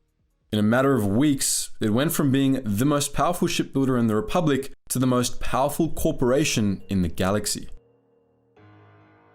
KDY's role in supplying the Republic Navy made Kuat one of the Republic's most important strongholds. It also made the Kuat family paranoid. It didn't help that Kuat was extremely close to Balmorra and Nemoidia, two major separatist manufacturing hubs. During the Clone Wars, Kuat built a massive private military for fear of a Nemoidian invasion and participated in a standoff with Nemoidia, stationing fleets of warships at the edge of the system and sowing the space between it and the separatist worlds with mines. Kuat deployed so many mines that they actually ended up contaminating a leg of the nearby Hydean Way, rendering the heart of one of the galaxy's most important hyperlanes impassable. Yet again, these abuses were ignored by the Senate, which needed KDY to make its warships. With that said, Kuat drive yards couldn't build the whole Republic military on its own, though it was given first pick of all new military contracts. To ease the burden, KDY collaborated with the Corellian Engineering Corporation and Rendili Stardrive, its longtime competitors, to supply the Republic with war machines. As part of this collaboration effort, Kuat and Rendili worked together on a project called the Victor Initiative, which aimed to create the ultimate heavy multi-role warship. Led by the master designer Wollex Blissex and his daughter Lyra, the Victor Initiative created the very first Star Destroyers. The flagship project of the Victor Initiative was Wollex's Victory-class Star Destroyer. But one of Lyra's designs, the Venator class Star Destroyer, premiered much earlier, becoming the first Star Destroyer to see action. The Venator was the backbone of the Republic Navy for almost the entirety of the Clone Wars, though it was edged out by the smaller but tougher Victory class later in the war. In the last days of the conflict, the Victory class itself ended up being supplanted by another of Lyra Blissex's designs, the Imperator class Star Destroyer, better known as the Imperial class Star Destroyer. Though the design and development of these first Star Destroyers was a joint effort between Kuat and Rendili, KDY ended up taking most of the credit and most of the profits, especially after Rendili briefly seceded later in the war. With its place as the designer of the warships of the future secure, Kuat drive yards expanded its operations, taking over recaptured Techno-Union shipyards and seizing assets from captured separatist mech worlds. The workers on many of these worlds had celebrated when the GAR drove their bosses away, but when KDY moved in, they proved to be just as brutal. After the declaration of a new order, Kuat drive yards won big due to its support for the Republic during the Clone Wars, winning a high place in the Imperial hierarchy. The company continued to produce Star Destroyers for the Imperial Navy, and it continued to churn out new, even bigger warship designs, culminating in the massive Executor class and Eclipse class Star Dreadnoughts. Most of all, however, it continued the same abuses that the separatist megacorporations had before them. The Empire liked to boast about how it had rid the galaxy of the corporate tyranny that some of the leading factions of the CIS embodied. But in reality, it gave KDY a pass to commit all the same evil. KDY stripped planets dry, used slave labor to build its Star Destroyers, and claimed ownership of entire planets worth of beings. But the worst part about all of this was that the company was never held accountable. Once the New Republic took over, KDY just started making ships for them instead, and kept subjecting the people under its thumb to imperial tyranny. The company was never prosecuted or even fined, and through it all, it kept its reputation pretty much intact.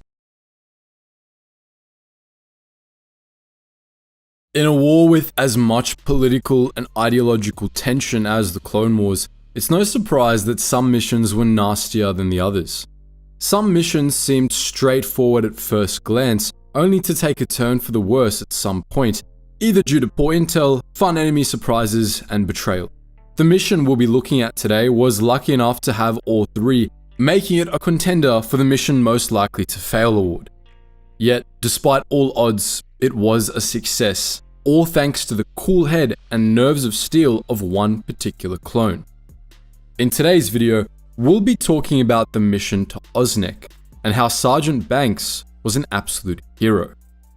The year was 22 BBY and the Clone Wars had just broken out.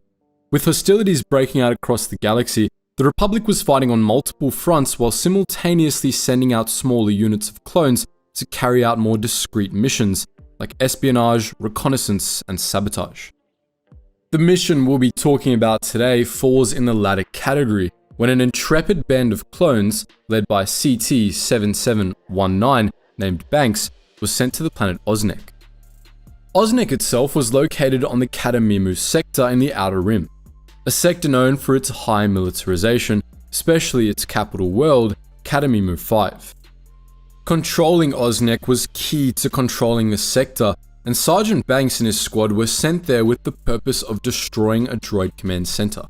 Commander Grievous Kishporg was the officer behind the mission, and he tasked Sergeant Banks with leading his squad into the fray.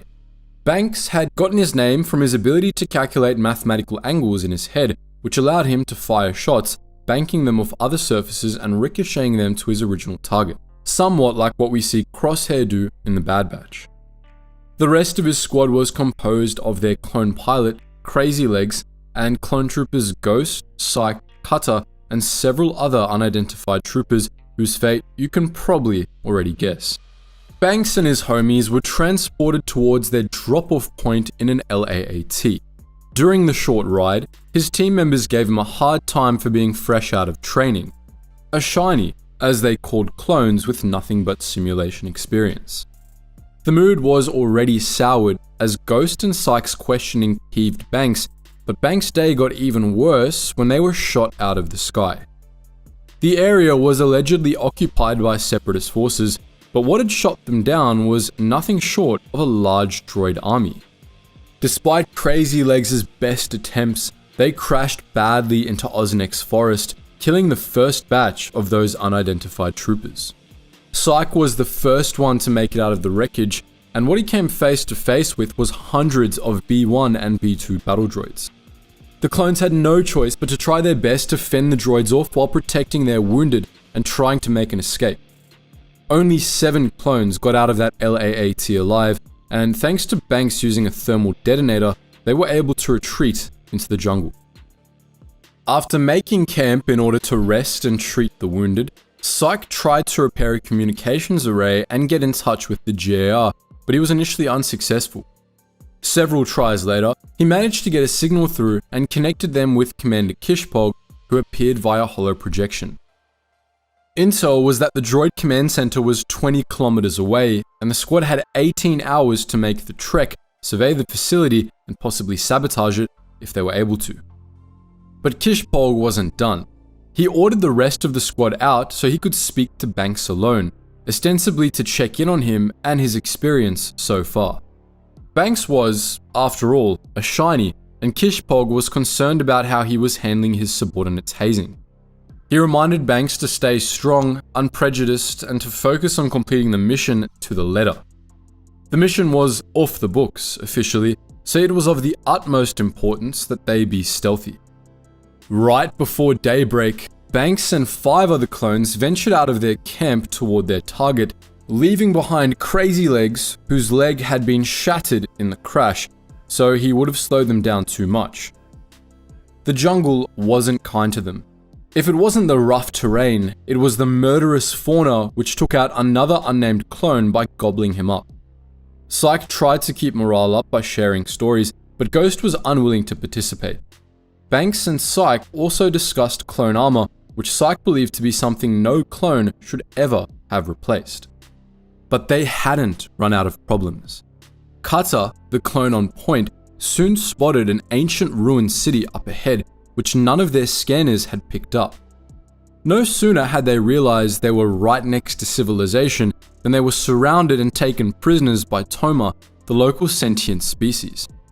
Tied up, Banks tried to lie their way out of it by saying they were on a humanitarian mission, but when the natives pointed out the clones were carrying explosives, not food and medicine, the jig was up. The Toma patrol leader ordered them to be executed. But remember the large droid army from earlier? Well, Banks and his squad were certainly reminded of them when they swarmed their position. He urged the Toma leader to let them go so they could fight, which he did. Mid-fight, however, Cutter urged Banks to take Ghost and Psyche and leave to complete the mission, since they were running out of time. Banks was unwilling to leave Cutter and the 2 other unnamed clones behind, but Cutter reminded him it was a stealth mission, and even if they beat the droids back, the Toma were a whole lot of witnesses to leave behind. We don't think we have to explain that implication. Nevertheless, Banks took the suggestion to heart and left with Ghost and Psyche off to complete his first ever mission. Or so he thought. Together, the 3 clones covered the remaining distance toward the facility Kishpog had marked on their maps. 2 Toma guards were stationed at the entrance, whom Ghost picked off with his sniper rifle without raising the alarm. The 3 snuck inside and began working their way through the facility with little resistance, which Banks later admitted should have raised his suspicion. The sergeant ordered his team of 2 to split up and look for Separatist technology, and it was Psyche who first noticed something was very wrong. The facility was nothing like what had been described to them. And then, Ghost shot him in the back. This is where Banks realized he'd been set up from the get-go. While the sergeant stood there, stunned, Ghost began going around planting bombs. Ghost explained that Psyche had to die because he wasn't aware of their real objective, which had to remain secret at all cost. According to him, the facility was a power plant and the mission was to destroy it.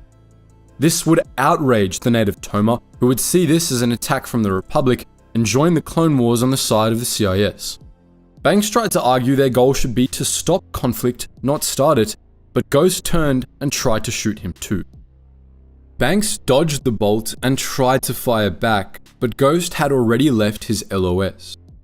He demanded to know why Ghost would betray them all, the Republic and his clone brothers, but Ghost explained that he had just seen the light and didn't want to spend his life fighting a stupid war for the Republic only to be sent to die somewhere. Determined to prevent the destruction of the power plant, Banks snuck up on the traitor, but Ghost was ready for him. He chucked a grenade in his face, which knocked him down, battered and bruised. Banks hadn't had the time to recover before Ghost was on him, straddling the prone clone and pulling out a garrote to choke him. But Banks wasn't just gonna lie there and take it.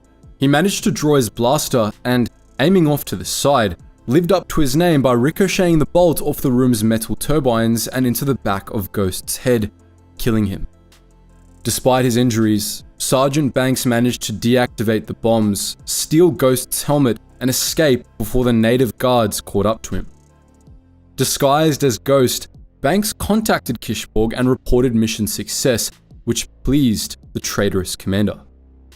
Kishpog had him collected, but the moment the 2 were on board, he realized Banks was not who he claimed to be and held him at blaster point. When Banks revealed his identity, he demanded to know why the commander and Ghost had betrayed the Republic. Kishpog, furious, fired back that he didn't want to take part in a galactic war and Ghost just wanted to survive. Banks demanded he stand down, and when the commander refused, he threw his helmet at him, disarming him and then tackling him to the ground. Their shuttle crash landed since Kishborg had accidentally killed the pilot droid when he was disarmed, but after the crash, Banks contacted the Republic, caught them up on the situation, and had himself and Kishborg collected. The commander was arrested, but infuriatingly enough, so was Banks. The sergeant was made to stand through a military tribunal that was investigating his involvement in the incident. But after the investigation was concluded, Banks was exonerated and allowed to go free back to the rank and file of the GAR.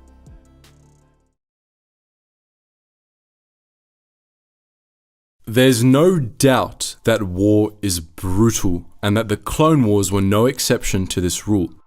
On this channel, we like to talk about the harsh reality civilians and soldiers alike faced during this contrived conflict to show exactly how much everyone involved was suffering. The clone troopers were no exception. We've talked about how certain units, such as the 327th, got some of the worst assignments of the Clone Wars, or how Clone Battle Doctrine was particularly brutal. Today, we're going to look at another clone trooper division that really drew the short straw, the 91st Mobile Reconnaissance Corps, and why we think they had one of the most dangerous jobs in the GAR. As evidenced by their name, the 91st was a division of clone troopers dedicated to reconnaissance. In our universe, reconnaissance involves exploring an area to obtain information about the terrain, enemy forces or formations, and other activities. But some of the most basic mission categories involved reconning a zone, an area, a route, or the strength of an enemy force. Things in the Star Wars universe were no different. This is where the 91st Mobile Reconnaissance Corps came in. As a recon division, it was their job to scout ahead and send back critical info to GAR leadership before a large deployment. As a corps, it was made up of roughly 37,000 clone troopers, BARC troopers, and ARF troopers organized into 16 regiments. Officially, they were led by Jedi General Adi Gallia, although other Jedi generals such as Mace Windu and Stas Ali led the 91st during key missions. The corps itself was commanded by Clone Marshal Commander Neo. The 91st was easily distinguishable by the red color on their armor as well as their signature crest, which was a small red circle with a white sword pointing upside down through it. They carried standard clone gear and relied heavily on various vehicles, such as AT-APs, AT-RTs, and LAATs to transport troopers to the remote locations they had to scout or to support them from the air. And boy, did they need support, both physical and emotional. To give you an idea of some of the Sith they went through, we'll take a look at some of the most important battles we saw the 91st Recon Corps participating in. Around 22 or 21 BBY, the 91st, then led by Commander Pons, was sent with Commander Cody, Mace Windu, and Obi-Wan Kenobi to take out a separatist warship repair facility called the Tambor Deep Space Center. The 91st took heavy losses during the battle, including the loss of an entire squadron. The 91st were also sent alongside the Jedi to Malastare. During the Battle of Malastare in 21 BBY, an electro-proton bomb they set off unearthed the last Zillo beast still alive, which proceeded to absolutely maul its way through the clone forces. One of the more well-known battles they were deployed in was the Battle of Ryloth. During the attack on Lesu, the planet's capital city, the 91st's Lightning Squadron were able to swoop in with the Corps' ATTEs and rescue Mace Windu's forces, which had been cornered by separatist assault tanks. The ARF troopers were later instrumental in Windu's plan to take the capital. Without them, it's unlikely the Republic would have managed to win the battle. In the later part of the Clone Wars, the 91st continued to see decisive action, some good, some bad. During the Outer Rim sieges, a division of the 91st, again first under Windu, then Stas Ali, travelled to Saleucami, fought in a battle, and remained behind to scout the area and uncover any surviving pockets of separatist or Morgulkar resistance. This was where Order 66 found them, and, well, that's an entirely different story. Now, we hear you. From everything we've said, that doesn't sound all that bad, but it was, and we'll explain why. See, the thing about reconnaissance missions is that they're both very, very hazardous and very, very unpleasant. As part of their recon missions, the 91st were the first ones on scene in some of the most unpleasant and hostile places in the galaxy. They went in without support, because that's the whole point of recon, and had to navigate entirely unknown swaths of territory up against unknown numbers and kinds of enemies, with just the hope that they would make it through their route and live long enough to send intelligence back to base. Think of places like Felucia or Umbara, and imagine being sent there all alone into the heart of enemy territory. That was the kind of mission the 91st undertook on a regular basis. If the danger wasn't enough to make their jobs a nightmare, you have to factor in the knowledge every clone kept near and dear to his heart. They were replaceable. Much like the B-1 battle droids that were occasionally sent out on recon on STAPs, the 91st knew that they didn't matter in the grand scheme of things. The Grand Army of the Republic had millions of clones at its disposal, and many military commanders viewed the clones as interchangeable pawns on a much more important chessboard. Even many Jedi failed to see the value in clone troopers. We're sure Pong Krell wasn't the exception here. If he were, Jedi such as Plo Koon wouldn't have made such an impression on the various clone trooper divisions. Every single clone trooper in the 91st was disposable, and they felt it. So it wasn't enough that the 91st had to face check all the bushes in the galaxy, but they also did so knowing they weren't going to get any support if they ran into an enemy they couldn't handle. Their job was to go in and gather intel. If they died trying, the Republic wasn't going to shed a tear. And that's just the emotional baggage they had when they landed. After they actually started their mission, Sith only kept hitting the fan. As we mentioned previously, the 91st was sent to some of the most unpleasant places in the galaxy. Reconning terrain meant wading through swamps, sand dunes, or creepy forests for a living. Sure, they had vehicles to support them, but using them wasn't always an option. There were times where they had to pass through enemy lines or gather intel on enemy fortifications. In those situations, the long-suffering recon troopers likely had to plod forth on foot with all the difficulties that entailed. Another hardship they probably had to endure that many don't think about is the inability to act on what they saw. Undoubtedly, during missions where they were tasked with observing and gathering information, the 91st witnessed more than their fair share of cruelty, whether that was separatist atrocities or just general suffering. However, their mission was observation, not observation and resolution. They were only there to report back with their findings. This meant they weren't technically allowed to intervene and stop whatever horrible thing they had to witness. Doing so would give away the Republic's involvement and put their enemies on their guard. Instead, all the 91st could do was bear silent witness. Add to that the constant fear of being discovered, and the full picture of how emotionally draining and traumatic these missions could be begins to emerge. Now, we're not saying that the 91st Recon Corps had the hardest job in all of the Grand Army of the Republic. Maybe the Lancer Battalion had it worse, maybe they didn't. Whatever their ranking on the high score of suck, however, there's no doubt that the 91st really got a steaming helping of Sith thrown their way at every opportunity. And that's probably why Neo was one of the most depressed and apathetic commanders of the Grand Army of the Republic. At least, that's what we think. One might say General Grievous had a reputation for being a terrible boss and a merciless killer, entirely bereft of compassion. Gave his enemies no quarter, especially the Jedi, whomst he despised. But the Jedi's clone soldiers didn't receive the same degree of burning hatred. On the contrary, he maintained a degree of respect for the clones, and though he still didn't hesitate to kill them in brutal ways, he was usually sure to give them a warrior's death. To understand this strange aspect of the General's personality, we need to dive deep into Grievous's past, which is what we'll be doing today. Consider the following passages from the novel Labyrinth of Evil, set shortly after the Battle of Cado Nemoria. Protected by 2 squadrons of Trade Federation Vulture fighters, Newt Gunray's organic-looking shuttle cut a blazing trail through the void of deep space, plasma bolts from a dozen Republic V-wings nipping at its upraised tail. To any other spectator, it might appear that the Viceroy was risking his wattled neck, but Grievous knew better. Gunray's vessel was in no real peril. Outnumbered by better than 2 to 1 and flying headlong into the vanguard vessels of the Confederacy fleet, it was the pilots of the Republic starfighters who were risking their necks.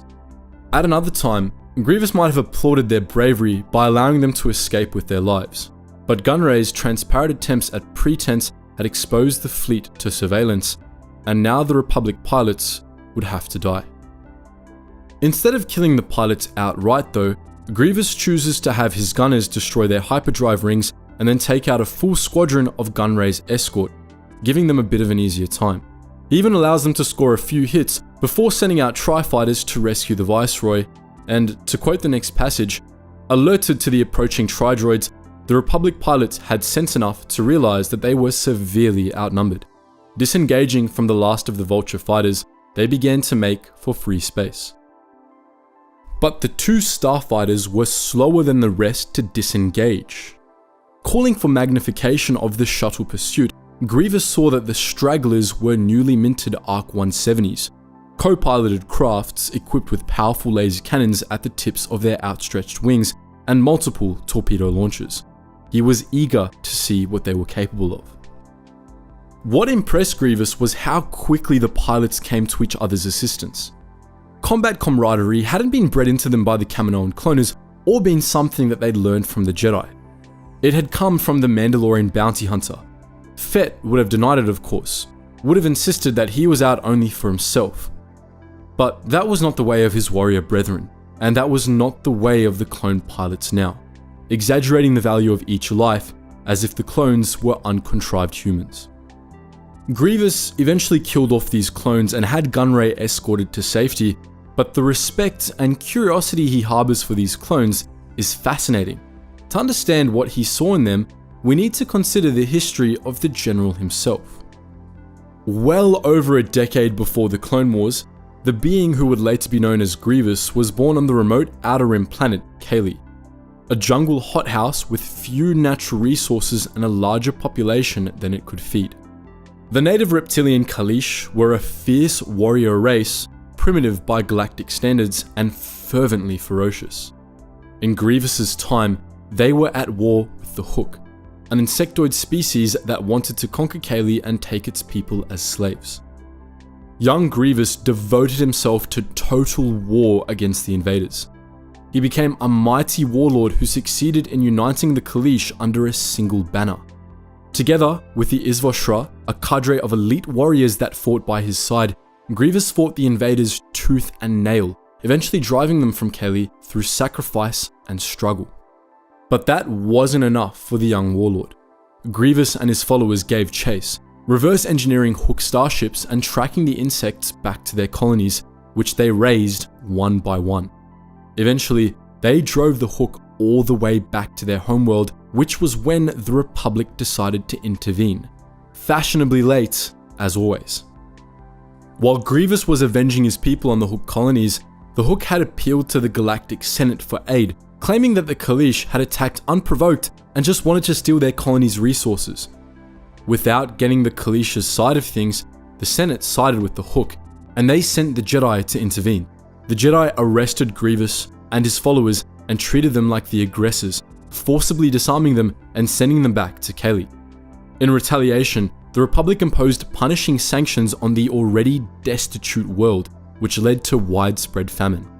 It was these sanctions that ultimately forced Grievous to ally with the intergalactic banking clan so that his people could get some measure of relief.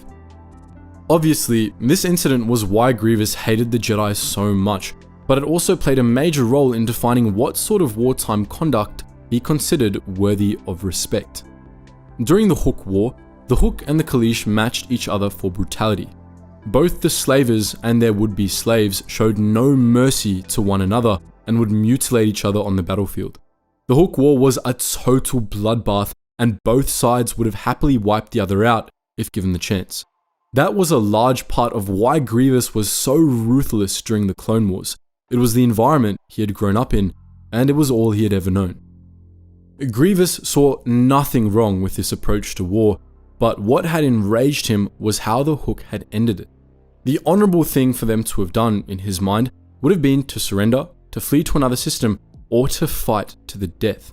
But instead, they had run crying to the Republic, dodging the consequences of their actions by begging a stronger power to save them. Grievous hated this unwillingness to finish the fight, which is the first hint toward why he respected clones more than his other adversaries. To Grievous, the clones of the Grand Army of the Republic had a warrior spirit that other enemies lacked. They understood war and they fought with a tenacity that must have reminded Grievous of the warriors he had fought beside in his youth. They poured everything into the fight, and they were willing to do what needed to be done to ensure victory, up to and including sacrificing themselves, their allies, or even civilians. Furthermore, unlike the battle droids Grievous so deeply loathed, the clones' ferocity was neither blind nor suicidal. They believed in their cause even if they didn't fully understand it, but they weren't willing to just toss themselves into the meat grinder. They understood and accepted sacrifice, but they were also smart enough to retreat when need be. Grievous, of course, also recognized the value of a good retreat, and in any event, he appreciated that the clones weren't mindless drones. In this respect, Grievous understood the clones better than a great many loyalists. Many supporters of the Republic saw the clones as little more than mindless droids, but Grievous knew better. Perhaps because he was also seen as a living droid by many of his allies, something he deeply resented. But on top of that, what impressed Grievous was the clones' camaraderie, which he correctly surmised as being an innate trait rather than something they had been taught. That was something he had always found lacking in his droid servants, something he hadn't seen since his days as the champion of Kaylee. During the Hook War, he and his people had had to stick together. Either they did, or they were enslaved or killed.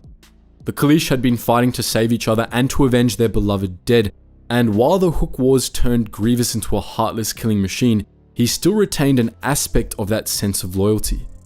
Indeed, that loyalty was ultimately what led to his transformation into a cyborg. The shuttle crash that had changed his life forever happened while Grievous was setting out to slaughter a group of Hook colonists for desecrating Kaleesh graves on a far-flung battlefield. Droids knew nothing of brotherhood, and as cold and droid-like as he himself was, that was something Grievous resented. He missed the loyalty of his people, which was why he arrayed his Magna Guard bodyguards in the cloaks of his beloved Isvoshra, who had perished in the shuttle crash that destroyed his original body. In the loyalty the clones of the GAR showed each other, Grievous saw his own people, and even as he slaughtered them by the thousands, he couldn't help but respect his tenacious opponents.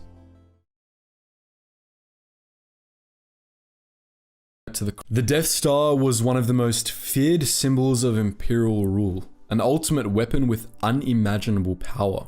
But while the Death Star was terrifyingly destructive, its true power wasn't brute force, but rather the fear that force commanded. This tactical principle, otherwise known as the Tarkin Doctrine, was the defining philosophy of the Imperial approach to ruling the galaxy, a method popularized by Grand Moff Wolffe Tarkin. But while the Tarkin Doctrine primarily characterized the Empire, its roots lie back in the Clone Wars, when Tarkin served in the Republic Navy. In this video, we're going to be taking a look at Tarkin's oft-forgotten role in the Clone Wars and how it transformed galactic-scale warfare forever. Rule through fear of force rather than through force itself was the basic principle of Tarkin's military philosophy. Psychological weapons, in his mind, were far more effective than all the firepower in the galaxy, as they could crush the morale of opponents and defeat them without the need to fire a single shot. Practically speaking, this conserved resources, but it also meant that, from Tarkin's point of view, the galaxy would keep itself orderly, as rebellion would be dismissed as a hopeless endeavor. This principle underwrote virtually the entire Imperial military. The distinctive armor of Imperial stormtroopers was designed to make them look unsettling, while the Imperial Navy often relied on massive Star Destroyers and Dreadnoughts, which were far larger than anything any enemies of the state could scrounge up. Some might criticize the impracticality of this approach to combat, but there was a logic to it, as Tarkin himself described in a memo to Emperor Palpatine. I maintain that the effectiveness of the Star Destroyer stems not only from its massive firepower, but from its size.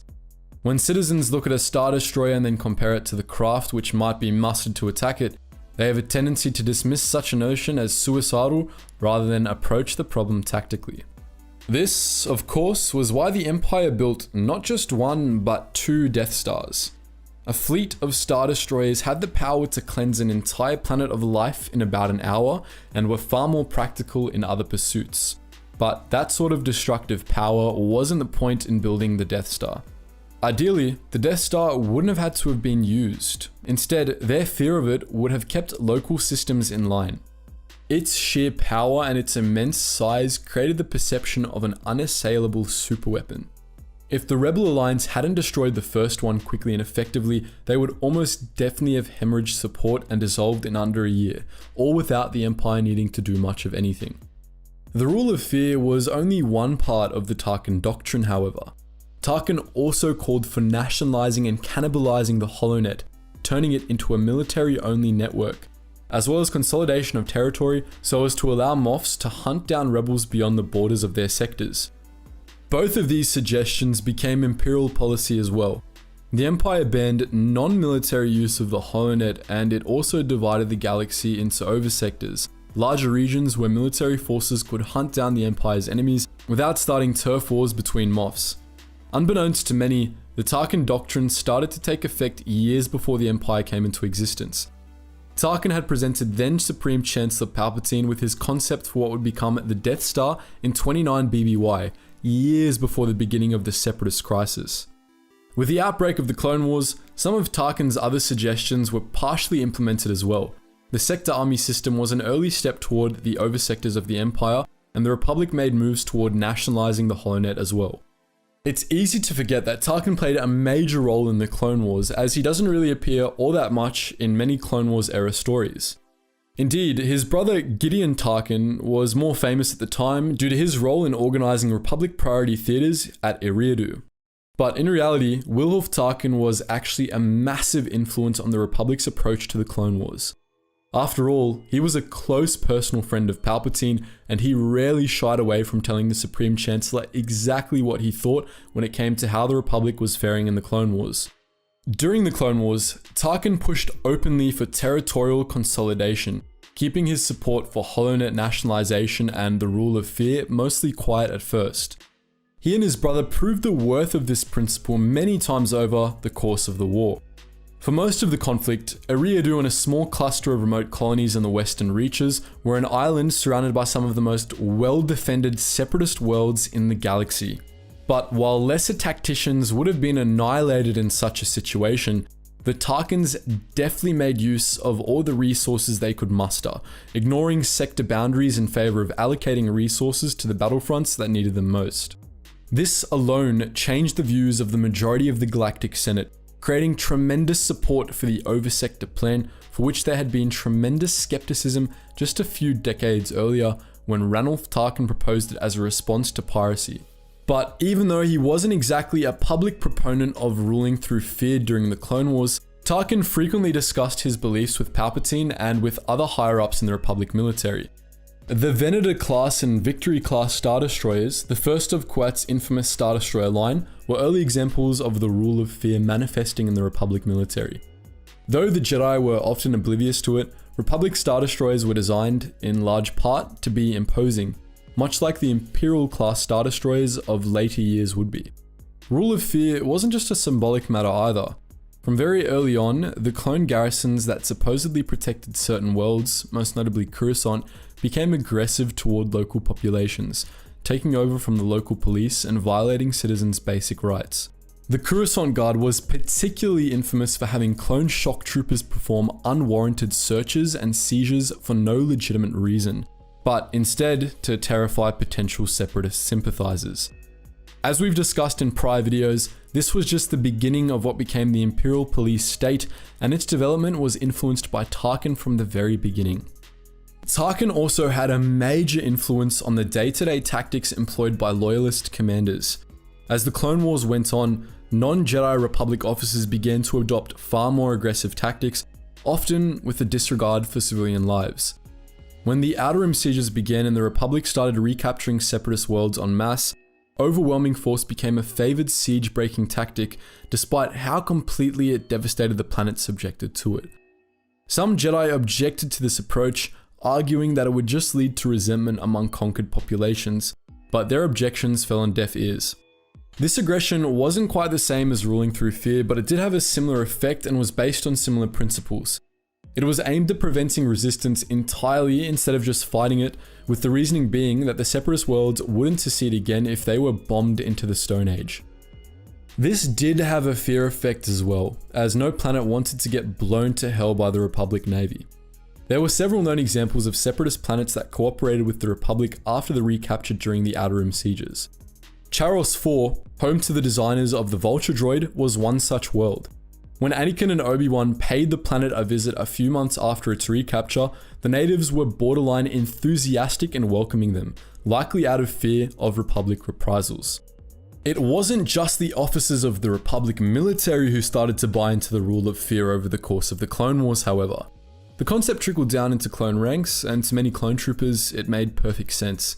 As early as the Battle of Jabim, ARC Trooper Alpha 17 was an advocate for the rule of fear, much to the dismay of his commanding officer, Obi-Wan Kenobi. During the Battle of Jabim, Alpha repeatedly suggested assassinating every political leader left on the planet, so as to terrify the Jabimi populace into submission. The Jedi shot the plan down, but that didn't stop Alpha from claiming it as a better strategy than the Jedi's. As those of you who are familiar with the Battle of Jabim surely know, Alpha ended up being proven right. The experience of the Clone Wars left many clones jaded, and when the writings of newly anointed Moff Tarkin were circulating through the ranks at the end of the conflict, many of them found themselves readily agreeing with what Tarkin had to say. When they became stormtroopers after the declaration of a new order, they quickly began to put Tarkin's theory into practice, using the rule of fear as a tactic in the suppression of Separatist holdouts across the galaxy. Though he is often overshadowed by his pal Captain Rex, Clone Commander Cody was one of the most effective clone officers in the Grand Army of the Republic. He might not have been the flashiest clone or the one with the most distinct personality, but he always got the job done. He was effective enough as a tactician that his superior officer, General Kenobi, often trusted him with the particulars of strategy, giving Cody a greater degree of strategic control than most other Jedi did with their clone liaisons. In this video, we're going to be explaining why, as we dive into the unique tactical approach of Commander Cody. Cody, originally known as CC-2224, was one of only a few clones that was given the rank of Marshal Commander, the highest rank a clone could achieve in the Grand Army of the Republic. In his role as Marshal Commander, Cody commanded the 7th Sky Corps, a large clone unit that specialized in aerial combat and rapid assault.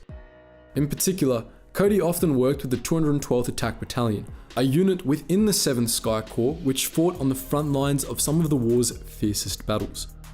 The 7th Sky Corps was part of the 3rd Systems Army, commanded by one General Kenobi, and due to his role as a clone liaison, Cody was de facto the 2nd in command of the whole 3rd Army as well. This was a lot more authority than most clones were given, and Cody made the most of it.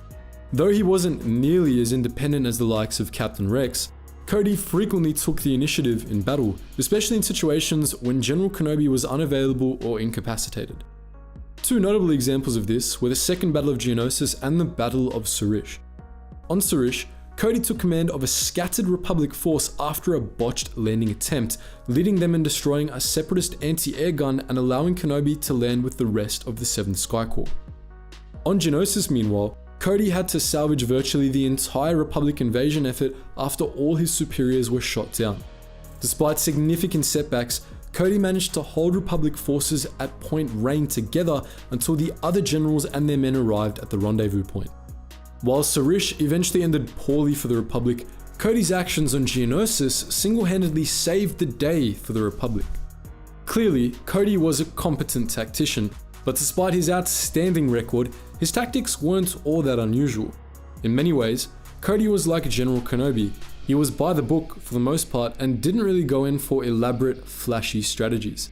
But the simplicity of Cody's tactics was a large part of why he was so effective.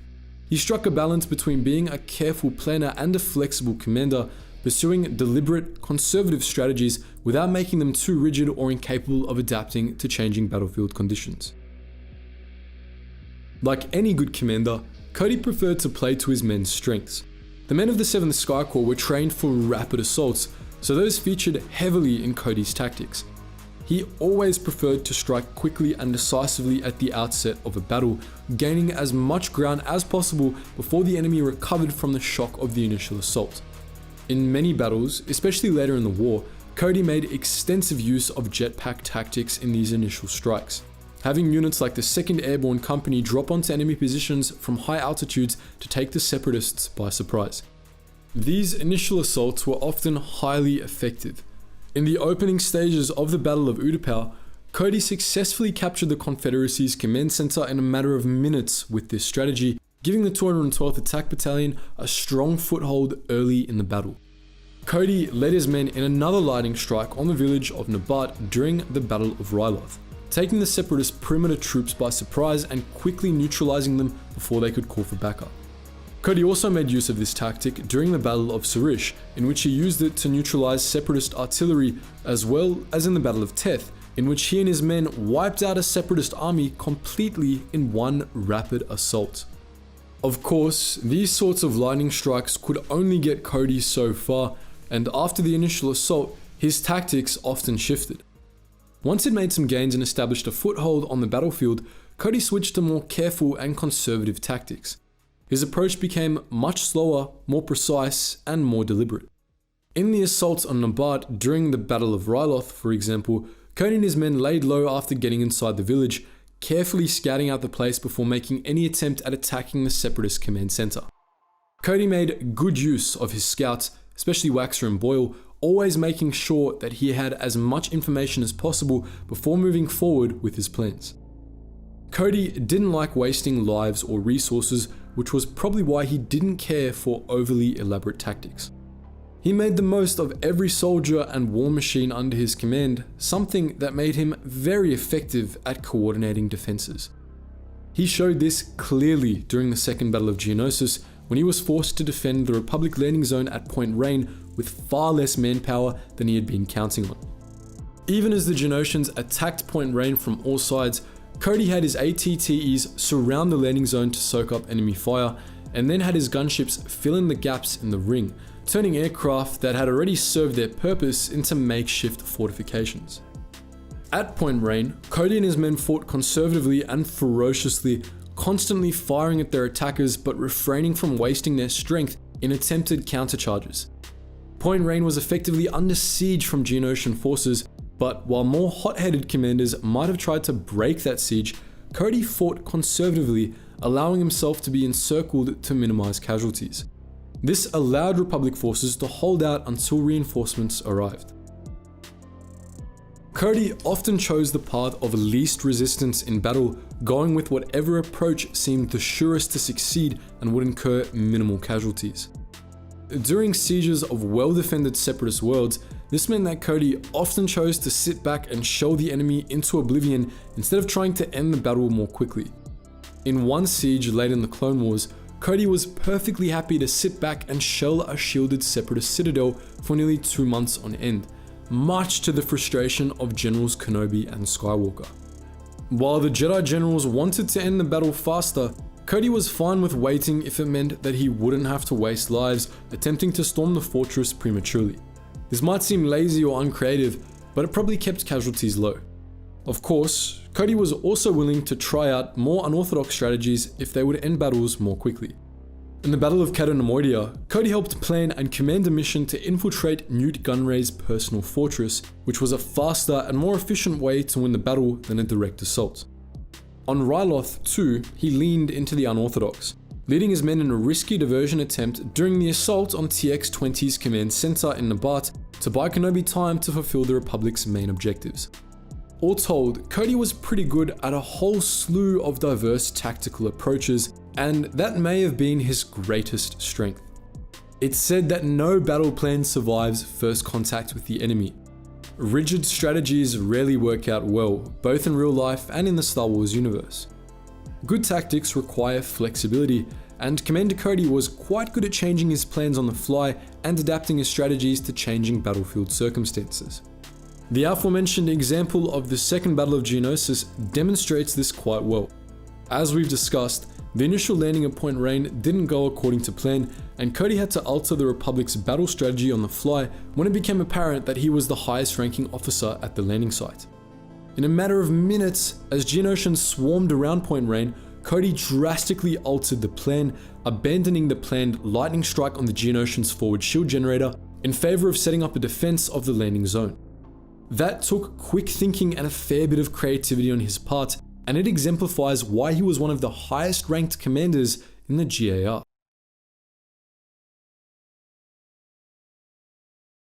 Fans of Star Wars The Clone Wars often argue about which clone character was the best. Many think it's Captain Rex, the show's poster boy. Others would argue that it's Wolffe, Fives, or perhaps a more unconventional choice. However, as the legends and joyers in the audience know, the best clone character is actually Alpha 17. Alpha was one of the first ARC troopers trained by Jango Fett himself. He served as a commander alongside Obi-Wan Kenobi and Anakin Skywalker early in the war, distinguishing himself in command roles in several battles. He was one of the most competent clones in the entire Grand Army, and one of the coldest too. In this video, we're taking a look at Alpha and his rather callous tactics. Alpha 17 was part of the Alpha class ARC troopers, a lineage that also included Alpha 77, better known as Captain Fordo. The Alpha class only contained 100 clones, and they were bred to be the greatest soldiers in the galaxy. Unlike most clones, they were almost exact copies of Jango Fett, but with slightly enhanced physical attributes.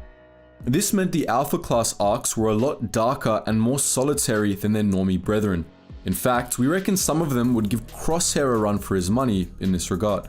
But they were indisputably effective. Alpha 17 was even more intense than some of his brothers. The man held nothing back, always willing to tell everyone from civilian politicians to his superior officers exactly what he thought about them. He was also quite open about his complete lack of regard for innocent lives. In his view, there was no such thing. He was even willing to murder young clones if he felt the mission demanded it. Like many other clones, he had a laser focus on completing his missions, but not necessarily out of any sense of loyalty to the Republic. Like Crosshair, Alpha fought for the Republic because it was his job, and that was all he really needed. Like most of the other Alpha class ARCs, Alpha preferred to work as a lone wolf, but rarely got the opportunity to do so. Most of the time, he served as a commander, albeit in a less traditional capacity than most clone commanders. ARC troopers, in case you didn't know, weren't actually part of the GAR military hierarchy. They and the clone commandos had their own separate hierarchy under the banner of the Republic Special Operations Brigade. Nonetheless, Alpha and many of his brothers were chosen to act as clone liaisons by Jedi generals, attaching themselves to GAR units in a command advisory role. This is important to know before considering Alpha's tactics for a few reasons. First, the scope of Alpha's command varied wildly.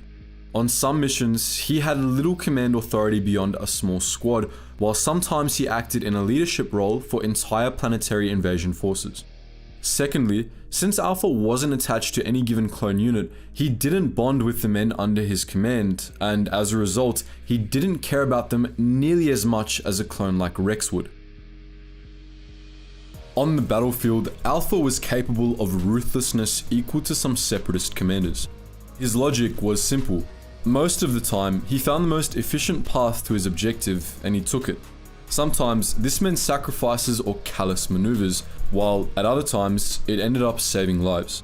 He usually stood his ground against moral objections to his plan, but he was willing to hear out objections and would acquiesce if a more efficient plan came to light. A good example of this would be Alpha's first mission, the First Battle of Commando. This battle, which took place near the start of the war, saw Topoka City almost completely overrun, leading to the Kaminoans to dispatch the ARC troopers in a desperate effort to turn the tide. Upon being awakened from suspended animation, the troopers immediately set about doing what Jango Fett had ordered them to do in such a situation. In Alpha's case, this meant destroying all of the youngest generations of clones, those too young to be easily evacuated. Without the slightest bit of hesitancy, Alpha set out to blow his younger brothers to smithereens, responding to objections from the Jedi present with the chilling assertion, either they grow up loyal to the Republic, or they don't grow up at all. The Jedi, naturally, weren't willing to stand for this and insisted that Alpha first give them a chance to save the young clones. After consideration, Alpha agreed to do so.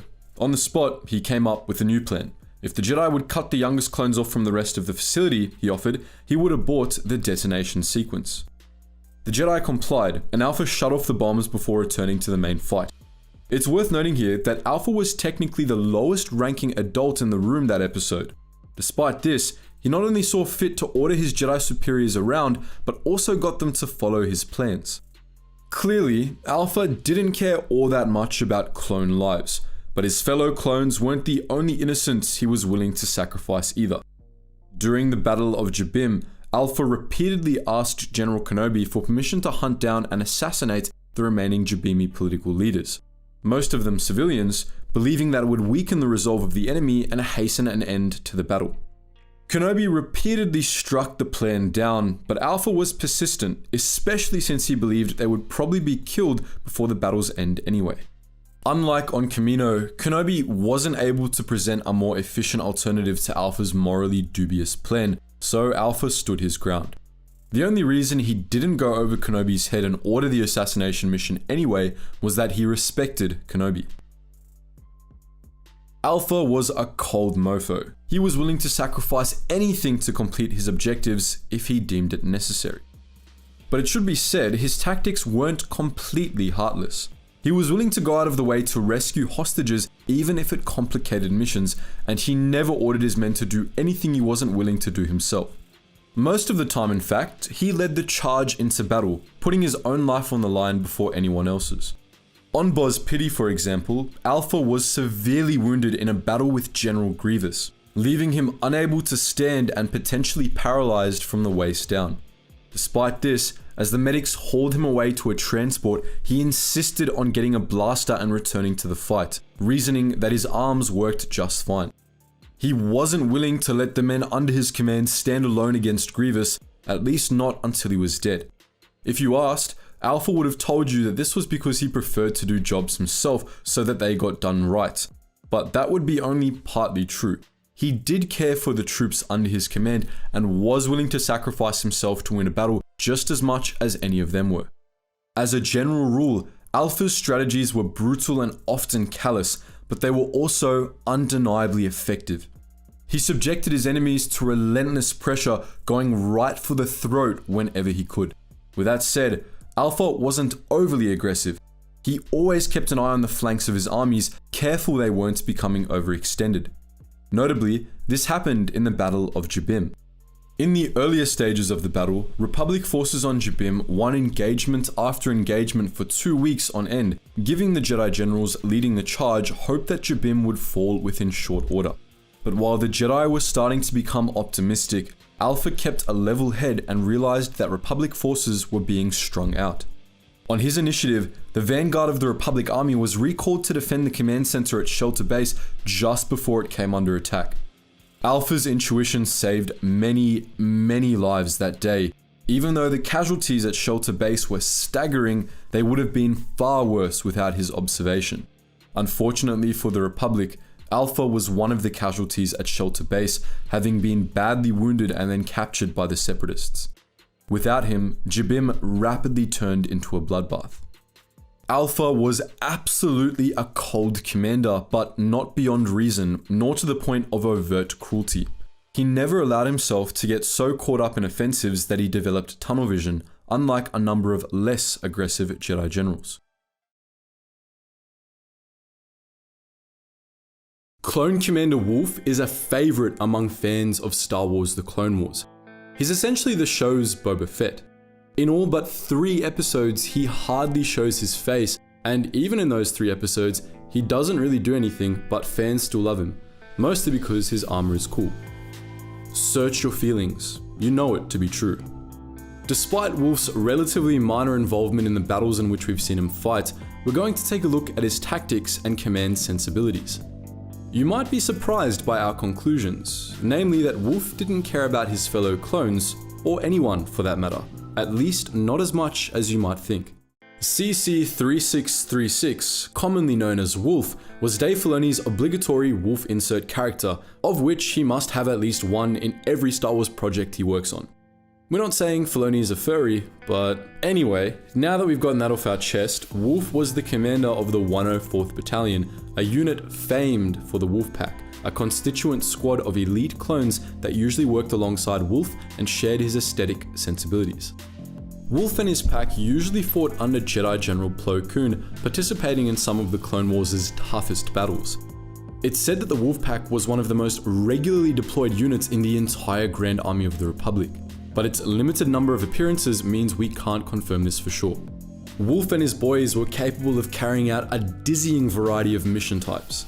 Like most clones, they specialized in ground warfare, but they were also known to participate in aerial assaults, rescue missions, and even naval combat. Wolffe was one of the few clone commanders to serve in a naval command role, donning a naval officer's uniform for the Battle of Abrogado and the First Battle of Felucia. He apparently did these so-called out-of-armor tours on a regular basis, and he seems to have been a pretty capable naval commander. In fact, based on what we see in Star Wars The Clone Wars, we'd actually argue that Wolffe was in his element in space. Even if he got cheated out of an actual fight at Abrogado, he did pretty well at Felucia, despite the fact that the Republic forces were comprehensively outmatched in that battle. As a matter of fact, that battle at Felucia was one of only 2 known battles in which Wolffe took command in his own right. On the ground, he almost always served as a liaison and occasional strategic consultant, never having much of a say in command decisions. This doesn't necessarily mean he was bad at ground command. After all, he was serving under Plo Koon, one of the Jedi Order's finest.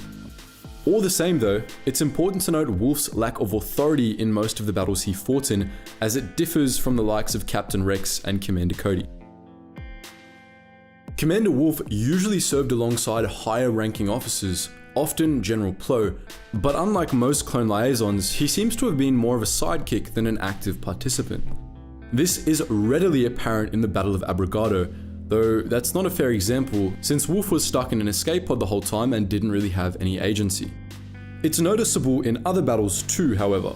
In the second Battle of Felucia, for example, Wolffe made no apparent contributions to the battle plan, merely following the orders.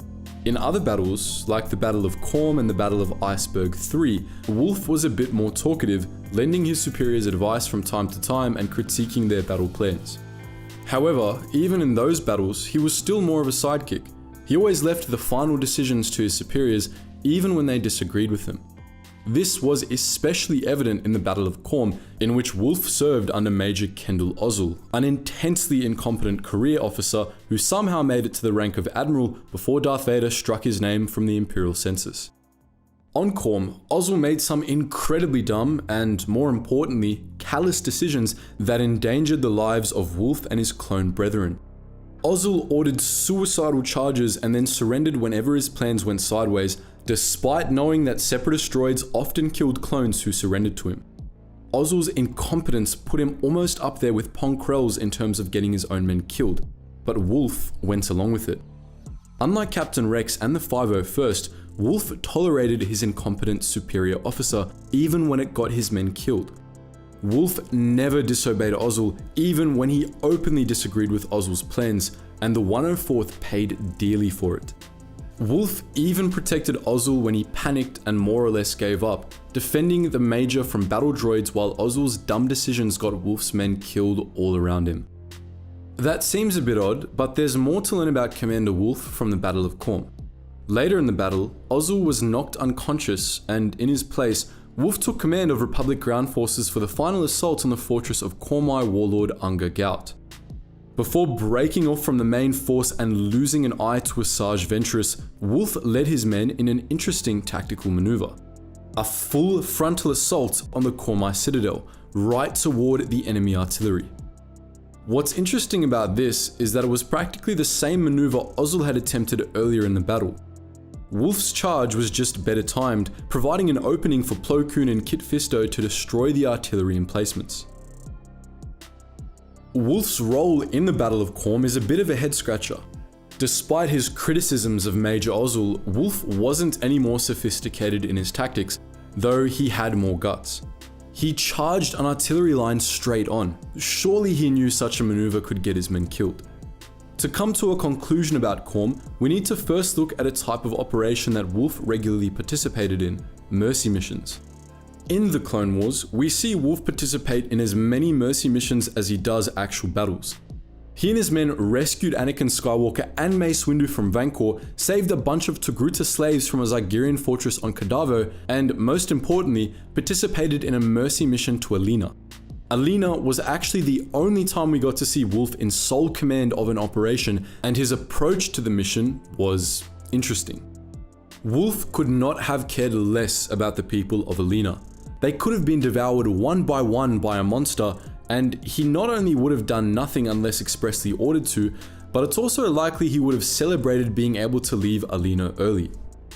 His distaste for the mission manifested as a sort of dislike and general apathy for the people he was supposed to be helping.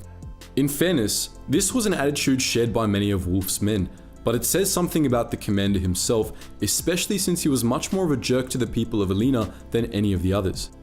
Wolffe wasn't a righteous, caring sort of clone like Captain Rex. He just wanted to do his job, and he preferred the path of least resistance. In context with Wolffe's behavior on Khorm, we can only conclude that Dave Filoni's persona just didn't care that much about lives in general.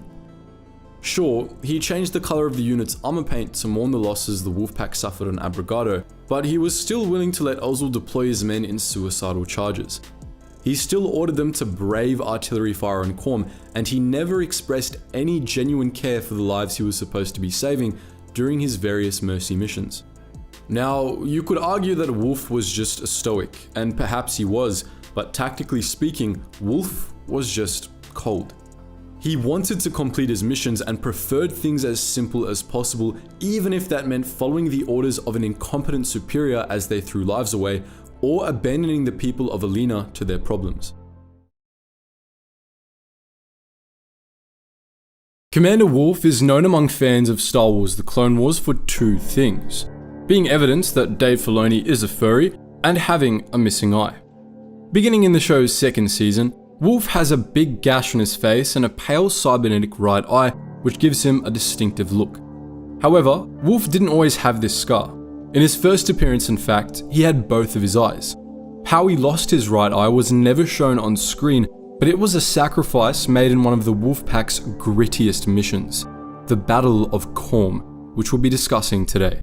Khorm was an icy mid-rim world close to the border between Republic and Separatist space. Khorm was initially neutral, but it wouldn't be allowed to stay that way. It was one of only 3 planets in the galaxy where agrosite could be found, a valuable mineral that was extremely useful for the production of starfighters and weapons technology. Recognizing his homeworld's strategic significance, the Khormai warlord Unger Gaut seized control of the planet and made an alliance with the CIS, planning to make a killing selling Khorm's agrosite to the Confederacy. Under Gaut's rule, many Khormai were enslaved and forced to work in the planet's agrosite mines, toiling away to fulfill the Confederacy's quotas. In collaboration with Gaut, the Confederacy sent an army to Khorm, turning it into a stronghold world. Khormai resistance movements formed, but they made little progress against the CIS droid army. But the Republic wasn't going to stand for this. Not for the sake of the Khormai, mind you, but because they wanted agrosite for themselves. Less than a year into the war, they dispatched an army under Jedi Generals Plo Koon, Kit Fisto, and Tort to take the planet. The Republic force dispatched to Khorm was massive and included some of the GAR's most elite units. In orbit, the Republic had a fleet of Venator-class Star Destroyers and Acclimated-class assault ships led by Admiral Wheeler from the Star Destroyer Resilient, backed by squadrons of V-19 Torrents, BTLB Y-Wing bombers and LAAT gunships. The Republic's ground forces were drawn from several units. This included the Wolfpack, a detachment of the 104th Battalion led by Commander Wolffe, and the Devil Dogs, an elite unit from the 44th Special Operations Division led by Captain Sharp. Republic ground forces were backed by ATRT and ATTE Walkers, and the Republic's commanders were assisted by Captain Kendall Ozzel, a career officer and Nepo baby who you might know from his future as the incompetent commander of Darth Vader's flagship, the Executor. The Confederacy wasn't planning on making it easy for the Republic to take Khorm. They didn't have a fleet in orbit, but they had a weather control station on Khorm's surface that prevented ships in orbit from targeting ground installations and made air support a non-factor. On the ground, they had armies of B-1 and B-2 battle droids, backed by BX commando droids, DSD-1 dwarf spider droids, armored assault tanks, NR and 99 Persuader class droid tanks, and J-1 semi-autonomous proton cannons. Taking Khorm would be a slog. Despite the artificial storms Khorne was experiencing, Republic forces were able to establish a landing zone on the planet and deploy their ground forces. The Jedi met with the leaders of the Khormai resistance and decided to make their priority the liberation of Khormai slaves, while Ozzel and the clones went after the Agricite. Republic forces then began advancing toward the primary Agricite processing facility where Unger Gaut was located at the time. They almost immediately came under fire from Separatist artillery, however, which damaged several ATTEs.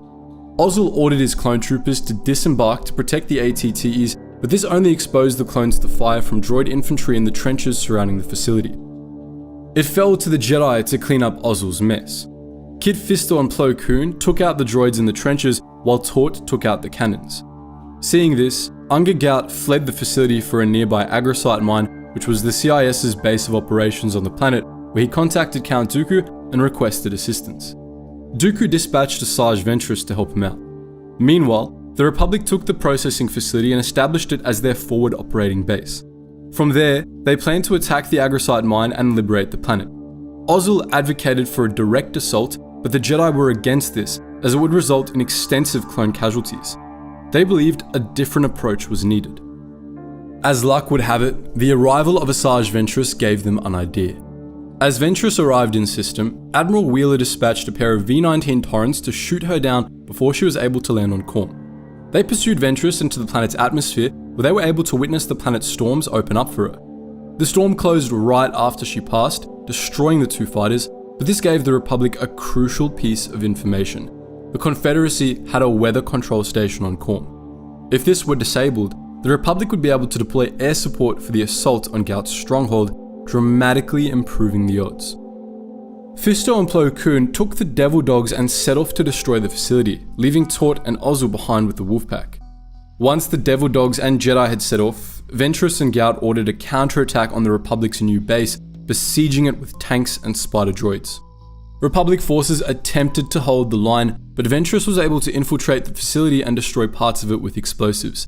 She then assassinated Tort, leaving Ozzel in command of Republic forces. Ozzel, by this point, was on the verge of panic, and instead of hunkering down and defending what was left of the base, he ordered his forces to carry out a countercharge. Wolffe and the Wolfpack went along with him despite their misgivings, and, at first, Ozzel's plan seemed to work, and Separatist forces began to pull back. But then spider droids buried in the snow revealed themselves and attacked the flanks of Ozzel's forces, destroying all the ATTEs and nearly wiping out the army. Ozzel surrendered to Ventress, who took him, Wolffe, and 4 clones prisoner. After executing 2 of the clones, Ventress intimidated Ozzel into telling her the Jedi's plan. She then set off to lay a trap for the Jedi. Ventress and a team of Commando droids attacked the Jedi and the Devil Dogs not far from the weather control station. She battled the Jedi to a draw before using the Force to cause an avalanche which buried all combatants except her and some of her droids. Around the same time, Ozzel, Wolffe, and the surviving clones managed to escape captivity and steal an AAT, and Ventress, believing the Jedi to be dead, set out to kill them. But the Jedi had survived, though Plo Koon had broken his arm and many of the clones were dead. Additionally, the explosives they had planned to use to take out the weather control station were gone. Nonetheless, the Jedi decided to press on. While Ozzel and the clones returned to the Republic's original staging area, where a rear guard had been left behind, Ozzel ordered them to back up and return to orbit, hoping to stage a counterattack from space. But the storm had intensified to the point where this wasn't possible, as much of the Republic's heavy equipment had straight up frozen. As Republic forces tried to thaw out their walkers, Ventress arrived with another army, hoping to break the Republic's foothold on Khorne for good. Meanwhile, the Jedi and Devil Dogs reached the weather control station, where they devised a plan to use the station to call down a fierce storm on itself, which they hoped would destroy the station in the process. This plan worked, and the weather control station was destroyed. The storm broke immediately, allowing Admiral Wheeler to deploy air support to Ozzel's position. Ventress was forced to retreat, and Ozzel received reinforcements, allowing him and Wolffe to commence an attack on the Agricite mine, now with air support. The Jedi and Devil Dogs went ahead to scout out the facility, and they quickly realized that Gaut and Ventress were planning to blow up the facility and kill all the Khormai slaves within it if it fell into Republic hands. Due to Separatist communications jammers, they were unable to relay this information to Ozzel or Wheeler, who began the attack as planned. However, Republic forces were met by a set of new weapons Gout had been working on in the mines, a set of 3 extremely powerful Agrosite cannons. These obliterated half of the attacking Republic force and shot down an Acclamator, throwing the assaults into chaos. Ozzel was knocked out and command fell to Wolffe, who ordered a retreat. The Jedi and the Devil Dogs, who had infiltrated the mine by this point, developed a new plan. Kuhn and most of the clones would free the Cormai, while Fisto and Captain Sharp blew up the cannons. Fisto ordered Wolffe to carry out another frontal assault so he and Sharp could climb up the cannons' barrels when they lowered to target the clones. With time running out, Sharp sacrificed himself to blow up the cannons, while Plo Koon and his team liberated the Cormai. The blast from the cannons killed Unger Gout, and Republic forces smashed the mine's defenses and began to clear out the facility. Ventress attempted to detonate the mine as planned, but Wolffe was able to catch her and destroy the detonator.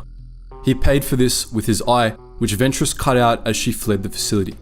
In short order, Corm came under Republic control and the battle was won, albeit at a high cost. As for Captain Ozzel, he woke up pretty much right as the battle ended and almost immediately made a report to Chancellor Palpatine claiming credit for everything. He was rewarded with command of a Star Destroyer, while the real heroes of the battle went unrecognized.